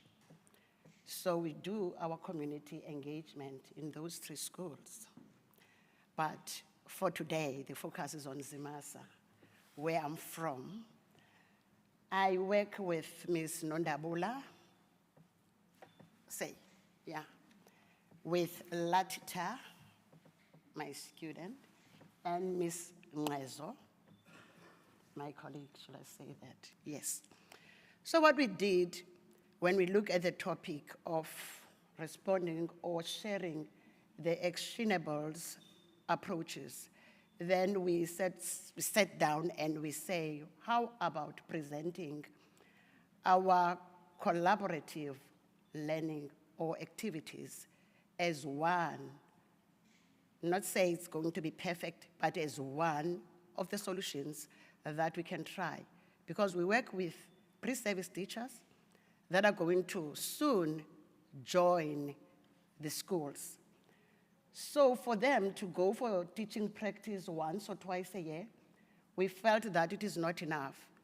And therefore, through their challenge, because they challenge me a lot, because they say to me, this is easy for you, Mrs. Kosi, to do in class, because the context, your context, is better. It doesn't have any challenges, so everything flows. We need an authentic context where we will see this happening, unfolding, and see how do you then respond to such challenges. So what I'm going to do, I'm going to share a few things, give you a background of this, not necessarily background of the collaboration. Out of that, we noticed that the collaboration provided a platform for creating methods of dealing with the unexpected situations. You know those moments when you teach this and then something else comes, and then because you're not prepared, and then you said to your learners, not today, let's park that. We'll come back to that, and you will never, you don't, ne? So, so putting myself on the spot, or Ms. Ngaiso on the spot, is such a risk, but it's a wonderful risk because we're learning in the process. So number two, what I've noticed again with this collaboration is that it serves as a vital support system for the pre-service teacher, Latita.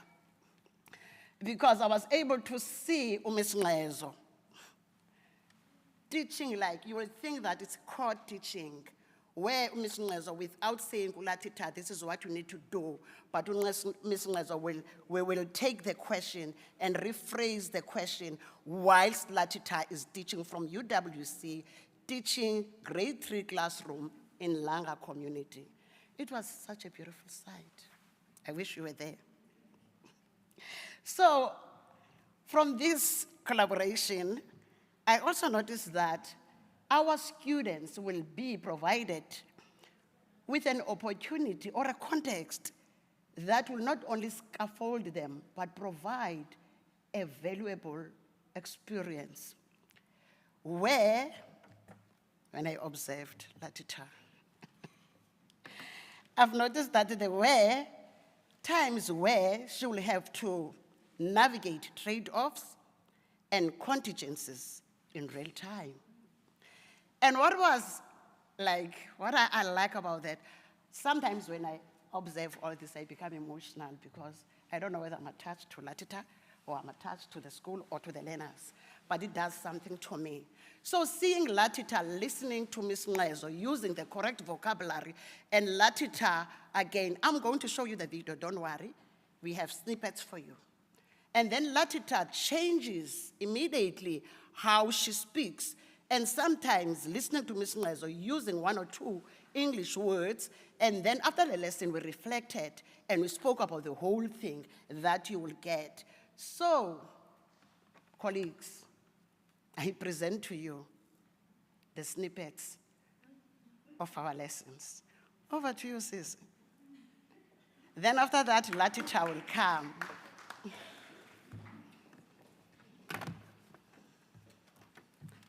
Thanks, Kai. You're such a blessing.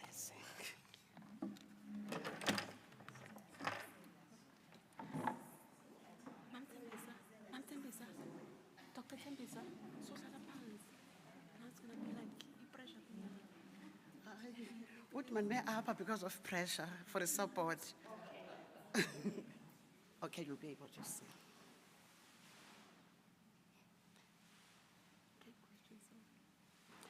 Now,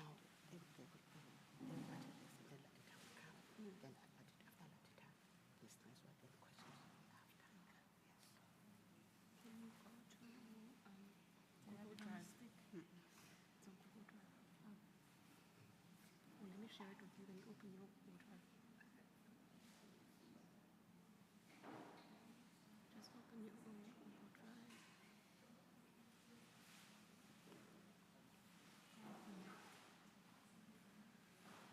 Where's the internet?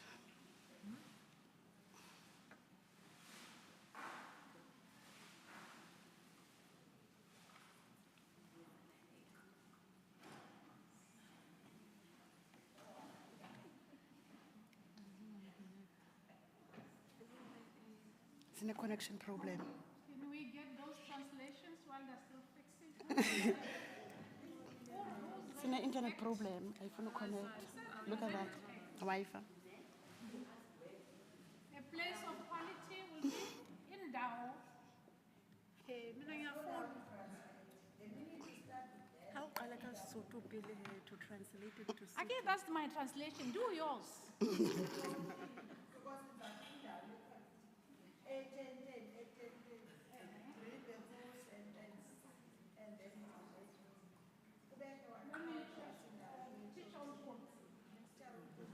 I'm asking them to translate. They say mine is your translation. Can you see that the paradigm shift?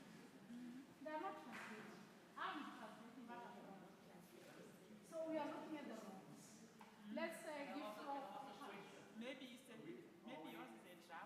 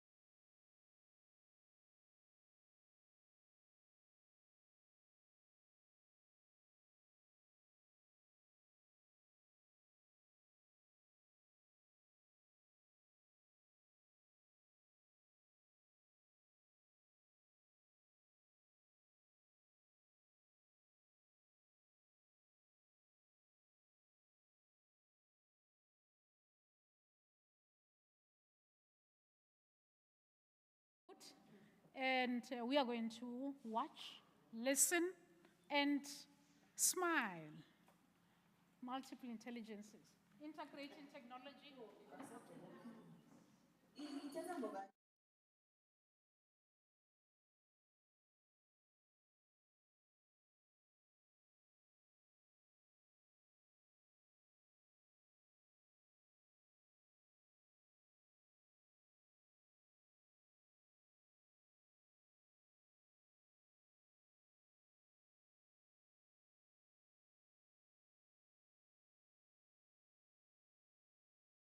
Eninombolo u-2A. Ngiyabonga bantwana bami. Ngicela umfundi omnye andibalele iifestile zala flat yokuqala. Umfundi abenye andibalele ezaa festile. Umfundi omnye uzophakamisa isandla and then please. Laba ifestile ze-flat yokuqala.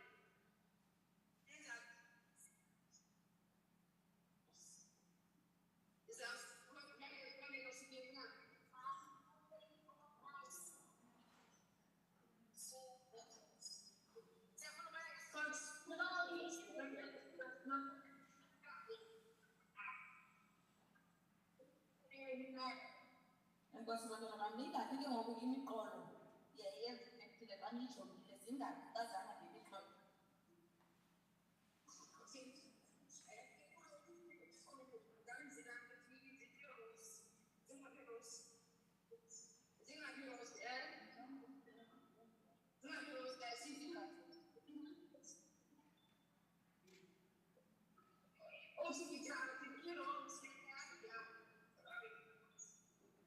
Uthi zingaphi?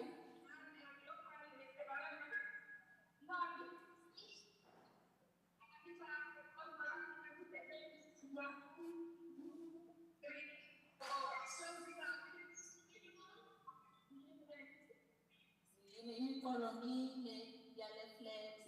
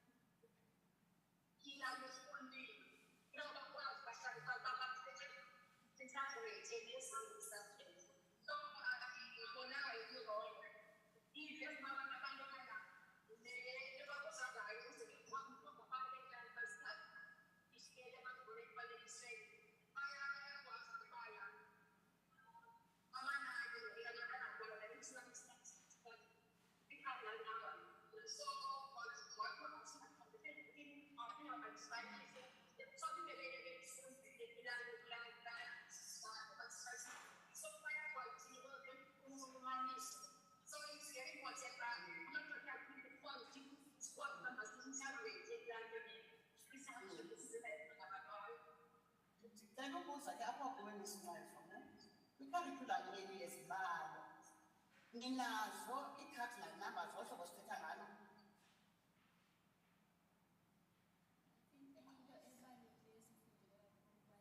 Sifunde nakuthi thina bootitshala ukubaluleka kwale content knowledge ngoba thina besingayazi ubana kanti inzulu kangaka le yokwazi ukufundisa nje kukodwa wophulaphula nomthetho.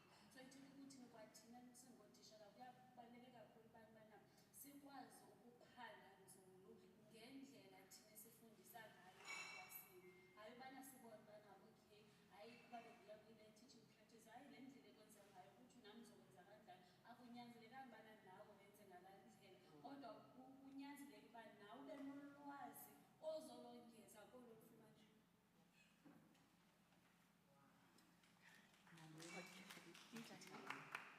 Phambi koba nanti.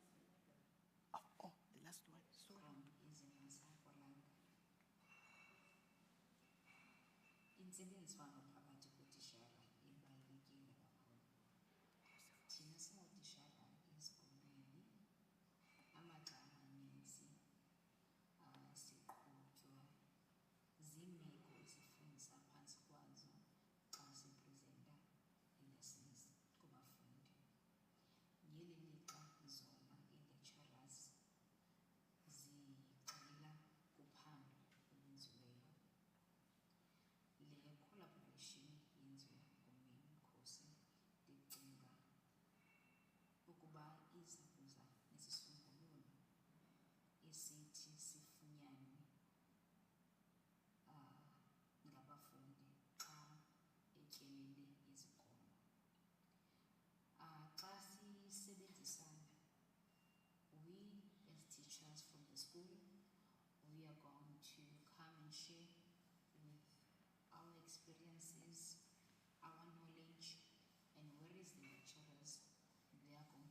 to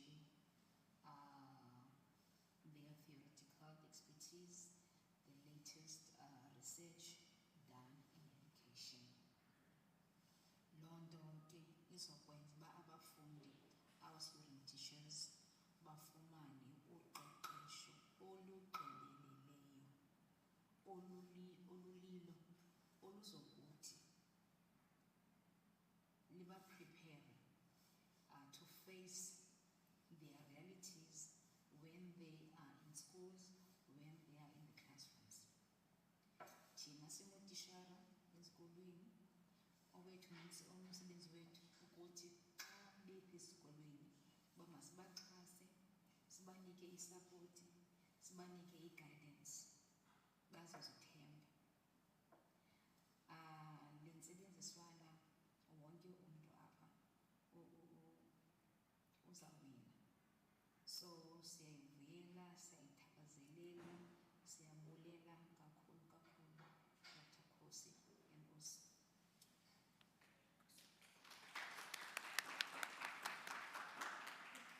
Lastly, as the videos, the full lesson will be available on UWC YouTube.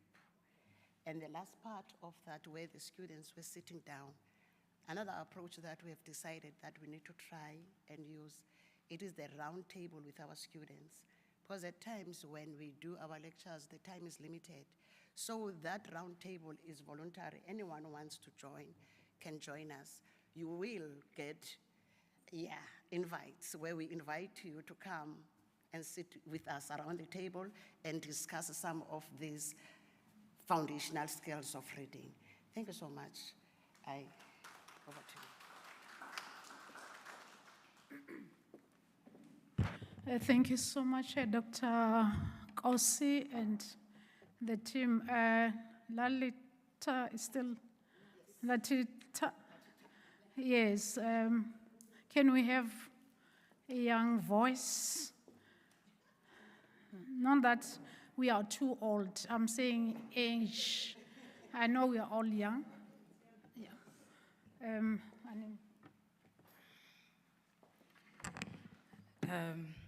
For the people who have not seen the TikTok, Malweni. My name is Latita Hlandra. I am a third-year student here in the University of the Western Cape. I'm majoring in the foundation phase. I don't want to say I was tasked. I want to say I got the privilege. I was given the privilege by Dr. Kosi to give a lesson to a class of grade 3 learners. My lesson was, the objective of my lesson was to integrate literacy, mathematics, and life skills using one language, which is isiXhosa. And for the isiXhosa speakers in the crowd, I'm sure you could hear my Xhosa is not perfect. I'm sure you could hear in the video. My excuse is that I do not speak proper Xhosa, but I am learning and I am growing within the Xhosa language. I integrated my lesson to give the learners foundation of cardinal numbers within mathematics. And then for life skills, it was for them to know the difference between towns and villages, considering that some of them have moved between the two. And for literacy, it was the isiXhosa. The reason I'm here now today is to reflect on the lesson, how it went, and my experience of it. I genuinely realized that andisazi isiXhosa, but ndiyasifunda, and I think I also realized that we don't use it as much as we have to, and it is such an important language to teach to children because it is our roots. It is something that we are born into and that we have to grow with. But we utilize English more than we do our own language. And yeah, I think I just want to mention that it is so vital to have learners learn in their language, have learners know their language, and understand that isiXhosa is quite an important factor in their lives. And it is important to keep the language alive because it is a beautiful language, as much as I butcher it sometimes, but it is a beautiful language that we grow with and we grow into. Regarding the collaboration between us in UWC and Izimasa, I think for me it provided a lot of mentorship from Dr. Kosi and from Ms. Ngazo because I think she showed me how to go about asking questions because I'm not very good at articulating my questions when I'm speaking to learners, but with her guiding me and scaffolding me, it showed me how to ask questions.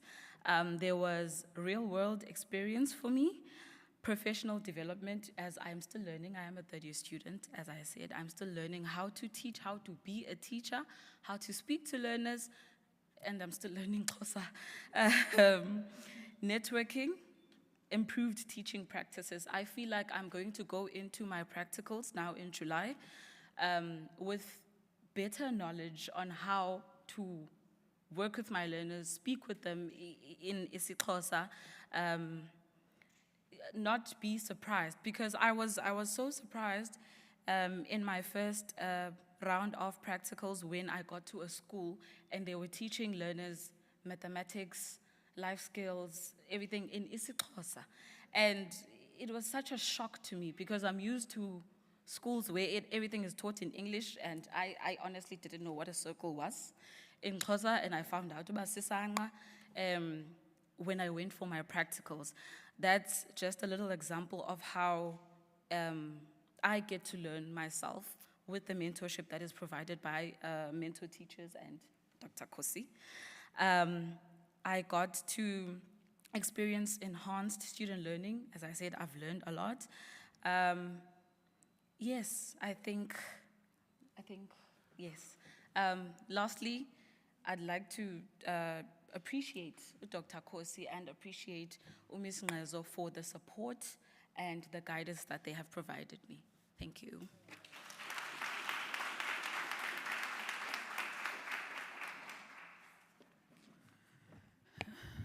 There is hope. That's our hope for the future. Can we give her a round of applause again?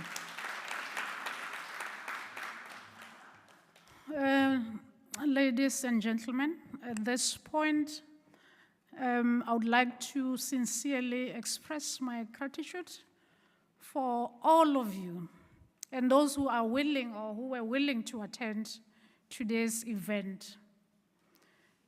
Today's event is a call for actionable solutions. We have had, we have seen.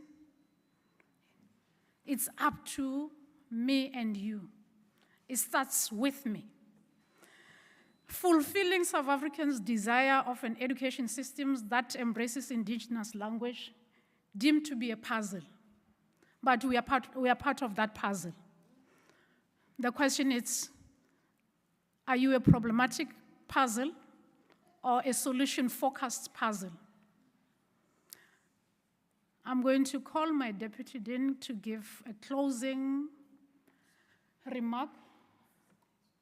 Ms. Nqas, oh, did I roll you over? You know the side, ne? It's, okay, so I'm sorry. I thought, Ms. Nqas, so it's this one. No, that's Latita and...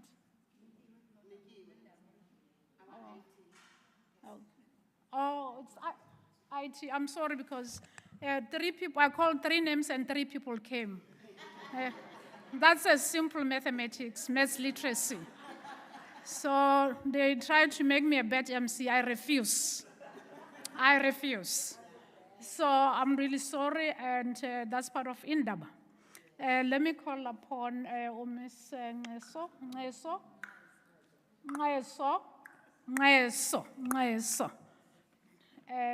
to give her insights on this beautiful day. Thank you, my sister. I'm sorry. And we're sitting on the same table, remember? Yes, we Now were. they want to divide and rule people. Yeah. Good afternoon, everyone. As you have heard, I'm Ms. Ngezo. I'm from Zimasa Primary School in Langa. I'm teaching foundation phase. I'm also a departmental head. I've been teaching foundation phase for the past 20 odd years.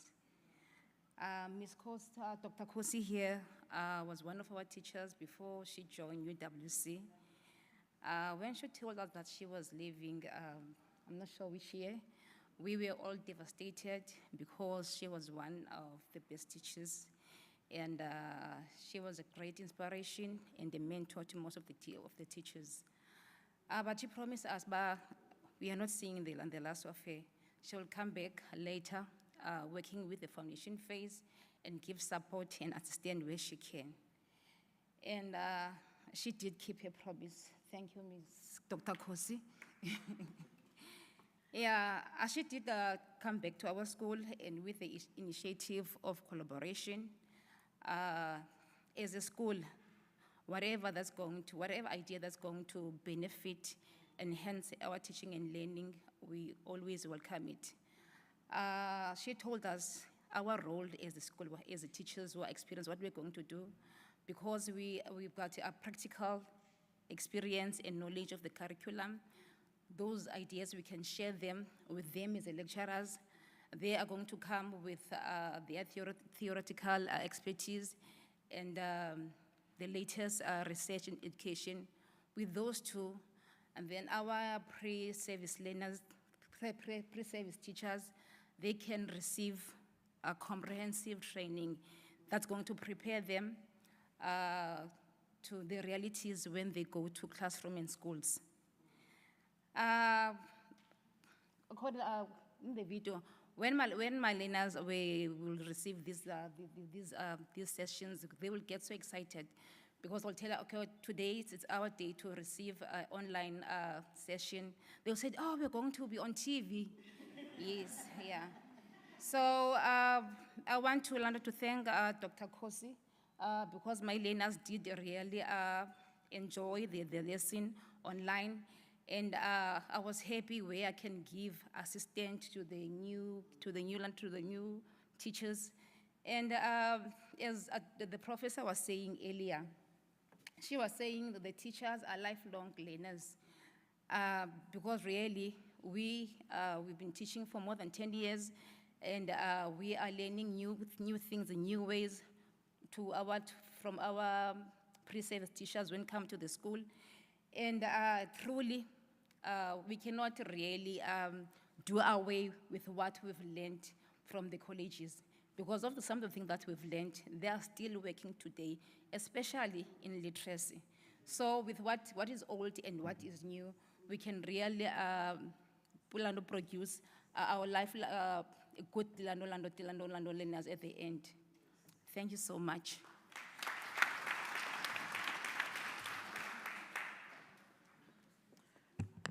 Okay. Now I call upon our Deputy Dean, Professor Rajendra Chetty. And while he's coming forward, I want to extend my gratitude to Dr. Tembing Kosi. I'm just the new kid on the block, only joined in April, and to be exposed to this space, I really appreciate. I'm a lifelong learner, and I learn through mistakes. Wherever I step on your toes, also.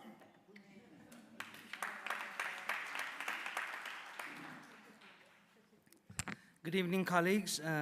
Sorry, good afternoon, colleagues. Must be half asleep. It's going to be a very short thank you, vote of thanks, but I think that there are two people that we have to first thank, and that is our program director. Why me? My only hope is that she learned some isiXhosa today. The second great thank you and very sincere appreciation is to the audience. Thank you for being here. Thank you for staying. I'm glad the dean is not here, so I don't have to thank him.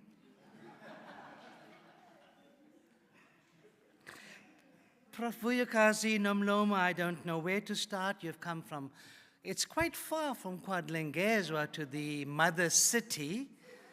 We wanted to make a special song for you, EMP. And we thought, you know, with all those things happening in Parliament, we were a little bit scared, you know. With, you know, kind of MK did instill fear in us, so we went very quiet. Yeah, but I'm so glad you abandoned the DA space. Thank you, Vuyo. Such important concepts that you brought to the table, effective methodologies. I also covered that you know, the content and the technicalities versus the methodologies and the techniques. Yeah. And the strategies for supporting teachers. It came across as a central theme across today. And of course, you know, professionalization of indigenous knowledges. Thank you so much. Nami Giyabonga. Yeah. And then, of course, it's not easy to thank myself, but I was very heartened that I had such wonderful people in my panel, and Mrs. Nonsikulele Inyamza from Western Cape Education Department, and Lumka and Lungwana, the Funda Wanda coordinator. Thank you so much for bringing to the table important points around the newly appointed isiXhosa teachers, and I think that's so important because we are finding that there's quite a disjuncture, you know, with all the theory that we do, and when they land in the classroom, there are major challenges, and thank you, it was very valuable. Thank you to Anna and Como for that interesting strategies, for you know, instructional strategies. Again, a theme that was running across most of the papers today.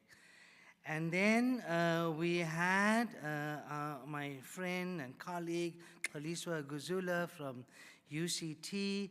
Thank you for the interesting talk on equity. It did an inclusion, and it did have nice parallels and resonates with what I was saying, and you know, and the stakeholder contributions and advocacy for reading, and of course, you know, we value the work that you've done, you know, for such a long time.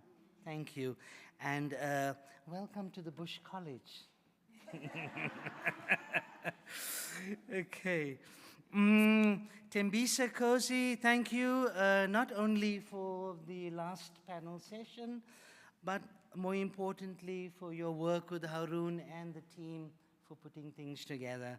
But also thank you and Latita and Mrs. Nklezo for the wonderful work that you do. It's so good to have the student voice. It's brilliant to have the teacher voice, because constantly I think about who is speaking for whom, you know. We in the university, we need to listen. We should not be speaking for teachers, because teachers can speak. So I'm very glad, and I always know, Tembisa, you come with that advanced thinking. Very good. I wonder whether it also comes from the fact that your husband is a pastor.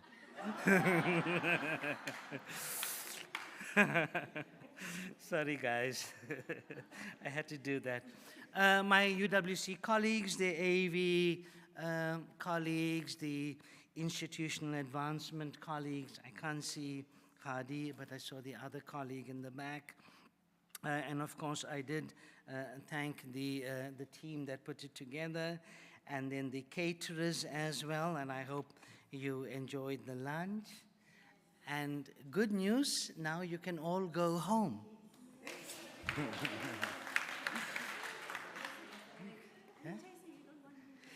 Guys, I think it's been a long day, so you have to go home. I know how much you love us, but please go home. It's a Friday and the traffic is hectic.